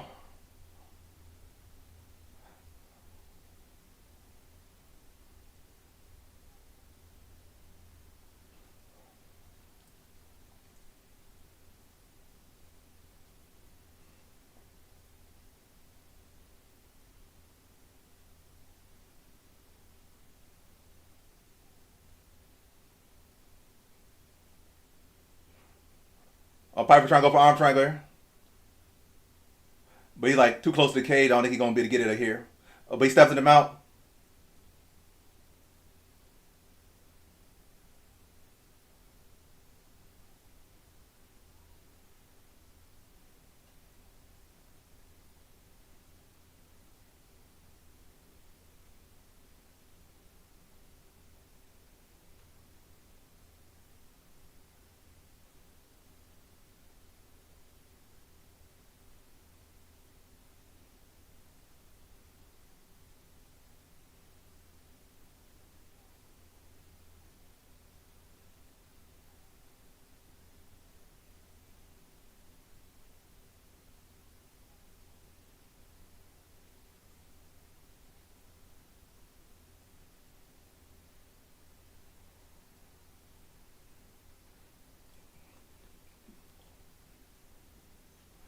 Oh, I think he got it.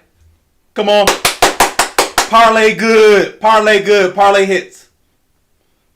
Piper with the win. I had a money line. Had like a 7-legger. Plus 5,800. Didn't put the most on it, but either way, I'm up tonight. I'm probably about 7 units up. About 700 up.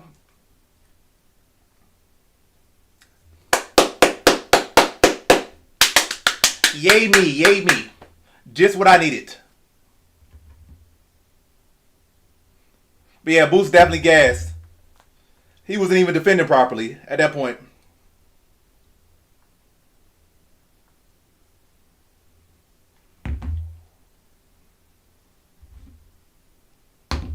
And some more points for Jill, I think. Yeah, some more points for Jill.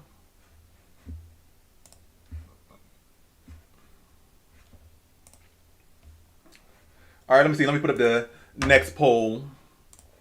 What's the next fight? We got Emmett versus Zalal. Let me put that up.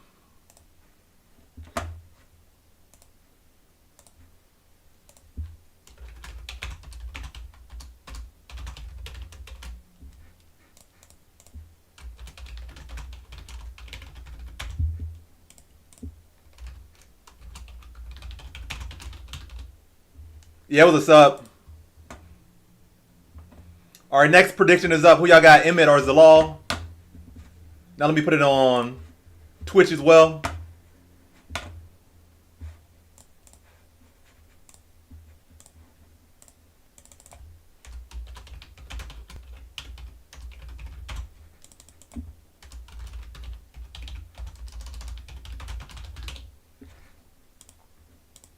All right, next prediction is up. Y'all got Yusuf Zalal or Josh Emmett. Next prediction is up. Currently 8-1 for this card. Matter of fact, I might be 9-1. 1, 2, 3, 4. Let's see. 1, 2, 3, 4, 5, 6, 7, 8. Yeah, I'm 9-1. 9-1 for this card. Great card for me.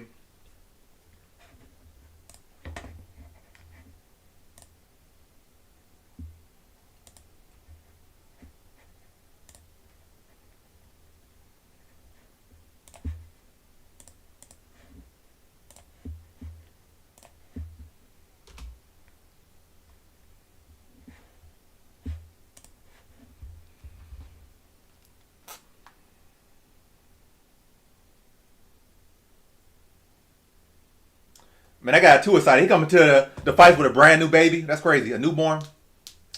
The UFC fight is not a place to bring your newborn. That's insane.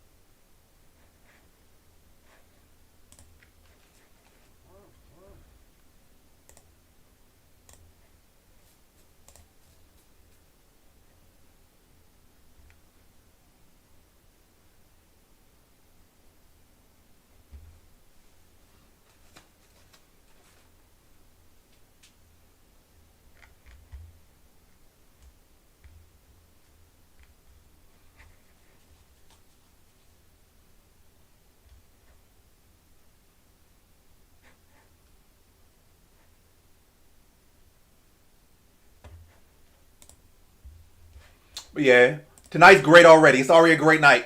Parlay hit. I'm up. I'm 9-1 or 8-1. What? Yeah, 9-1. So tonight's already good. Regardless of what happens next, I'm already good. I'm already good. I can sleep good tonight.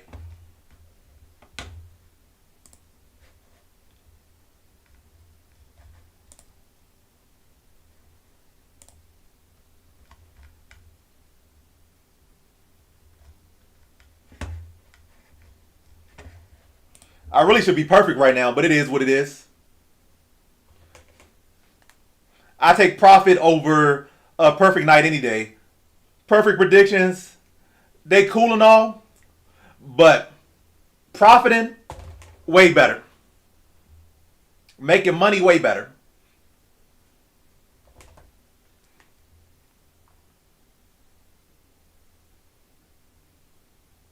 Going to sleep at 321? Possibly. Definitely don't sleep on Gone.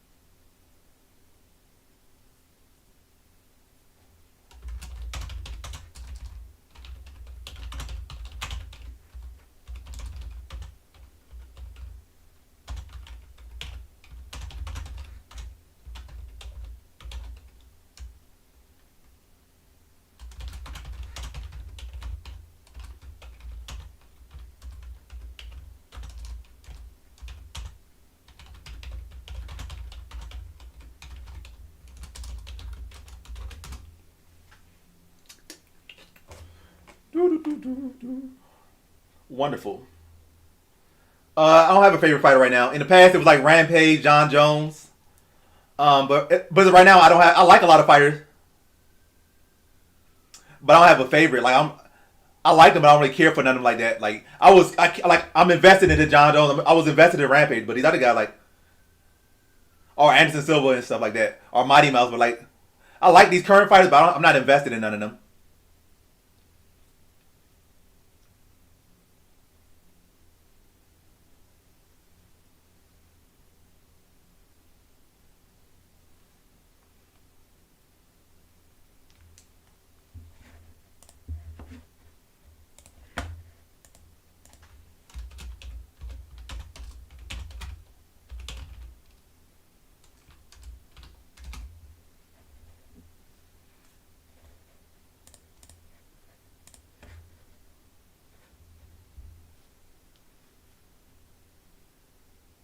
But yeah, who's y'all favorite fighter? If y'all have one, maybe all time or currently. If you got a favorite fighter currently, let me know. If you got a favorite fighter of all time, let me know.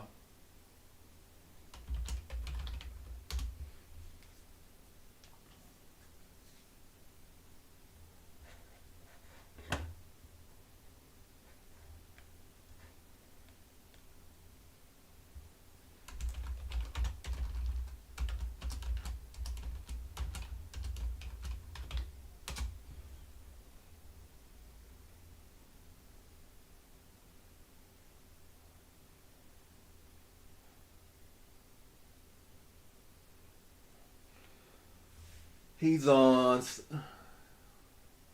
Anthony Hernandez. Yeah, he's cool. It's always cool to see guys that are able to push such a high and intense grappling approach. That's very rare and at a high level. And also, he gets finishes.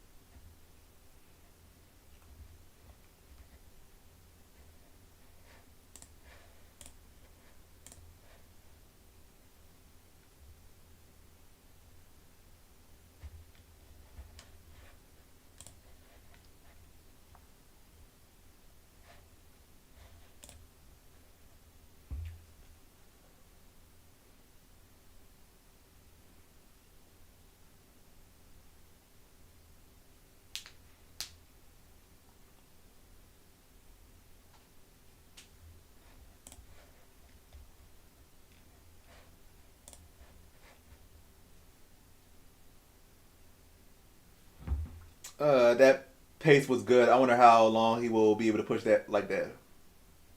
You talking about the pace in his last fight? I think he'll be able to do it good for a good number of years.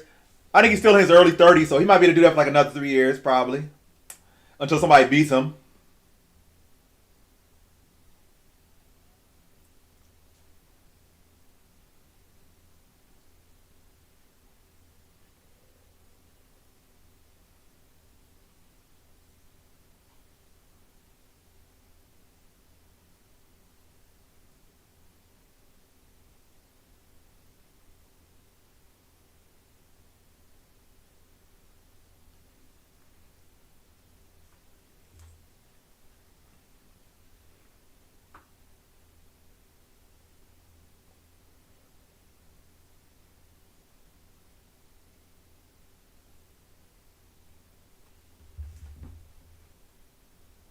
He is a good point fighter. Yeah, definitely. Emmett could chin anybody if he connects on him.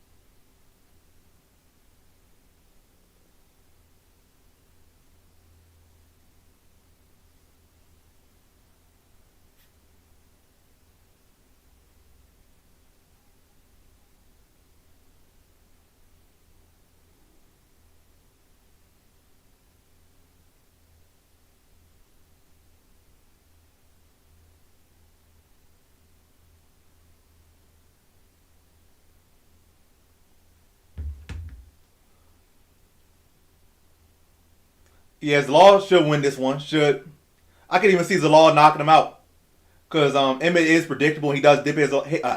Emmett is predictable. He's up there in age. He does dip his head a lot, and Zalal is very good at coming up the middle with knees. So if he's really trying to have a statement performance, maybe he could look to set him up for that knee, and I could see him knocking Emmett out. But most likely his path to victory here is just to stick and move and avoid that overhand at all costs. I don't think Zalal's gonna be able to lay on him. I think Emmett's way stronger and a better grappler, or at least a stronger grappler. Matter of fact, I don't think I've ever seen anybody lay on Emmett.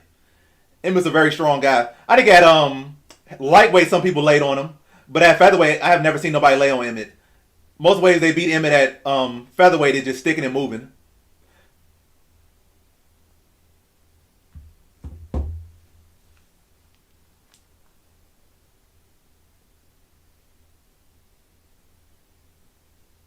Yeah, my parlay hit. My seven legger hit.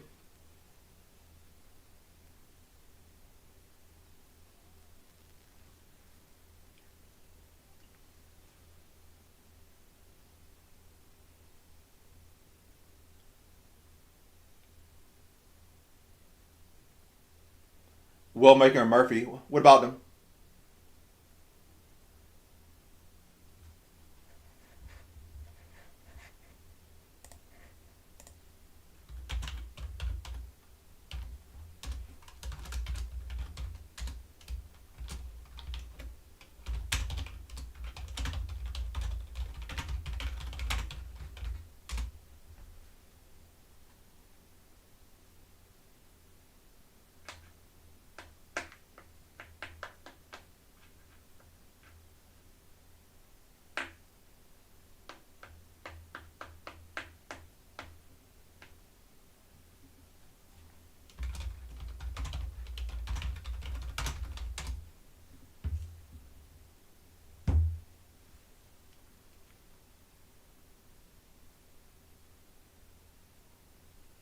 Oh, oh, that seems so late because I asked that question like 20 minutes ago. So I'm like, what are they talking about? Oh, but yeah, Will Maker Murphy. Those are cool fighters. Who's your favorite fighter, Jill? Or who are your favorite fighters now and in all time?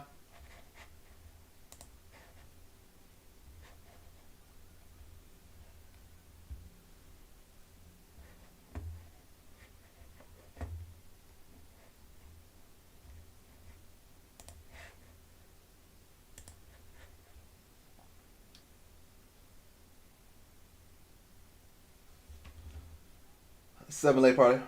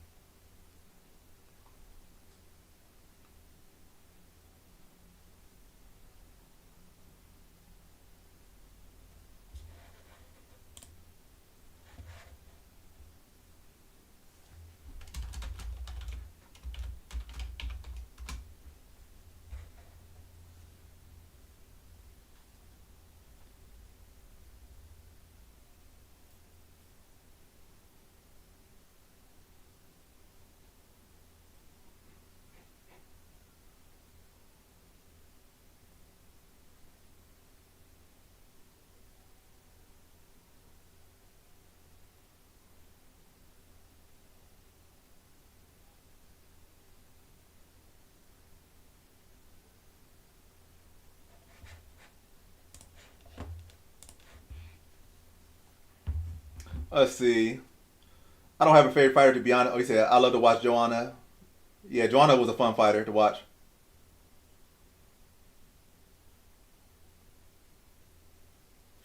Good choices, Ian Gary and Jacoby Smith. Definitely unique. I don't see too many people picking them as their favorite, but good choices.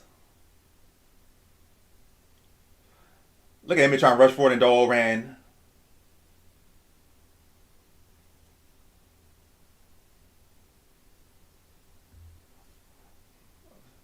I'm not really saying Emmett's game plan yet. Is it to rush forward and try to overhand? Not sure yet.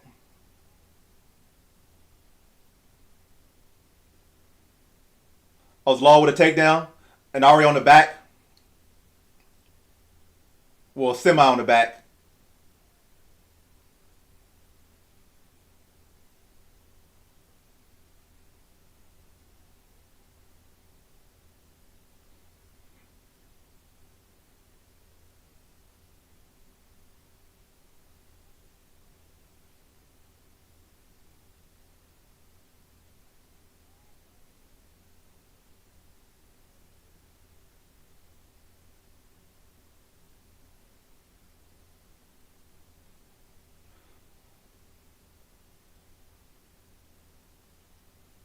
Are you trying to go for armbar here?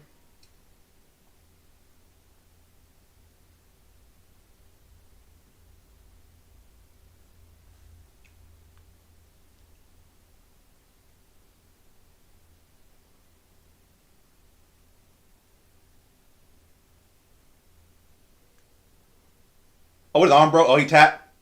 First round submission for Zalal. Very impressive win. Never seen no one do that before to Emmett. First round armbar. Real slick grappling there from Zalal.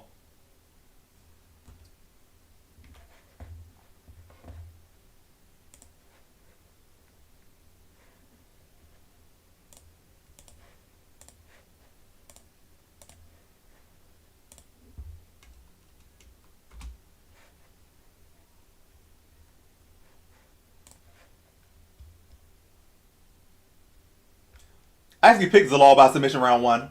That's pretty random. I actually picked him by round one submission.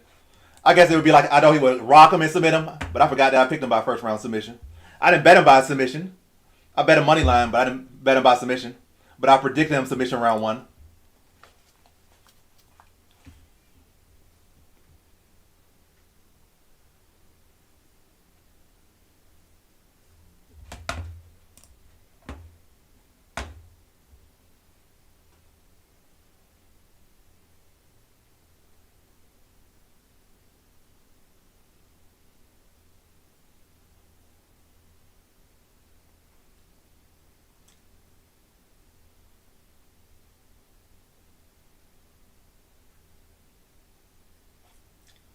Zalal is one to watch at featherweight. Definitely one to watch. He got all the talent he needs to be a future champion. It's just a matter of can he make all the dots connect. He got the personality too. And also the weight class is open that Pereira is at lightweight now. It might even go up to welterweight. So the division is open. And Zalal is one of the people that's definitely in position to try to claim that title.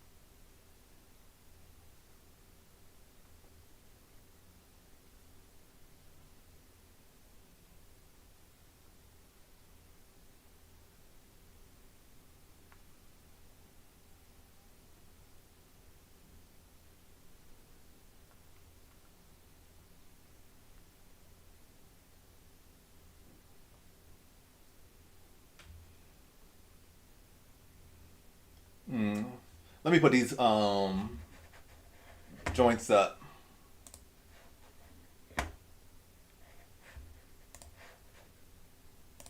What's the next fight? We got Jerry versus Khalil Roundtree. This one should be fun for as long as it lasts. And I definitely think people are gonna be divided on this one. I think.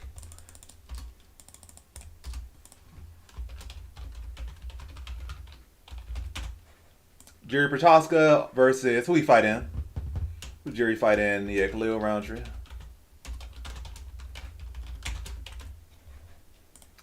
All right, prediction is up on Twitch. Let me put it up on YouTube.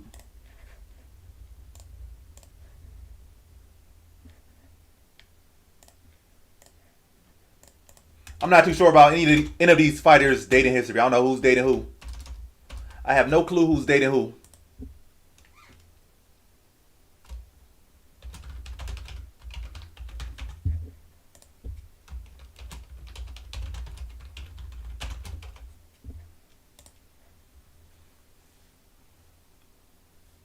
Yep.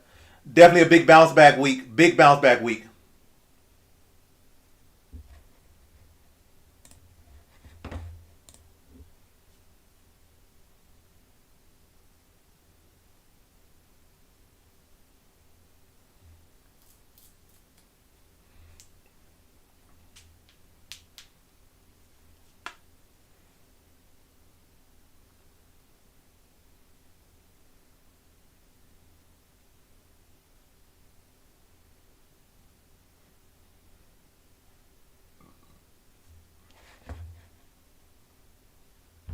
Let's see. Wow.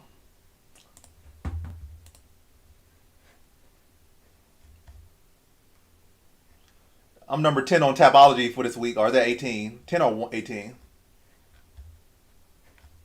Nope, I'm number 10. I'm tied with like 4 other people or 5 other people. 1, 2, 3, 4, 5, something like that. 5 other people.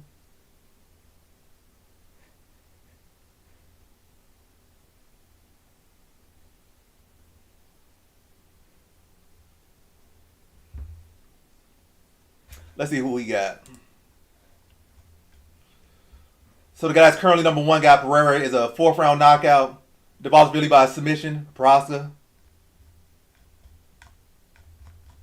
He's undefeated currently. And we got one different pick. He got Pereira.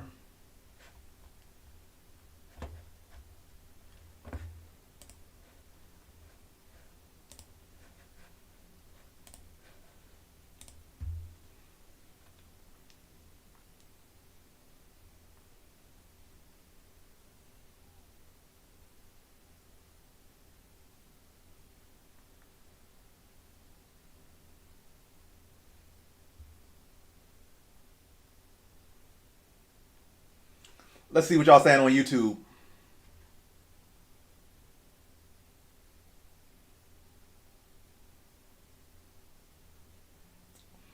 I got Jiri third round TKO next fight.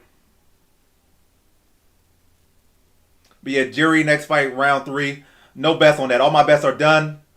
Good night. My bets are done. No need to add nothing else. Predictions good.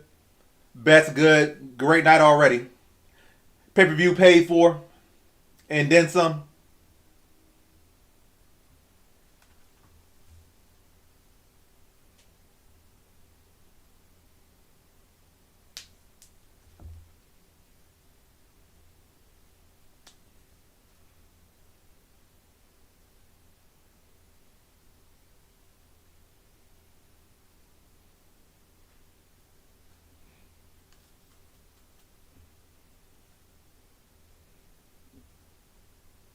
It's definitely a possibility. Yeah. It's definitely a possibility that Ankalaev knocks Pereira out this time around.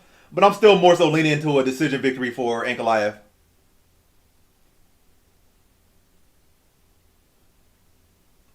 It's definitely not no lock pick, not even an average. But yeah, Ankalaev here. Because Pereira's always dangerous, so if Ankalaev gets too cocky or leaves that opening window, Pereira can shut his lights out. But I'm never one to really pick based off a puncher's chance, even though Pereira's one of the best guys at, catching you when you make that little mistake. There's no fluke about Pereira catching you. So if you make that mistake, he will catch you.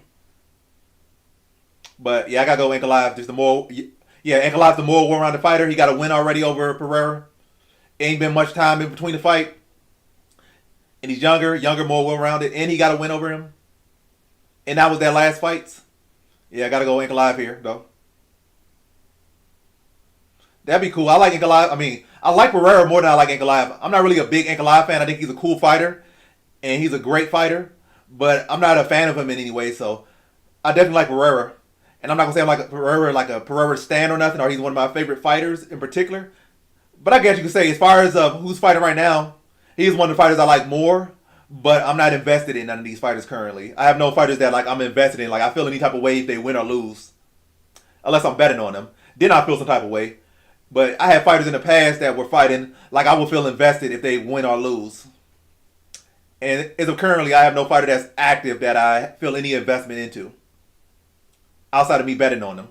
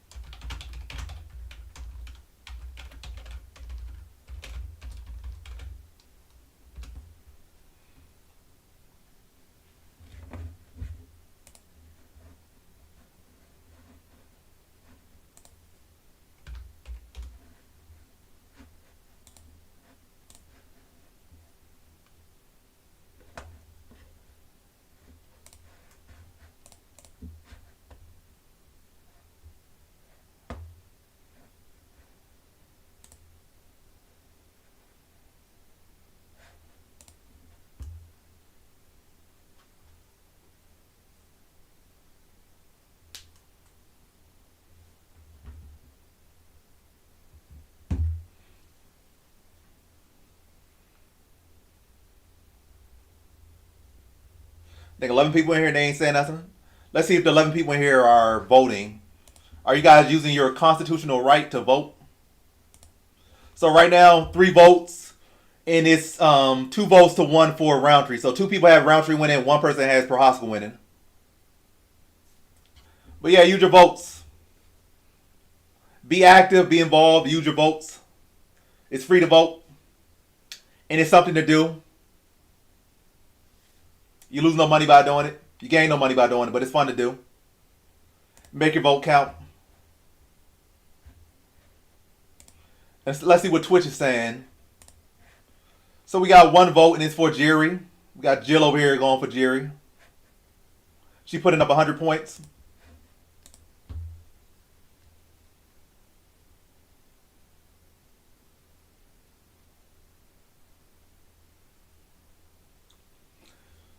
Only been to one UFC event in person. That was the second one to come to DC. That was Overeem versus Rosenstruck.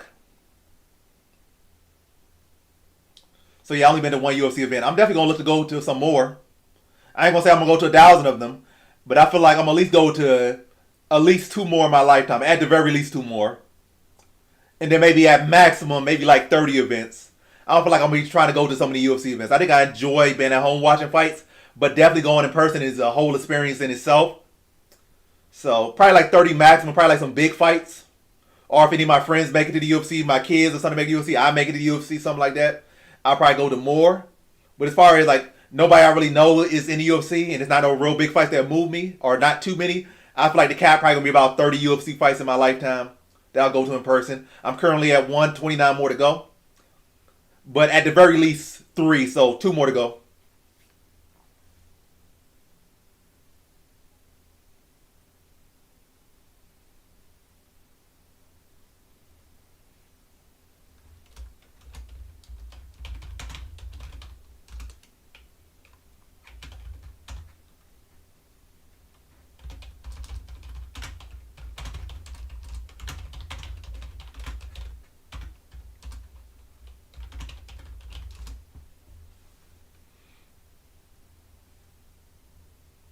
But yeah, what UFC events have you been to in person?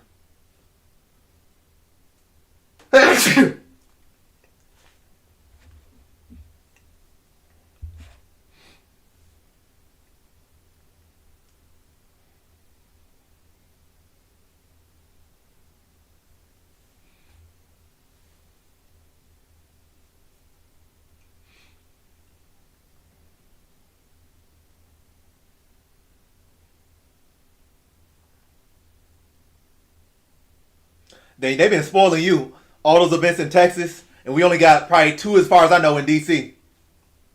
But then again, we got a couple PFL cards. I ain't never been to them in in DC. Like I said, there's been 2 ones in DC that I know of for UFC, but there's been like 5 or 6 ones from PFL, and I ain't been to none of the PFL ones. So I have no excuse. And also, we do got local MMA organizations, and I ain't never been to none of those live. But yeah, the UFC definitely needs to come to DC like at least once a year, in my opinion. At least once.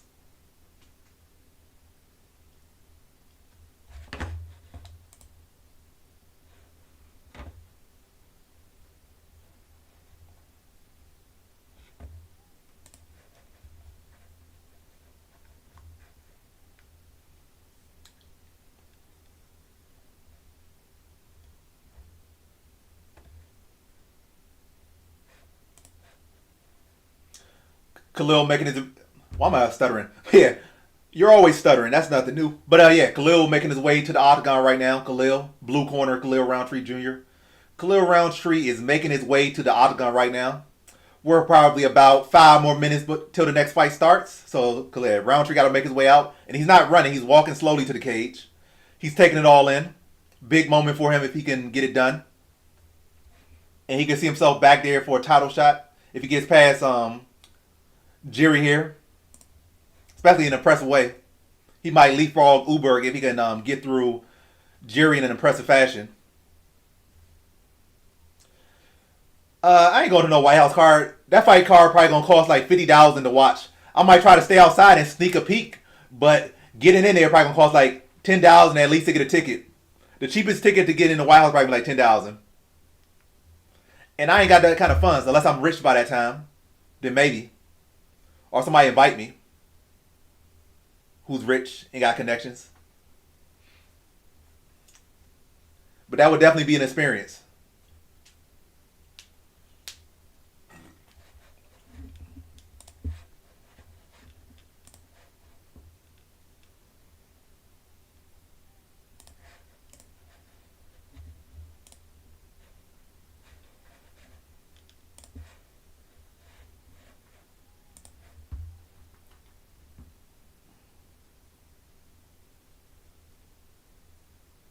To Cleveland for UFC fights and to Detroit UFC in my home state. So you from Detroit? Why wouldn't you go to the White House fights? Even if you were invited, you wouldn't go to the White House fights? That would just be an experience for sure. Like, regardless of political views or anything like that, that'd be an experience. Especially let me go in there and vlog and stuff. That'd be something. Like, that'd be a good vlog. Good vlog, good experience, probably good eats and all that stuff.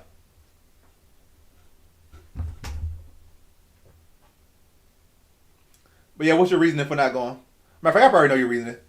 Or I don't think it's financial. It's like, well, financial it is, but it's like, but he's saying like take finance out of it. It's probably like, yeah, I don't want to be next to Trump or something like that. Maybe if somebody else was president, I'd probably go. But as far as me, yeah, I'd go. Like I don't even care who's president. I like this is a big deal. Like the White House is gonna be the White House regardless of who's in it. And I'm at the White House watching the UFC fight next to all these billionaires and whatnot. Well, I don't really care about the billionaires too much, but it is a flex. Matter of fact, even more than the little bummy billionaire, because not like they give me no billions or give me no millions or hundreds of thousands. It's just, again, it's just something that's like once in a lifetime. Like, if there's an event at the White House, when's the next time there's going to be an event at the White House? Probably never again for at least another 50 years. Till another president becomes president that loves the UFC. Like, maybe if I became president, I would have a couple events at the White House if I was president. Because I love the UFC. I'm also from DC and whatnot. But, and live in DC, and this in DC, and that in DC. So, yeah, if I was the president, or even the mayor of DC, I would definitely try to get more UFC fights in DC. And if I was the president, I would get a fight card in the White House. Probably at least once, I'm not going to say once a year. Yeah. Maybe once every 2 years. So, in my term, probably twice, there would be fights at the White House if I was president. You said it's not safe to be at the White House? Oh, you feel like somebody gonna try to sneak in and stab somebody or bomb somebody or shoot somebody? I think if it's at the White House, it's gonna be very secure. And I have not heard of an attack at the White House ever. Like, when's the last time there been an attack at the White House? Or when has there ever been an attack at the White House? Like, that actually got into the White House. I've seen people try to drive up to the White House. I've seen people get to the fence of the White House, but well, it was like one guy that did get over the fence, but all he did was run through the house like a Tomb Raider. He didn't do nothing. But yeah, as far as actual incidents, I have not seen no actual incidents actually occur at the White House. And have no history of any ones happening at the White House. At least not in the past 60 years.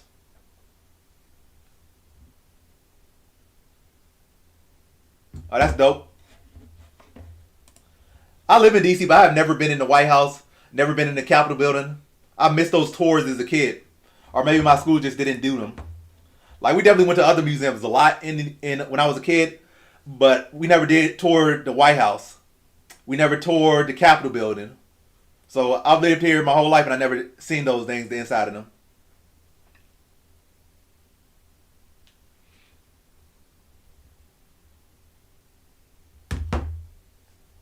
Now Jerry's entering the octagon. Fight's about 2 minutes from starting now. Both fighters are in the octagon. We should be getting the fight very soon. Very, very soon. Just a matter of time before the big bang. I don't think this one's going the distance. Somebody's going out. Both guys are getting hurt, but somebody's going out. Now they're having a stare off. 32 versus 35. Jerry's younger. He's taller. He has a 3.5-inch reach advantage, so he has a lot of advantage. Roundtree does have the power advantage, but Jerry has the youth. He has the length. He has the reach, and probably the size as well. Roundtree has a lot of muscle, but he's not the biggest light heavyweight. I think he really probably could make middleweight, but it'd be no point. It'd probably be more detrimental, but he could make middleweight. I think easier than Jerry could. Jerry's a bigger guy, in my opinion.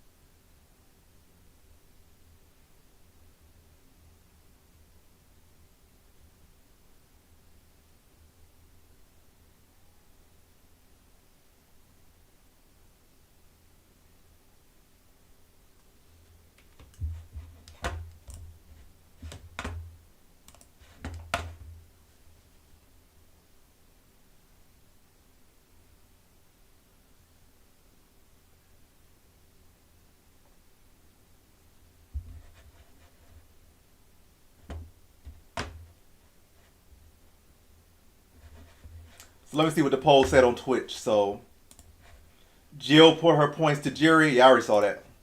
Now let me see what the YouTube chat has said. What's y'all verdict? Still, 67% of people have Roundtree winning here. So the chat's a bit divided, but it's about to go down now. Regardless of who you pick, it's going to be decided right now whether it be Jerry or Roundtree. Someone's going to sleep most likely. Who will it be?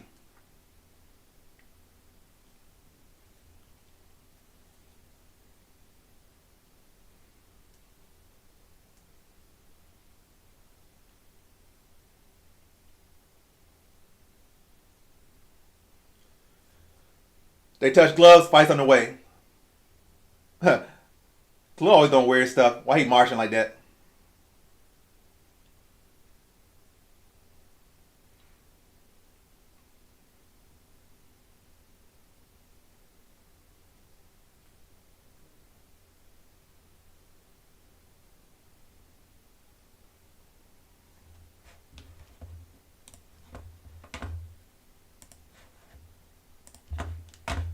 Tip to the body lands for Jerry.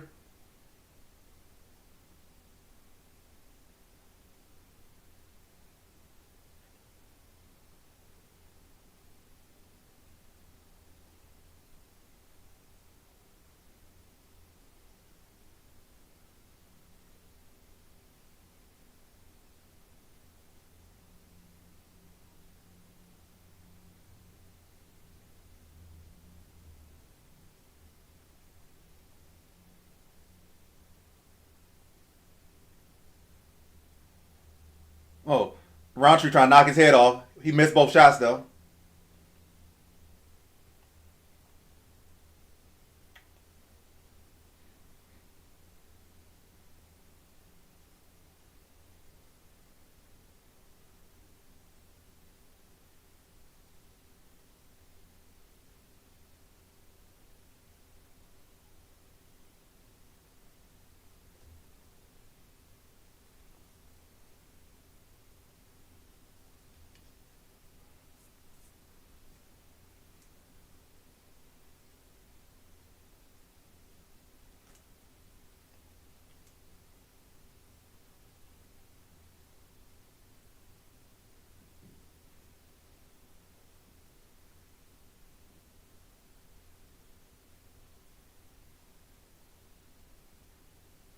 Left hand lands partially for Roundtree. Jerry eats it pretty well.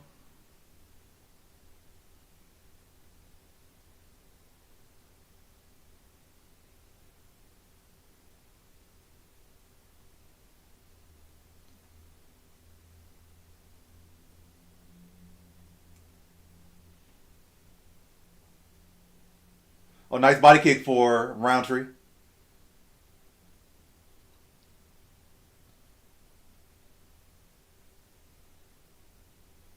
Good leg kick for Roundtree. Inside leg kick. Good outside leg kick for Roundtree.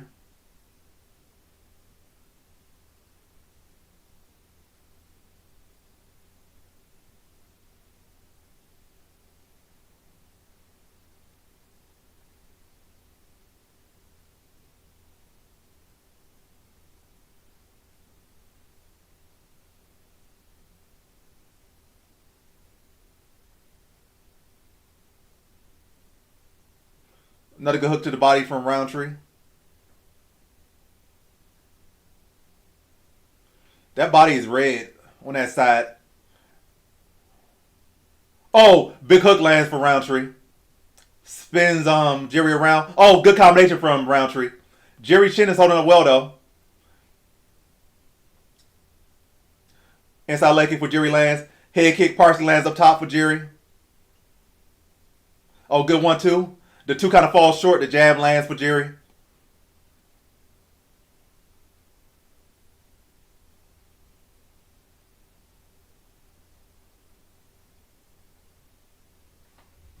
Oh, head kick partially lands for Roundtree up top.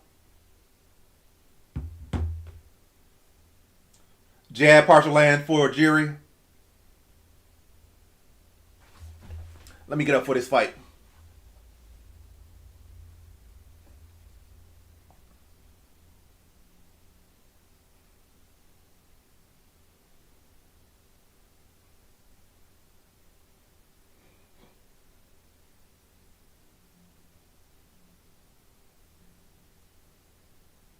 Oh, nice body kick lands for Roundtree.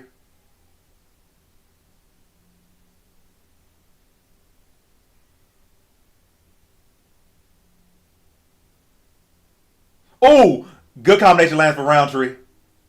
Roundtree's feeling it. Jerry's smiling, but that combination definitely rattled him a bit.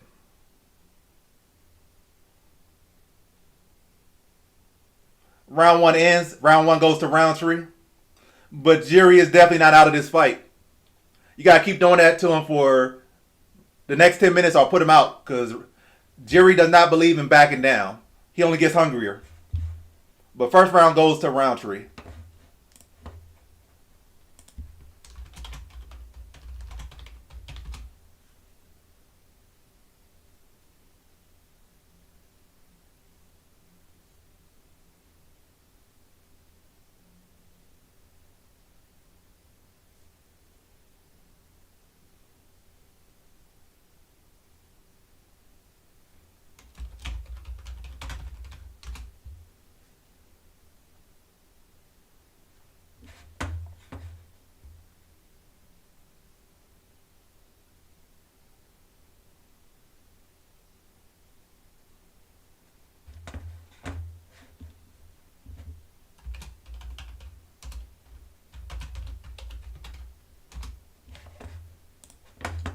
All right, round two about to go down. Round two took round one. Can Jerry make the adjustments here in round two to turn the tides back in his favor? But right now, round three is up around. Definitely landed the better shots in round one. You can see that Jerry's body is. Ooh, both shots almost landed. One did land for round three there.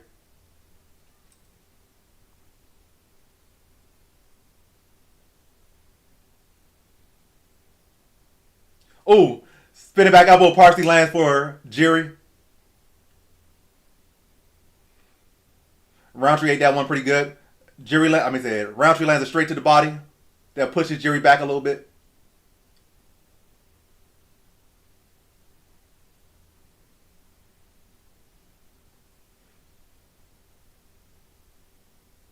Good inside leg kick for Roundtree.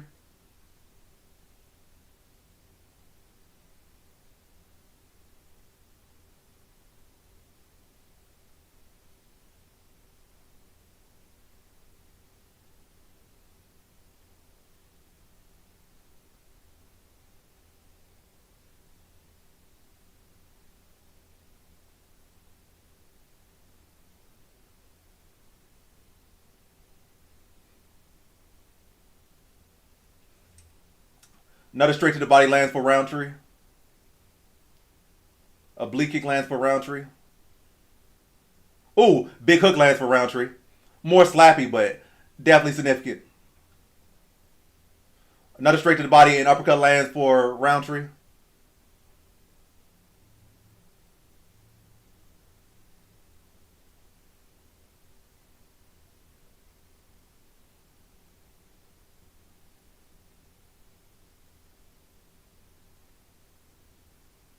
Another hook lands for Roundtree.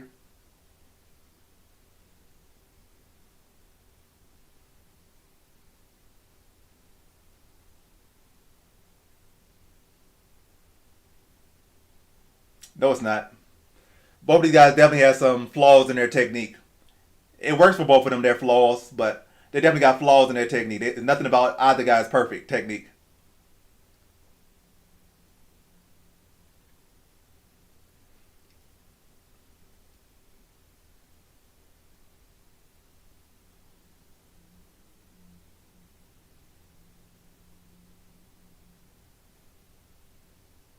Good inside leg kick for Roundtree.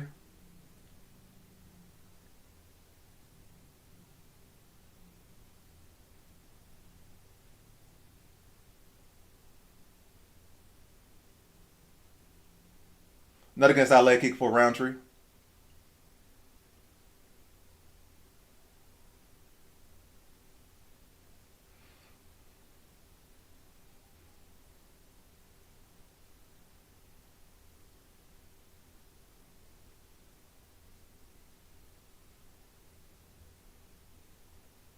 Good jab for Jerry.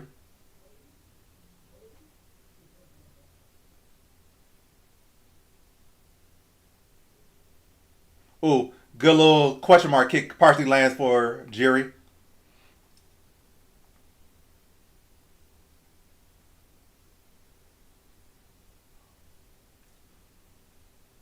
Roundtree still looking for that home run hitter. Good left hand lands for Roundtree.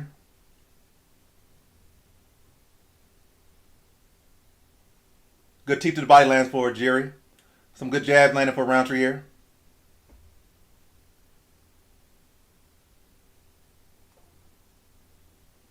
Ooh, nice hook and jab lands for Roundtree. Oh, that was good. Good jab and hook from Jerry in response. Good kick to the body from Roundtree. A oblique kick from Roundtree.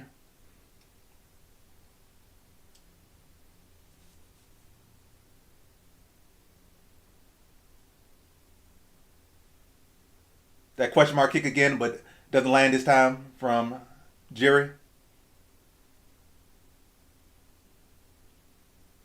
Oh, nice jab from Jerry. Another good jab from Jerry. Another good jab from Jerry.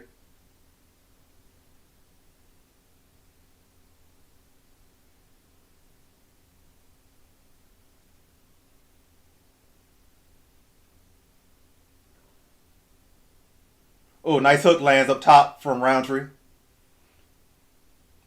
Oh, nice straight to the body from Roundtree. Oh, nice head kick attempt, but it's blocked. Oh, good kick to the body from Roundtree. Jerry's down 2 rounds. He needs a finish here in the third, but Roundtree is up 2 rounds. I said that was a better round from Jerry than his last round, but he's definitely still down 2 rounds. The jab was working well from him. He could go to that more. He could mix up that question mark kick a little bit better. He definitely have things that are working for him. He just got to believe in them more. He's not throwing that jab as much as he needs to. And he's not setting up that question mark kick. If he set it up, he could get a critical hit and throw with a little bit more power. He could get a knockout. But coulda, woulda, shoulda. He got 5 minutes left. Can he put it together or will he not?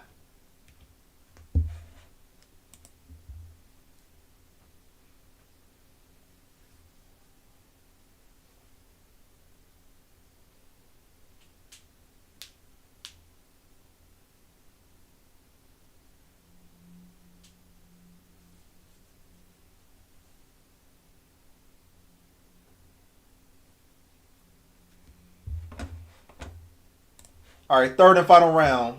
Let me see what YouTube is saying. If y'all said anything. Yeah, I would have had him all right if Patchy won. Yeah, that's me top 10 on Tapology. I'm not going to be top 10 after this fight unless Jerry pulls a rabbit out the hat. But either way, I'm happy with my performance regardless. Oh, big counter from Khalil.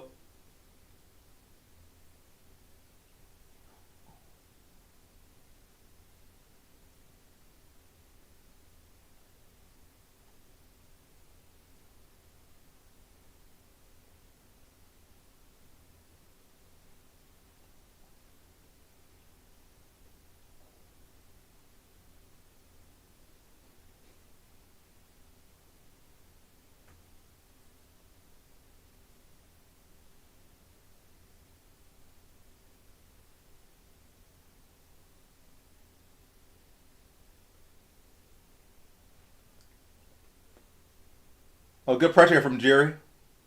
He's eating shots, but this is what he needs at least. Good inside leg kick from Jerry. Oh, good jab from Jerry.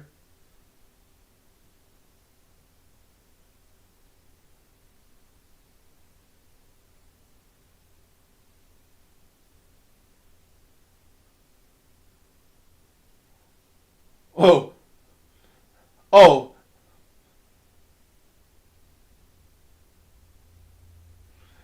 Jerry's in Jerry mode. Oh, good counter by Roundtree.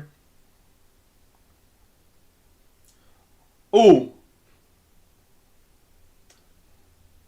Jerry is putting the press on him now.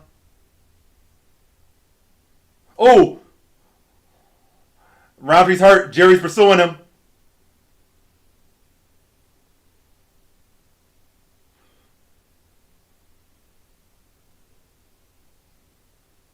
Oh, Jerry digging to the body.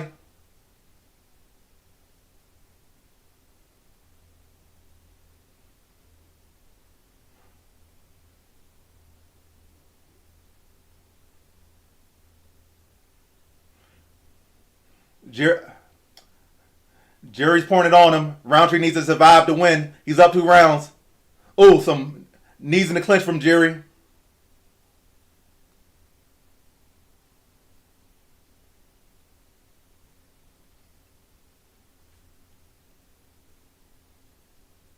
Not like Jerry gas. Roundtree trying to go for a high elbow guillotine. Jerry defends it. Oh, nice elbow from Roundtree. Jerry does the elbow back.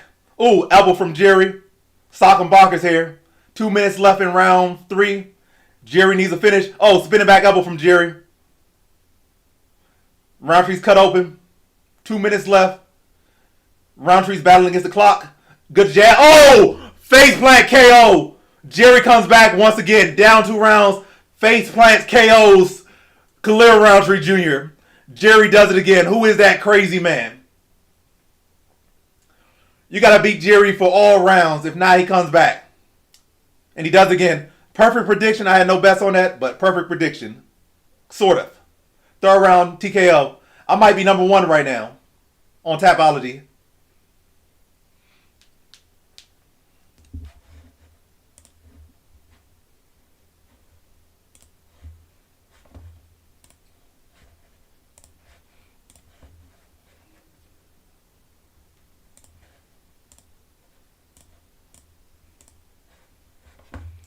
All right, now on to our co-event event. Let me put that up. Who wins? Marab or Sandhagen?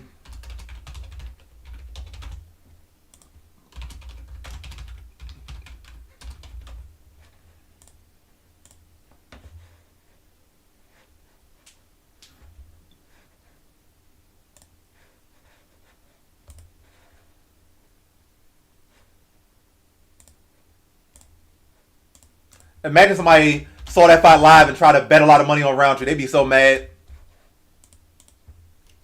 Who wins?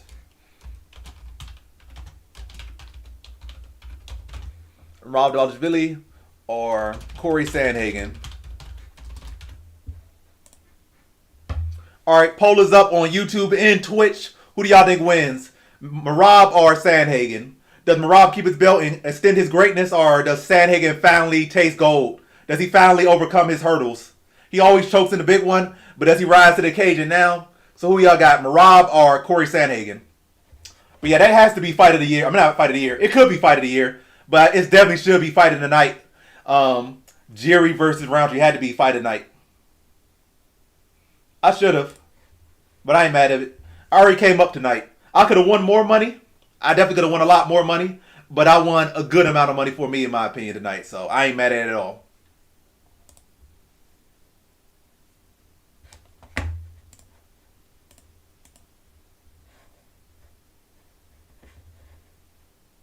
Yep, I'm top 4 now.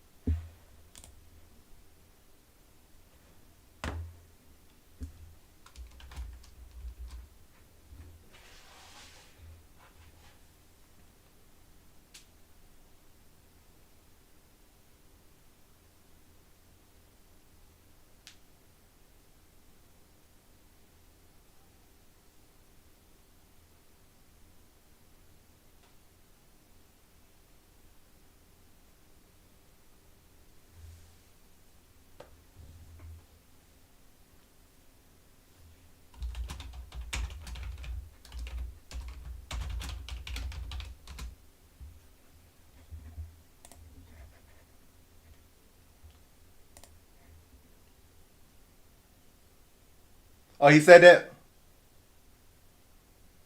Yeah, it's definitely good. You gotta maintain. You can't get too greedy.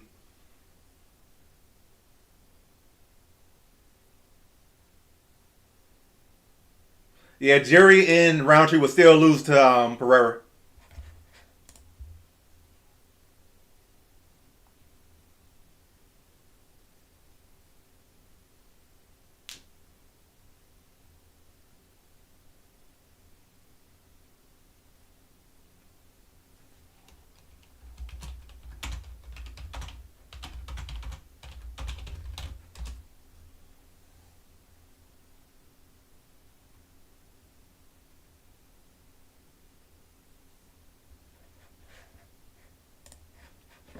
But yeah, we got a co-main event up next. Who y'all got, Marab or Sandhagen? Let's see what y'all saying. So let's see what people saying on Twitch. So we got actually a vote for Sandhagen. Jill is going for Sandhagen. Let's see what y'all saying on YouTube. YouTube is saying, even YouTube saying Sandhagen. So a lot of y'all picking Sandhagen to be a dog here. 67% of people got Sandhagen. So 2 votes for Sandhagen, 1 vote for Marab. So 3 people have Sandhagen pulling off the upset and new. Now Jerry's still losing it to Pereira. He ain't checking no leg kicks. He's still open for the counters. The same little weak hooks that Roundtree was landing would be big hooks from, would be cleaner, better technique hooks from Pereira. Pereira would knock him out again.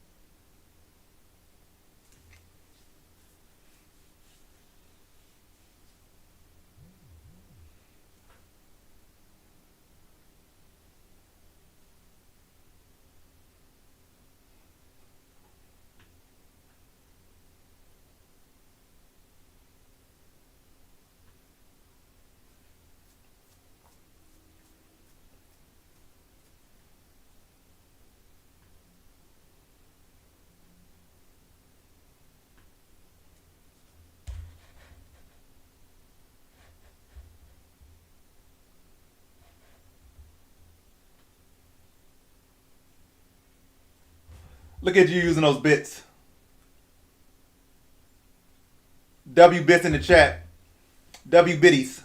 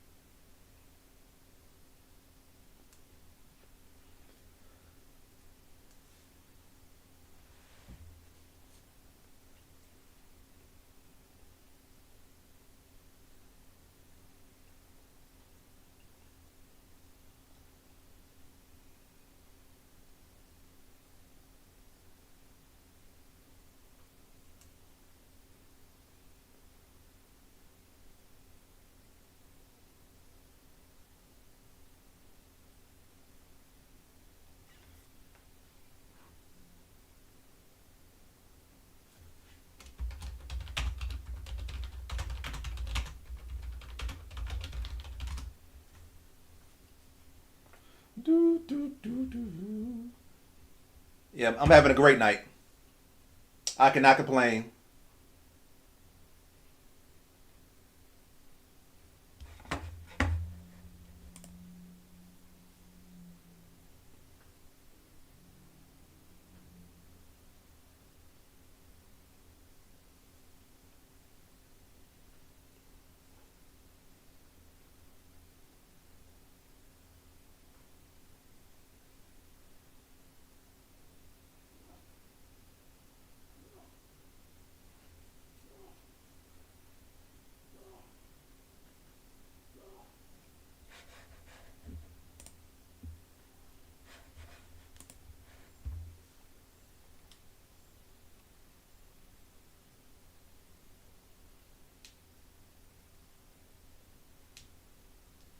I ain't fighting no Jerry unless they give me like a meal and some tune-up fights. Then I'll fight Jerry.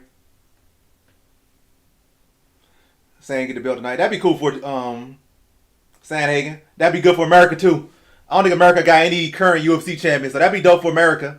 Even though Rob trains in America, probably lives in America, it'd be good to have an actual American that wears the flag become champion. But I think he loses here. But I would not be mad if Sandhagen won. He's a cool guy and a good fighter, great fighter even.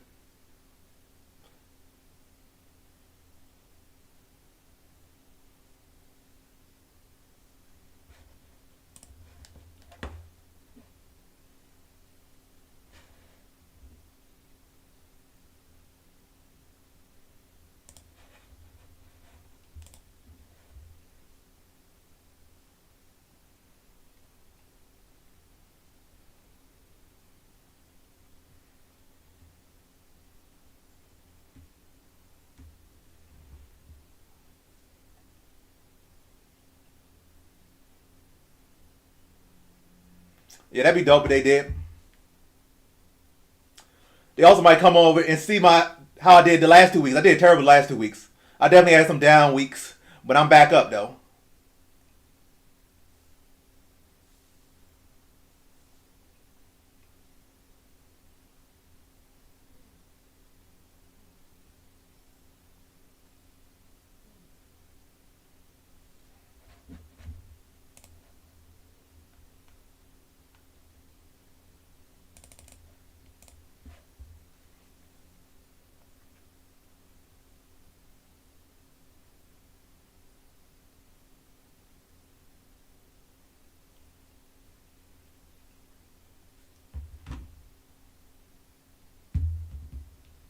But yeah, I'm currently number 4 in Tapology for this card, so I'm doing pretty well.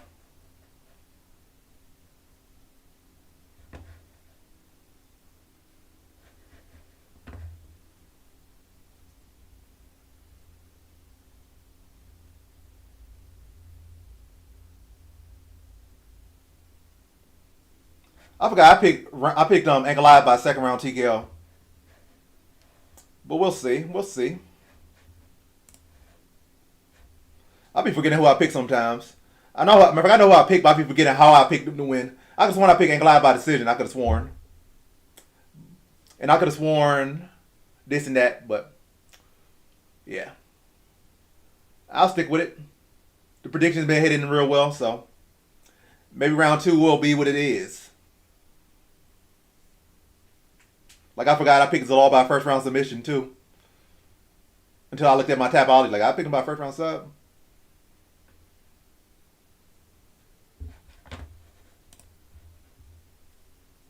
But I definitely remember picking Jerry by a third round TKO. You know, that's just his style. Goes through the fire, drowns you in the third.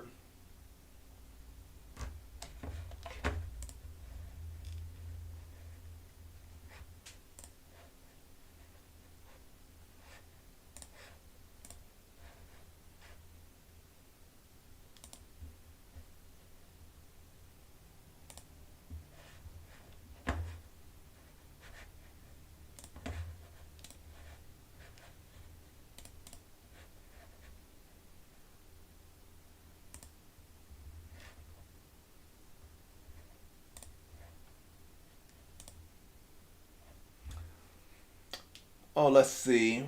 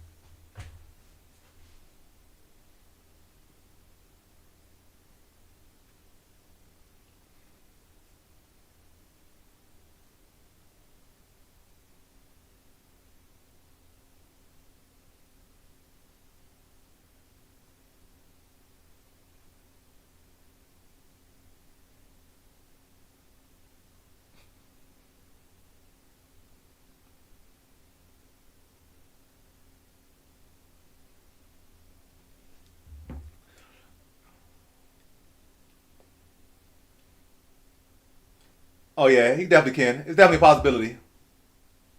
Definitely, without a doubt.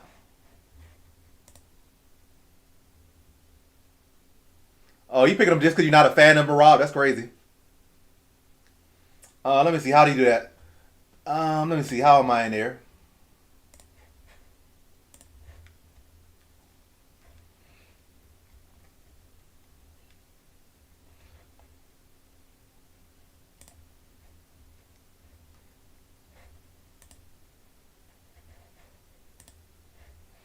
So let's see.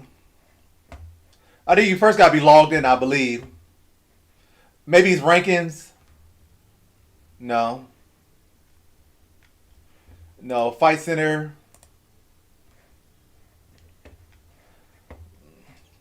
Yeah, then you got to go on Tapology. Then you got to click the card. And then from the card,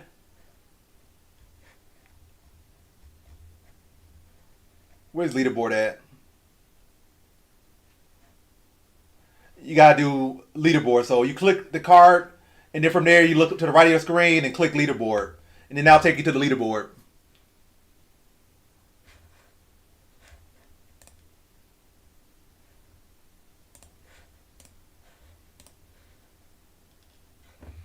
Marab feeling cool. He coming out with shades on. He's feeling himself.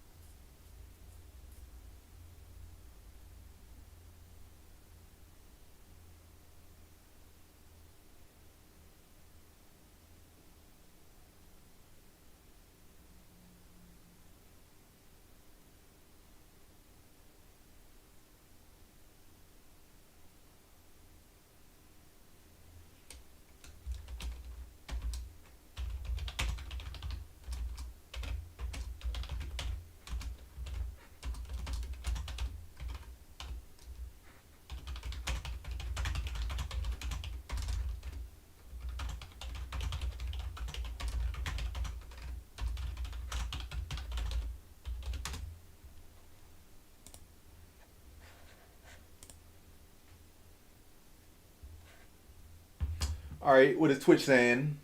Twitch not saying nothing new. YouTube not saying nothing new. Sandhagen's still the favorite on YouTube. Well, at least in my chat, he's not the favorite on the odds. But as far as in this live stream, 60% of people have Sandhagen win here. So a lot of people want Sandhagen to win here, or are predicting Sandhagen to win. 5 votes, so it's 3 votes to 2. Sandhagen in the lead. One more vote from Rob could tie it up. 2 more votes from Rob could take him to the lead. But currently, the live stream is siding with Sandhagen.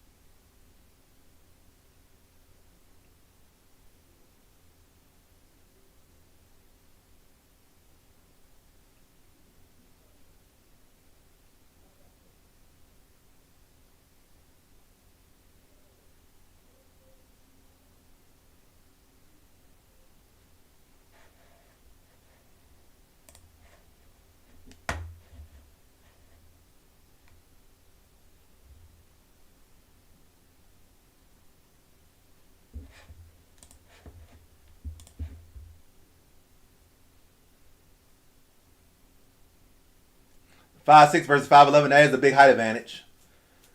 But the reach is only 2-inch advantage for Sandhagen. 68 versus 70 inch. 5'6" versus 5'11". Similar ages.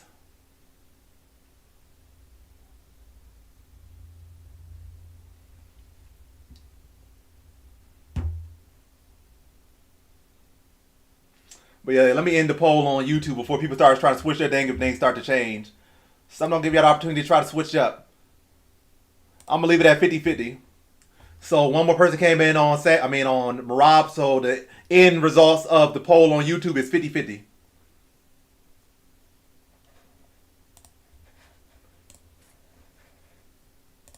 The end results on Twitch are just Jill going for Sandhagen. Only one person put in their points.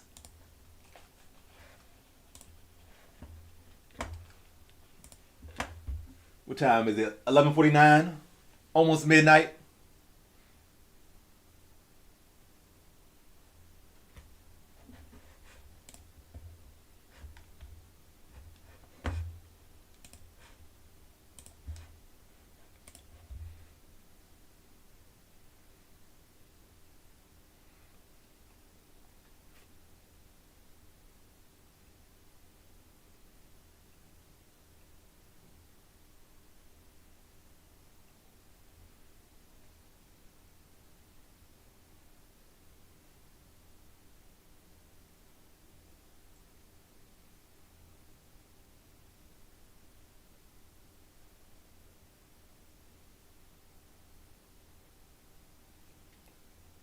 Sandhagen looks hyped up.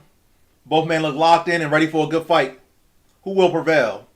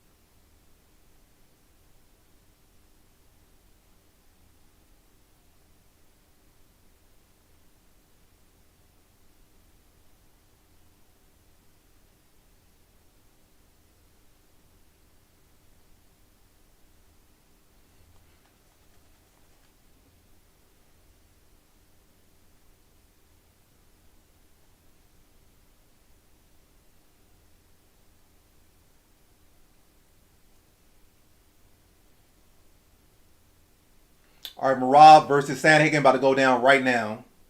Co-main event.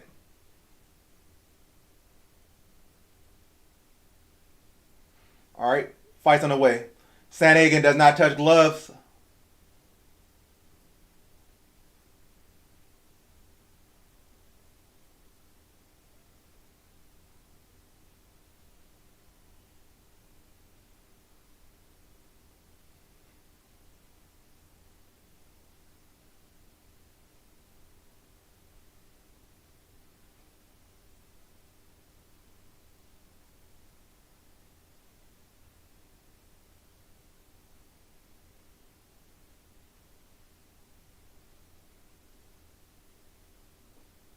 Ooh, some good shots landed by Billy.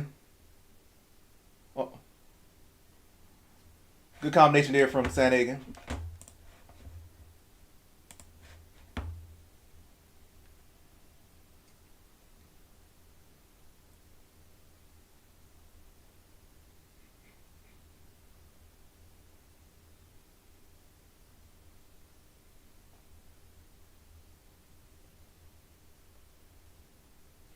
Oh, that was a good sequence there for Sandhagen.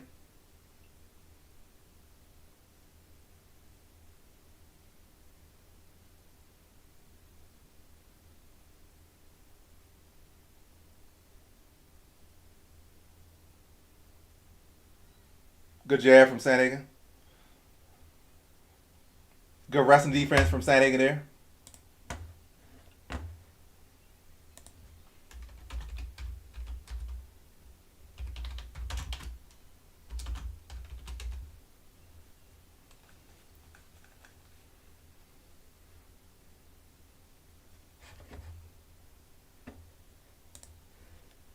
Rod gets to the body lock. Let's see if we can do anything with this.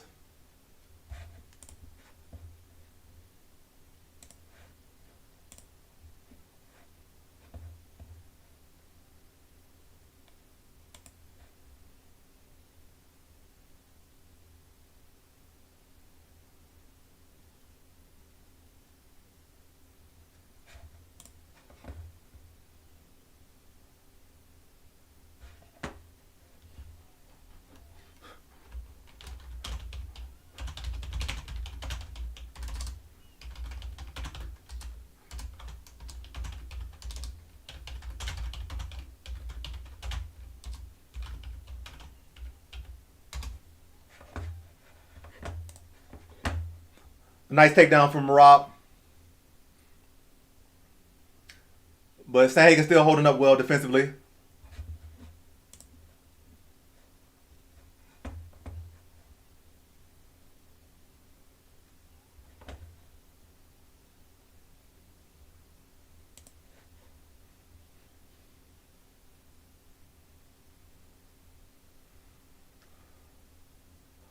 Oh, good forward pressure and combination here from Sandhagen.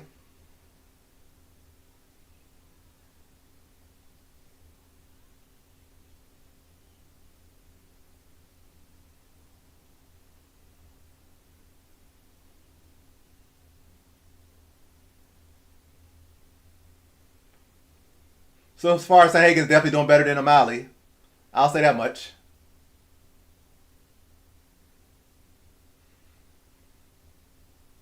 Good jab from Sandhagen. Good hooks from Murat.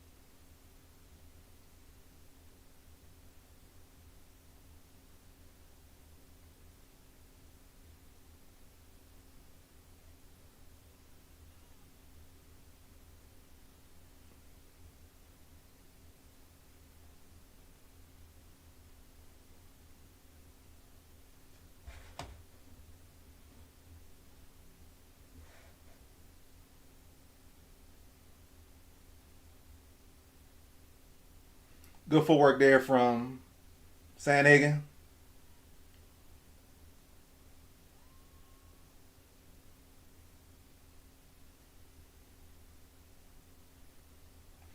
First round goes to Sandhagen. Devalos really got to find some answers, but first round goes to Sandhagen. Did a good job addressing the grappling that first round. Landed some clean strikes, had some good footwork. Devalos really has to pick up the pace.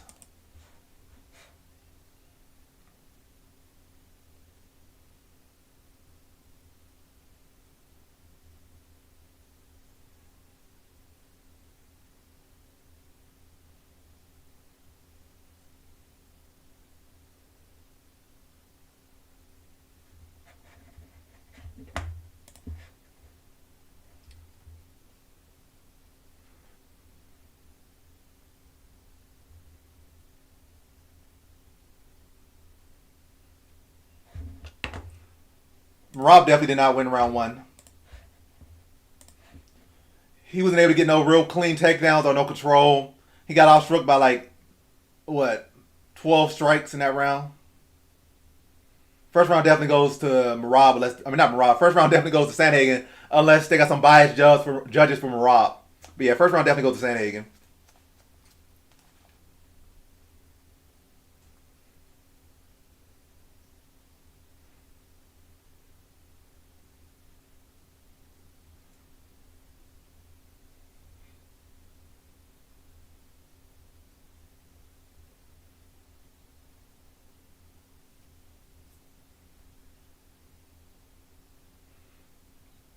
Still some good defense from Sandhagen here.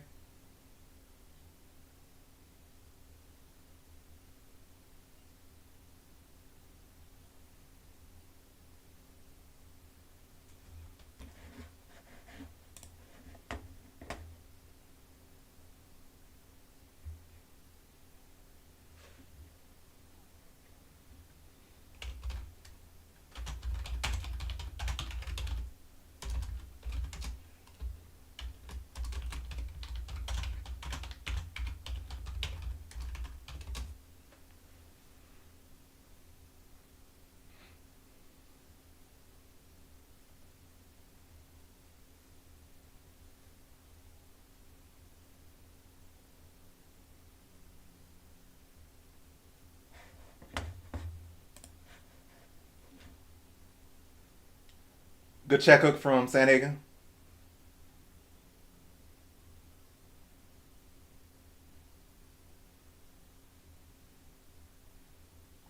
Oh, good pressure by Marab. He's able to land some combinations with the pressure.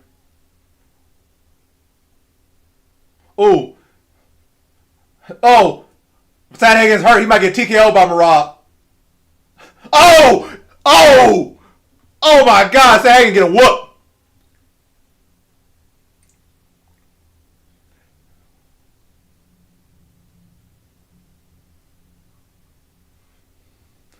Marab striking ugly as mug, but power is there, and he's relentless.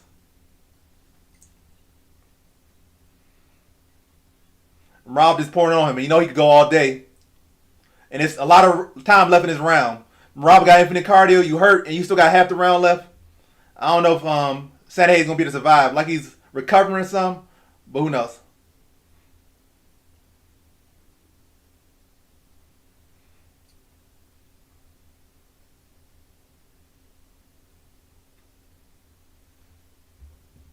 Oh, nice trip there by Rob.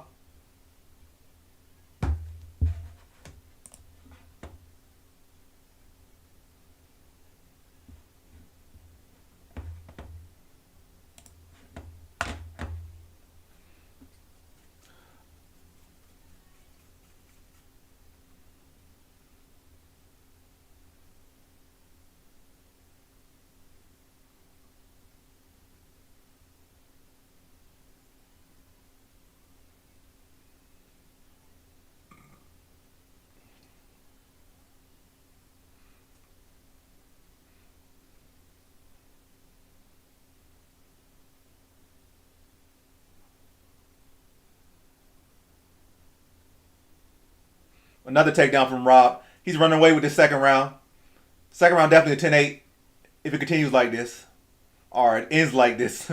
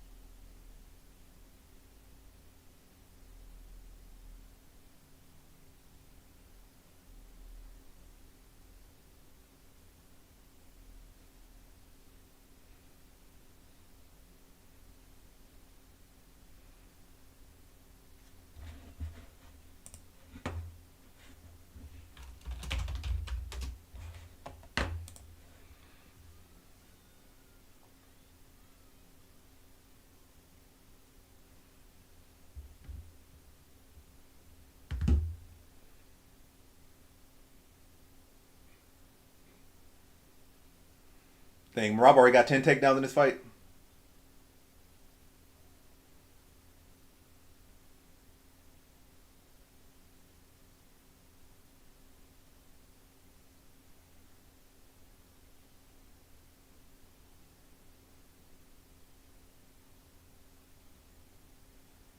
Ten eight round for Marab in the second round. First round goes to Sandhagen. Second round goes to Marab in a big way. 10-8 round. The closest Sandhagen has ever been to being TKO. He's been stopped by Aljo by sub in the first round before. But that's the closest he ever been to getting TKO'd in a fight. Rob had him real close to getting TKO'd.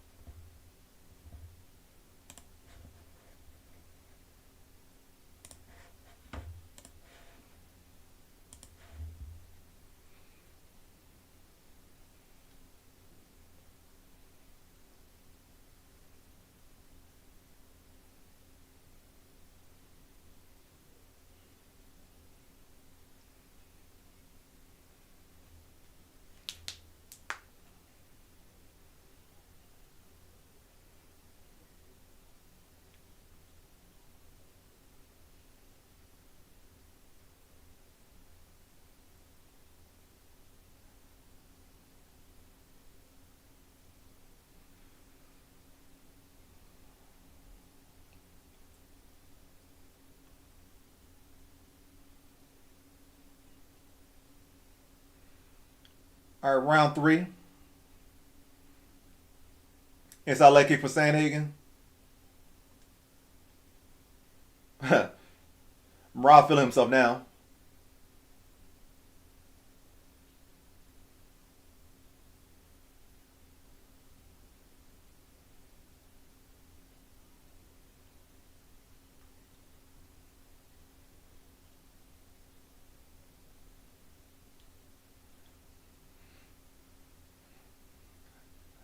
Rob attacks the single and then switches to the double.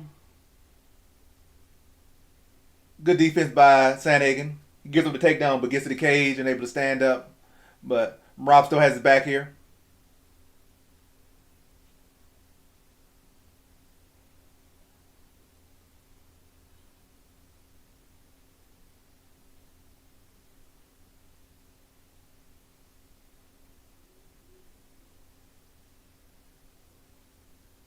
Oh, good hook from Rob on the break.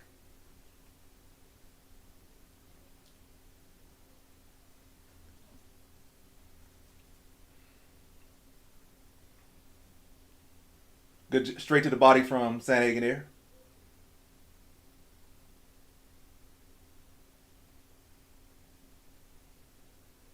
Ooh, big right hand from Rob. Good hook from Rob. Another right hand from Rob.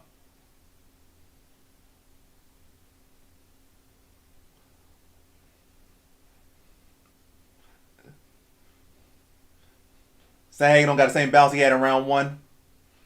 He's there to be hit more. Rob catching with check hooks. Multiple of them. He just caught him with his two just there. Good jab lands from Rob. Another single attack by Rob. Switches off to the double. Like, I don't think he cares about getting a takedown at this point. He's just trying to wear on Sandhagen. And the more tired Sandhagen gets, the more he is there to be hit.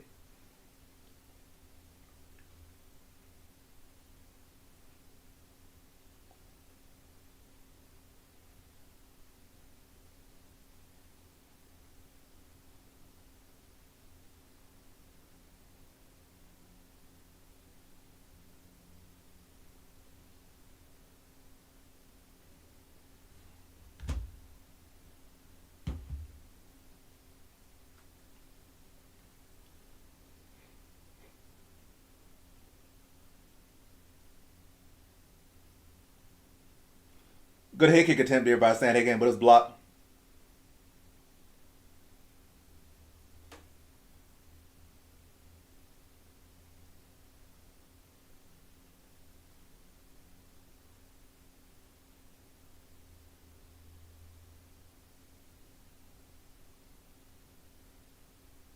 Good pressure there by Marab.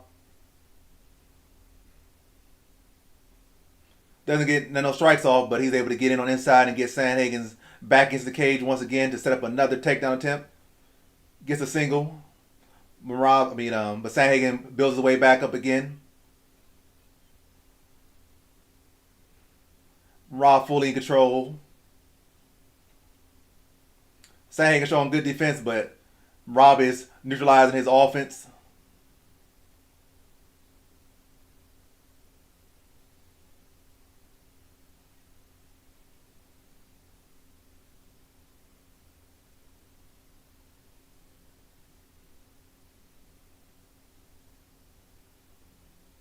Another single attack from Rob puts Sandhagen against the cage.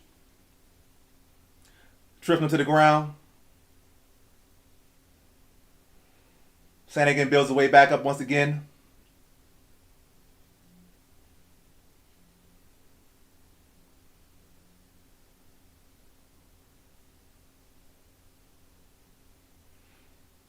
Rob driving some knees into Sandhagen's thigh here against the cage.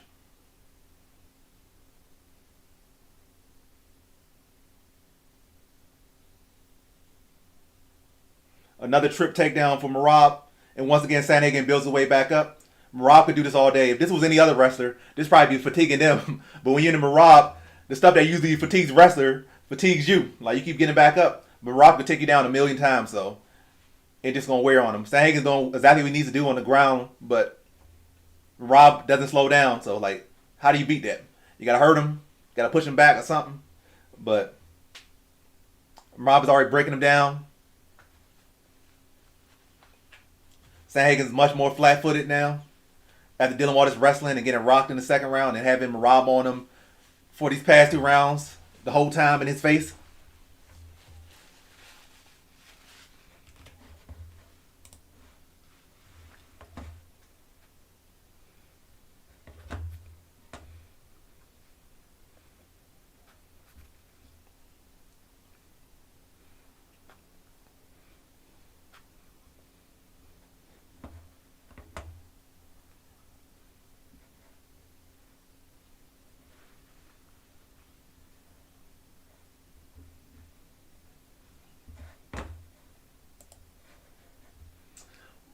But yeah, 10-8 second round for Marab and a 10-9 third round for Marab.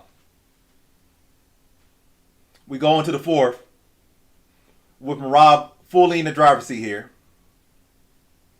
Sandhagen has definitely shown a lot of heart though, because he definitely a lot of other people, including him, would be out in that second round, but he survived, held on well. But yeah, Marab fully in the driver's seat.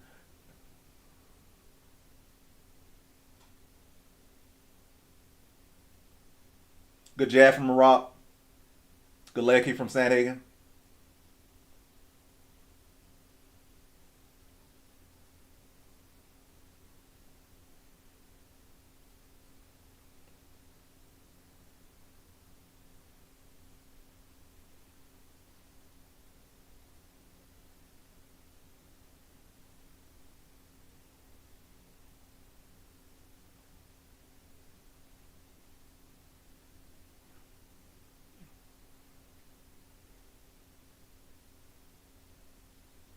Ooh. Overhand lands to a single, drags him down, but Sandhagen pops right back up. Marab's still heavy on him.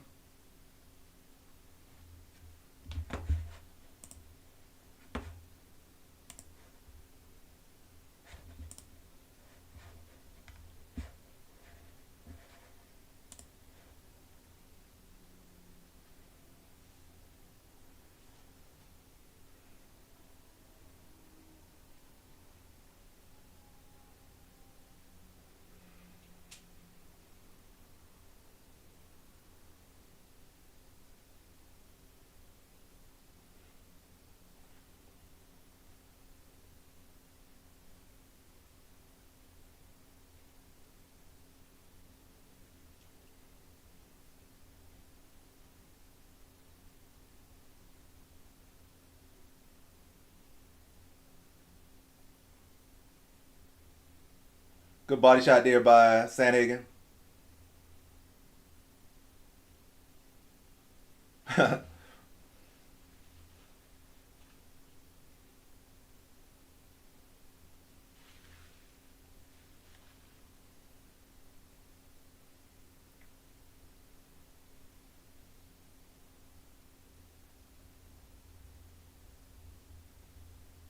Another good hook to the body from Sandhagen.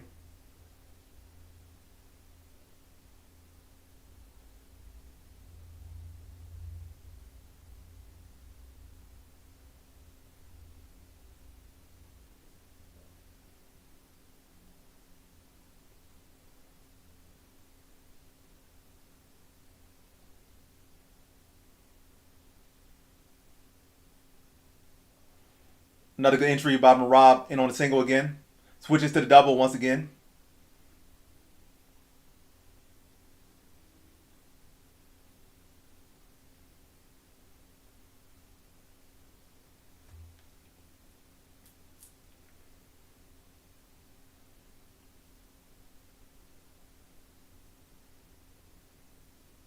Good defense here by Sandhagen. Real good defense. But again, just defense.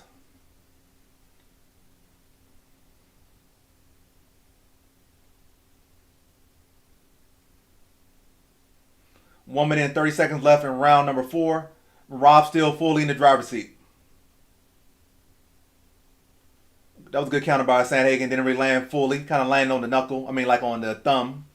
On the head instead of like a knuckle, really. Like the side of the thumb. Not even like the knuckle of the thumb landed. Oh, that was a real good pull counter by Sandhagen. Probably the best shot he landed all fight. But Marab ate it. Oh, he tried to land the flying knee. Rob was wise to it.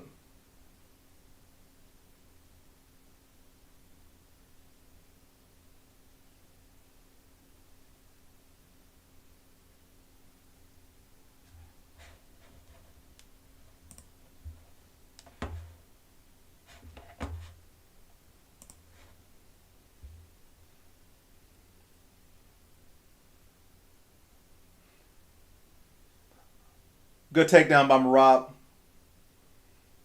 Now he's trying to attack a Dars on Sandhagen with 25 seconds left in round number 4.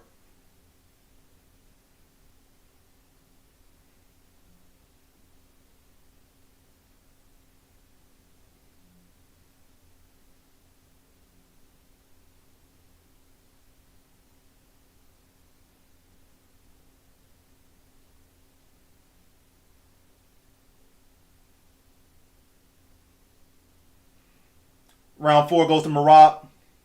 Another 10-9 round.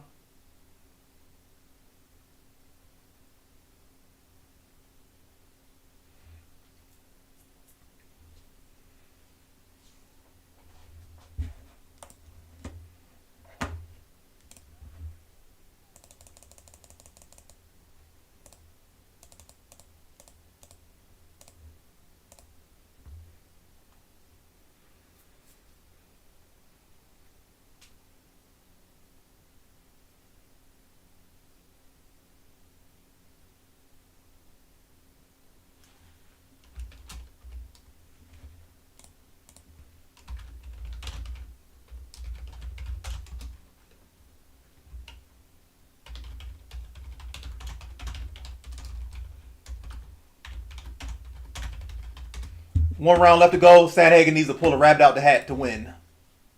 And let me see exactly what I picked. I think I did prediction. I think I did decision for Dvalishvili. I did decision. So 5 more minutes, and that's another perfect prediction if Dvalishvili wins the decision. Just 5 more minutes.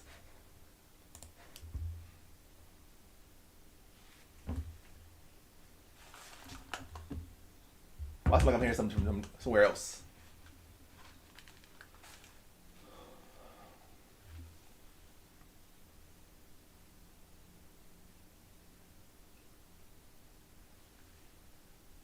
Rob attacking the single again. He gonna go to the double. He does. He goes to the back. Nice little outside trip.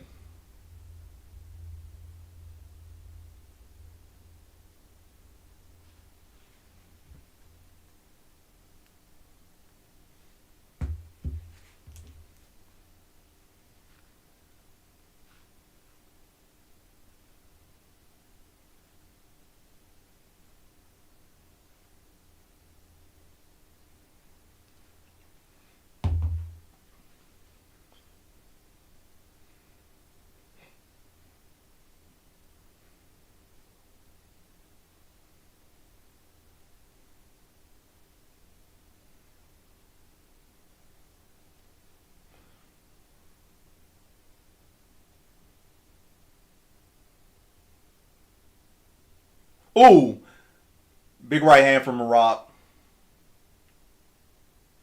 Ooh, another big right from Rob. And a takedown. Now Rob back on the front headlock.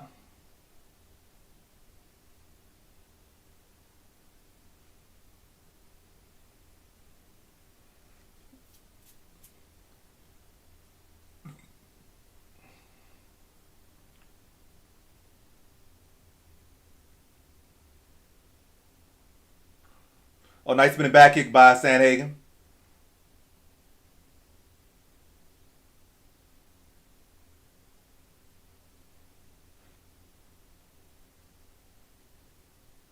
Ooh, another overhand to a double. Sandhagen defends, but Rob has him against the cage once again. Ooh, another trip by Marab. Marab got like 16 takedowns this fight. Good scramble by Sandhagen here.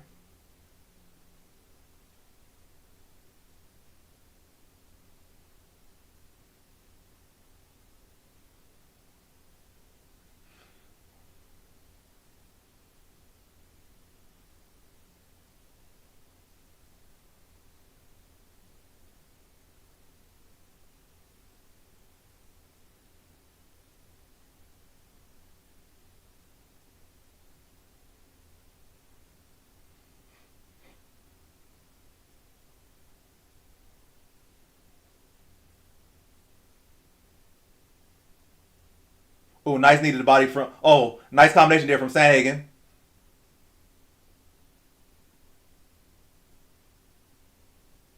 Oh, good combination there from Rob.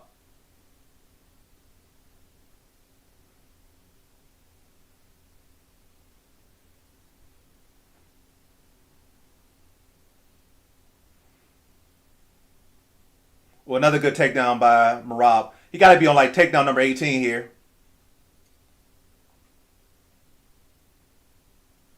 Only a minute 24 seconds left in round number 5.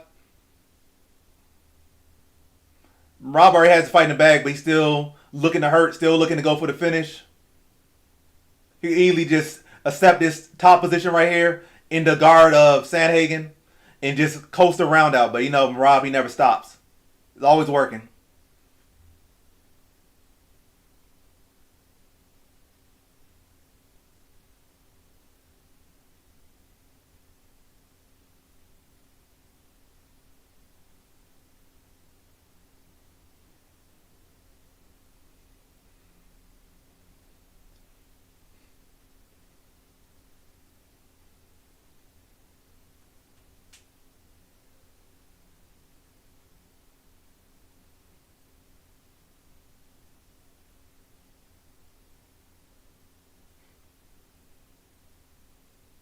Another takedown. Got to be number 20. Yep. Rob continues to maul him.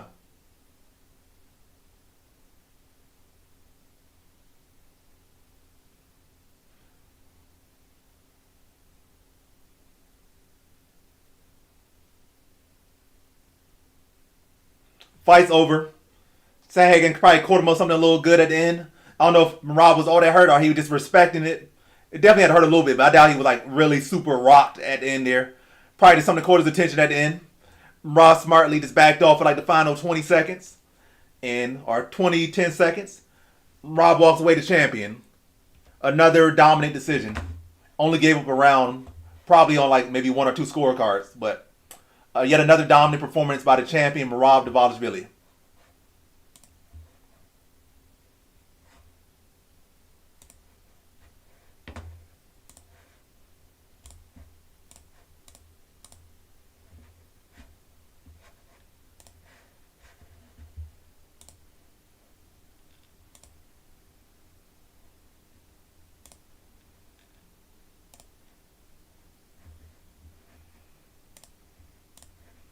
All right, now we put up the final poll of the night. Who wins in the main event?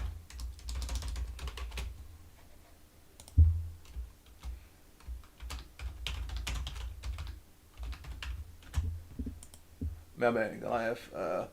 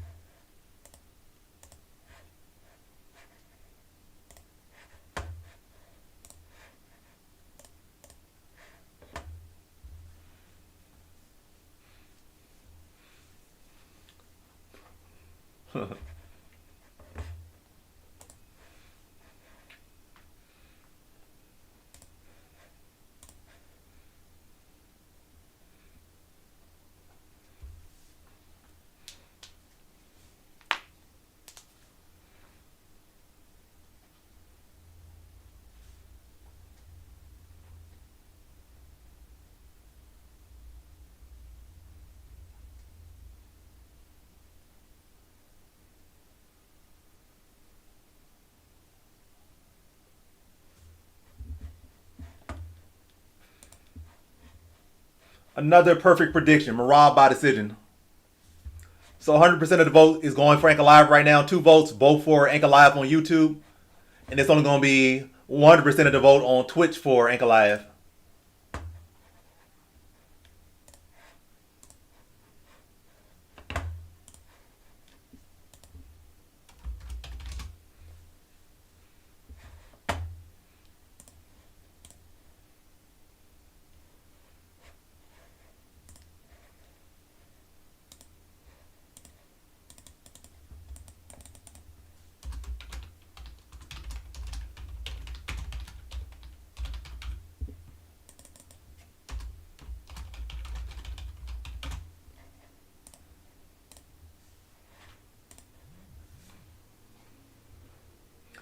Raw, without doubt, is the bantamweight GOAT.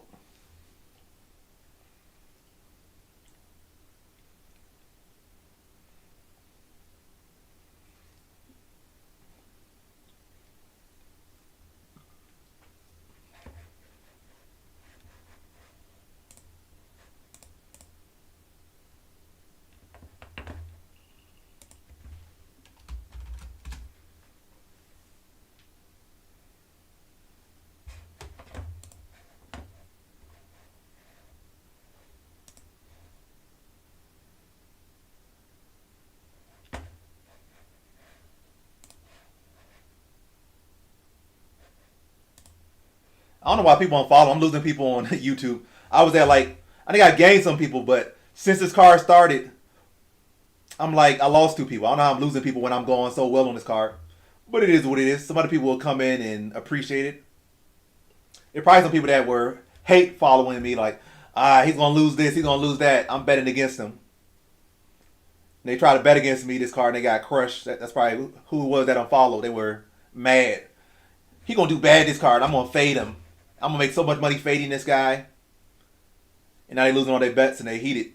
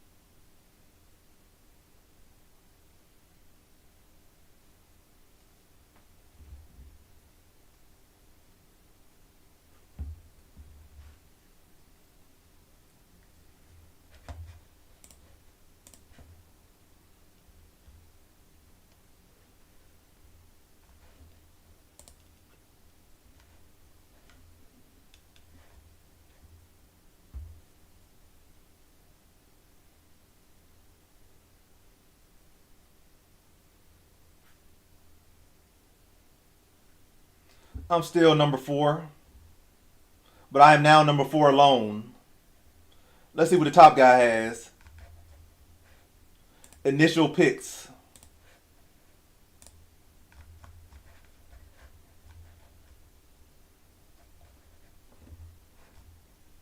What do you got? His picks private or something? He got Ankalaev by decision here.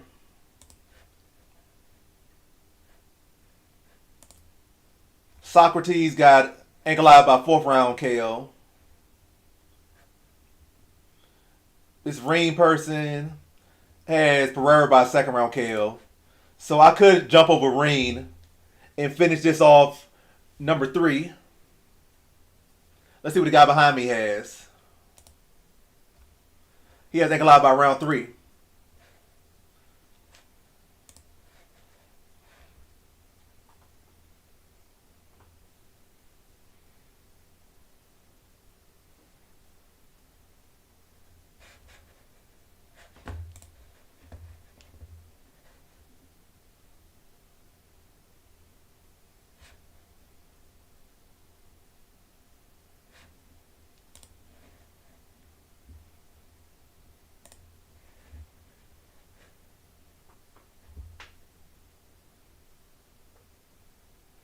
I don't think Mokaev will come back at bantamweight. And either way, Mokaev will get dogged by Rob.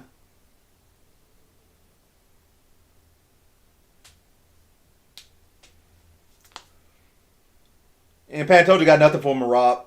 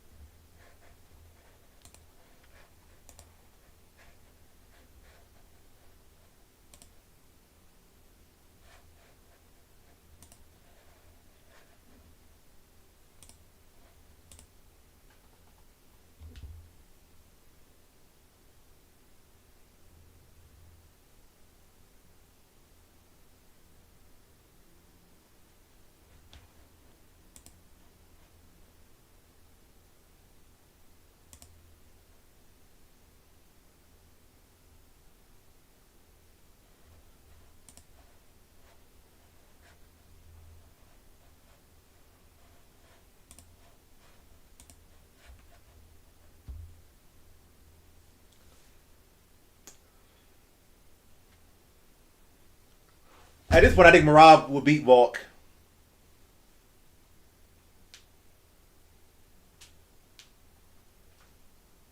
Maybe in the past, maybe like a year or two ago, I think Volk would have beat Merab. I think right now Merab would beat Volk.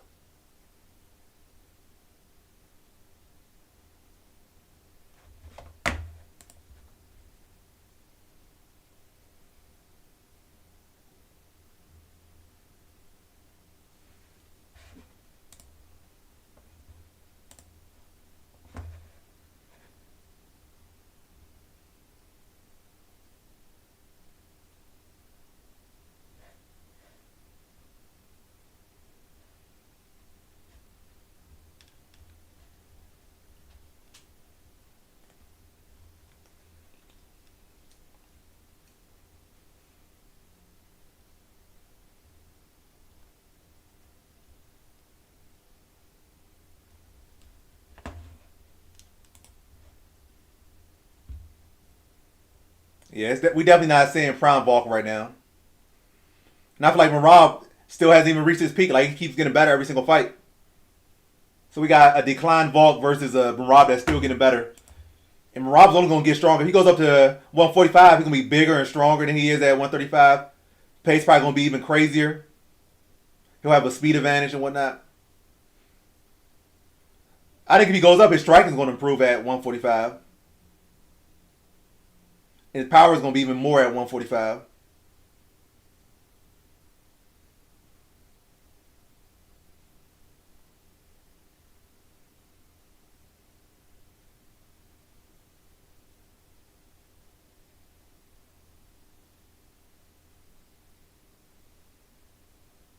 But yeah, let me charge my phone so I can, make my post when this fight's over.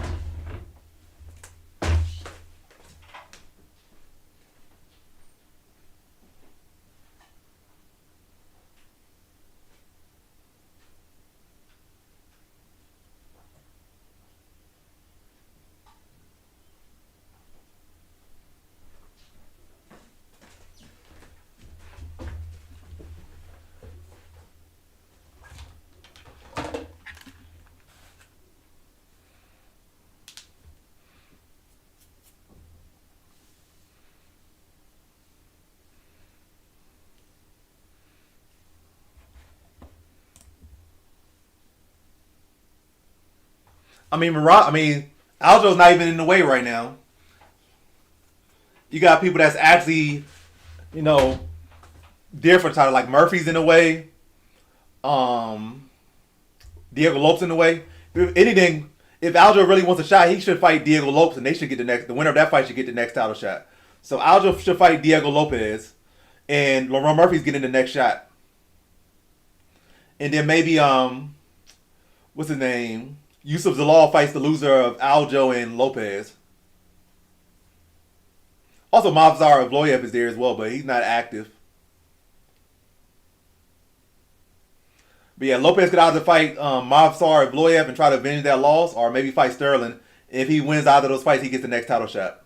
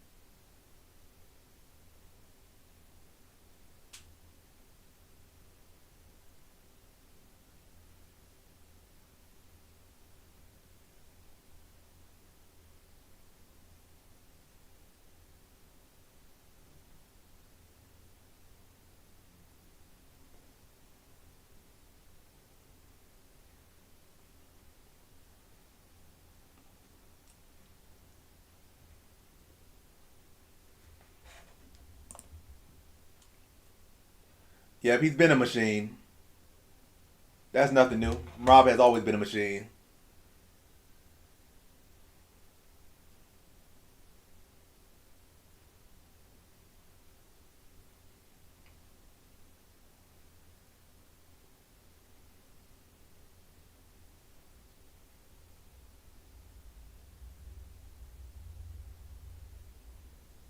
The crowd goes wild.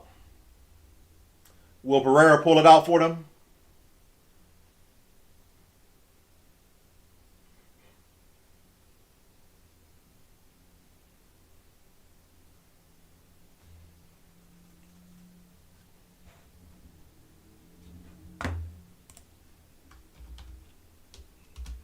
Can he wrest the belt away from Ankalaev? Ankalaev.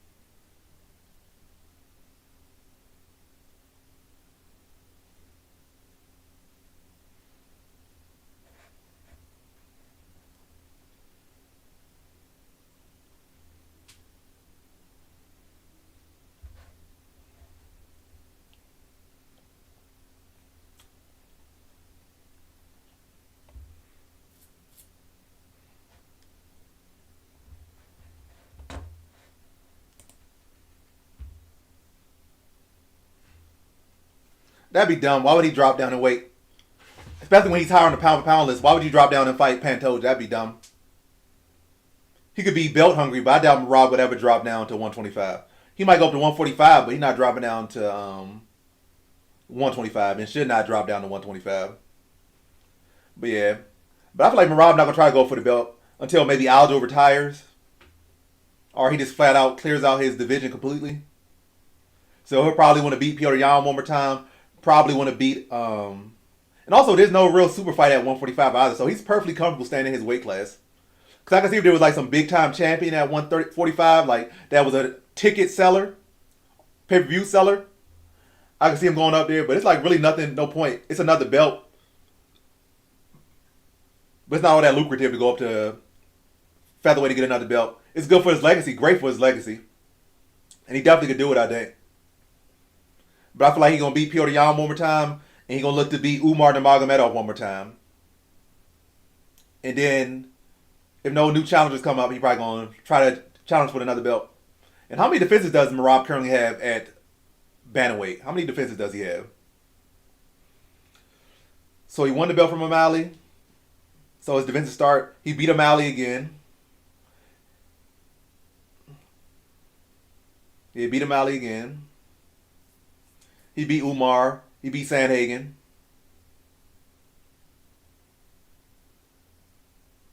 So we got about 3 defenses. Let me look at his dang.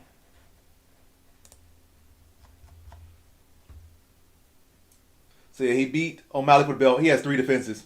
So he's still pretty early as far as like the greats. Like say he ties up Khabib's record is 4 defenses.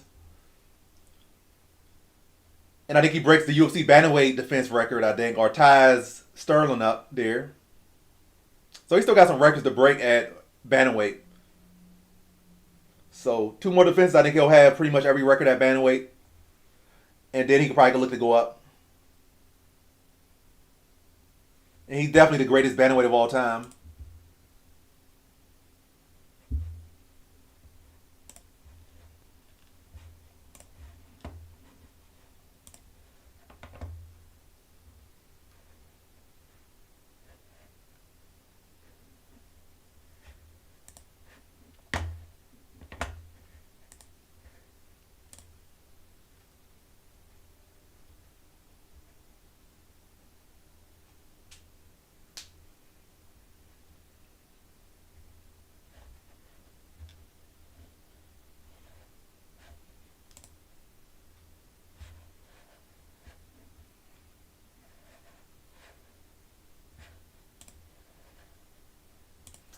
So the YouTube chat has Pereira ahead 55% to 45%. I'm going to end the poll right here. So the YouTube chat has Pereira to win 55% to 45%.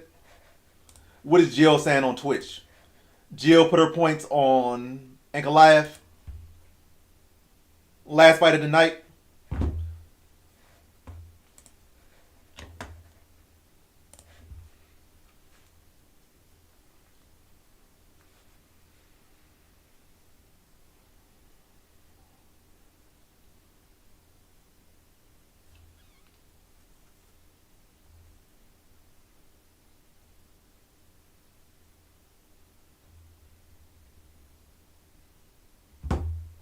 You saw the poll on YouTube?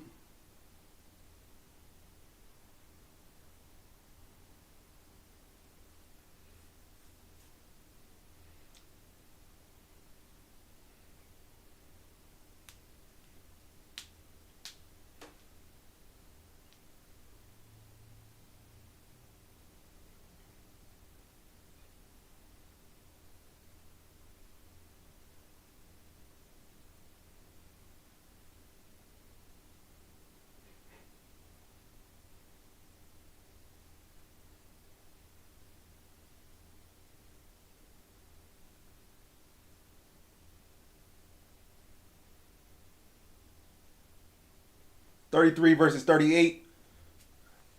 Pereira's 1 inch taller and he has a 4 inch reach advantage. So Pereira's older, but he has an inch of reach. He has 4 inches of reach. 4 inches of reach and 1 inch of height. So Pereira is, 5 years older? No, 4 years older. My math sucks. 5 years older, 1 inch taller, and has like 5 inches of reach. Also see Jamal Hill in attendance. He's definitely sporting a big gut along with that cowboy hat.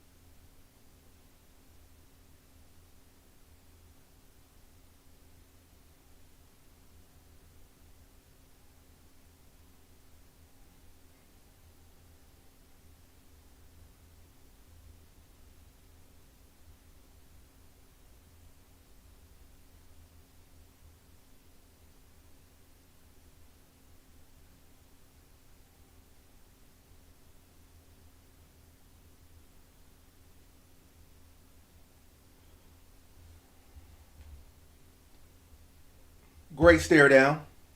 Fight's about to go down. Main event. Will Pereira be able to get his belt back, or will Ankalaev end Pereira's time on top? Maybe potentially retiring. We'll see.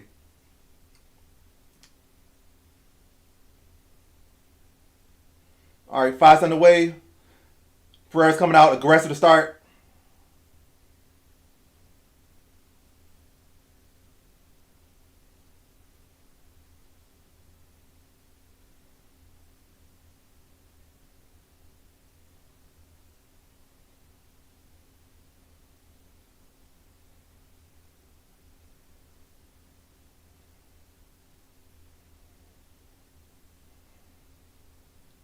Good inside leg kick for Pereira. Good pressure.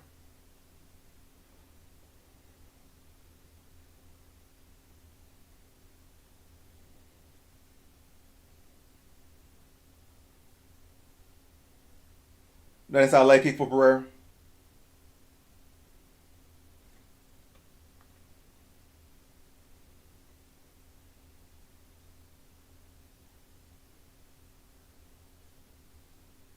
Ooh, overhand lands for Pereira. Ankalaev's hurt. Oh, Pereira dropping ground and pound.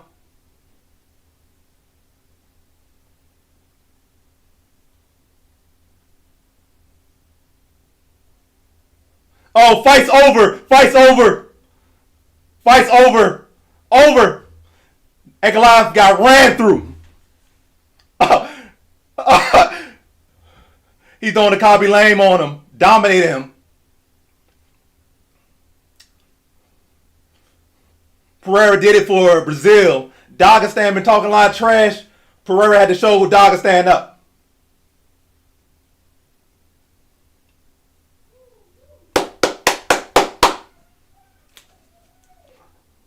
Look at Jerry. Jerry happy. He about to cry. He's happy his rival got that win.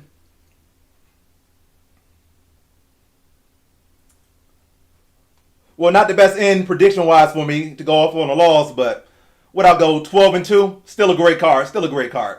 And I do like Pereira more. A lot more. So I ain't mad at that. I lost no money on that. And a great outcome.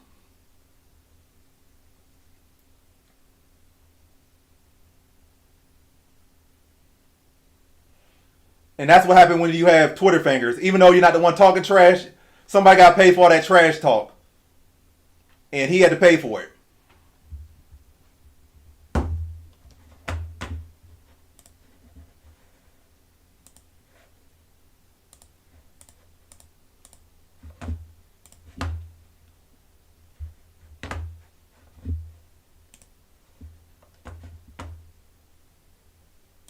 Yep, Ali got the first round TKO.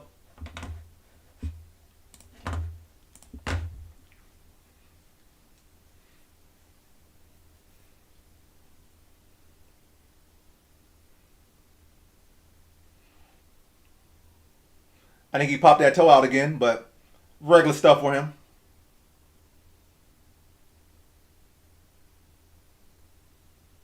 Ooh, nice overhand on the side of the head.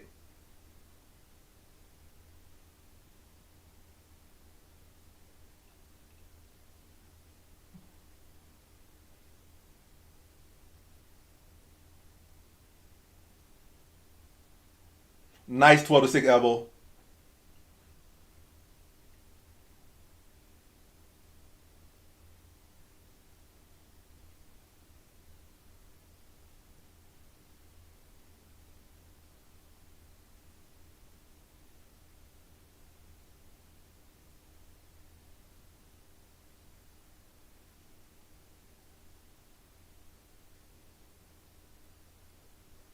Cold-blooded.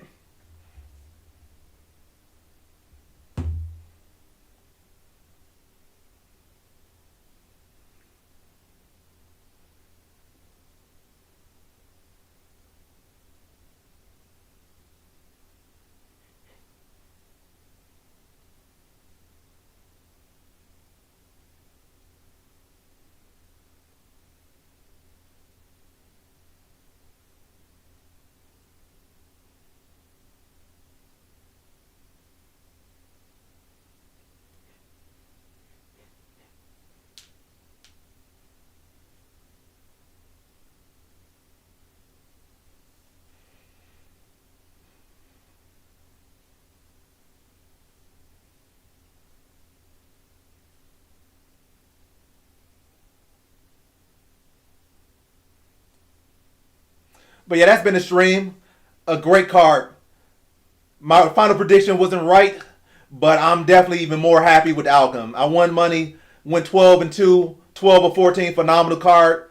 Not a perfect ending, but in a way, this is an even more perfect ending because I like Alex a lot. I'm not even a fan of Magomed at all. Like, he's a cool fighter, I like his style, but I don't care if he wins or loses. I actually like Pereira a bit and fancy him more, so I'm happy with this outcome. And I think this outcome is better for the sport because Ankalaev definitely wasn't selling no tickets. But yeah, I'm about to end the stream. Thanks to everyone that tuned in. Let me see any final comments. I definitely did not win no 100K. I won like $800, but definitely not no 100K. I wish I won 100K. But yeah, great stream. Appreciate everyone that tuned in.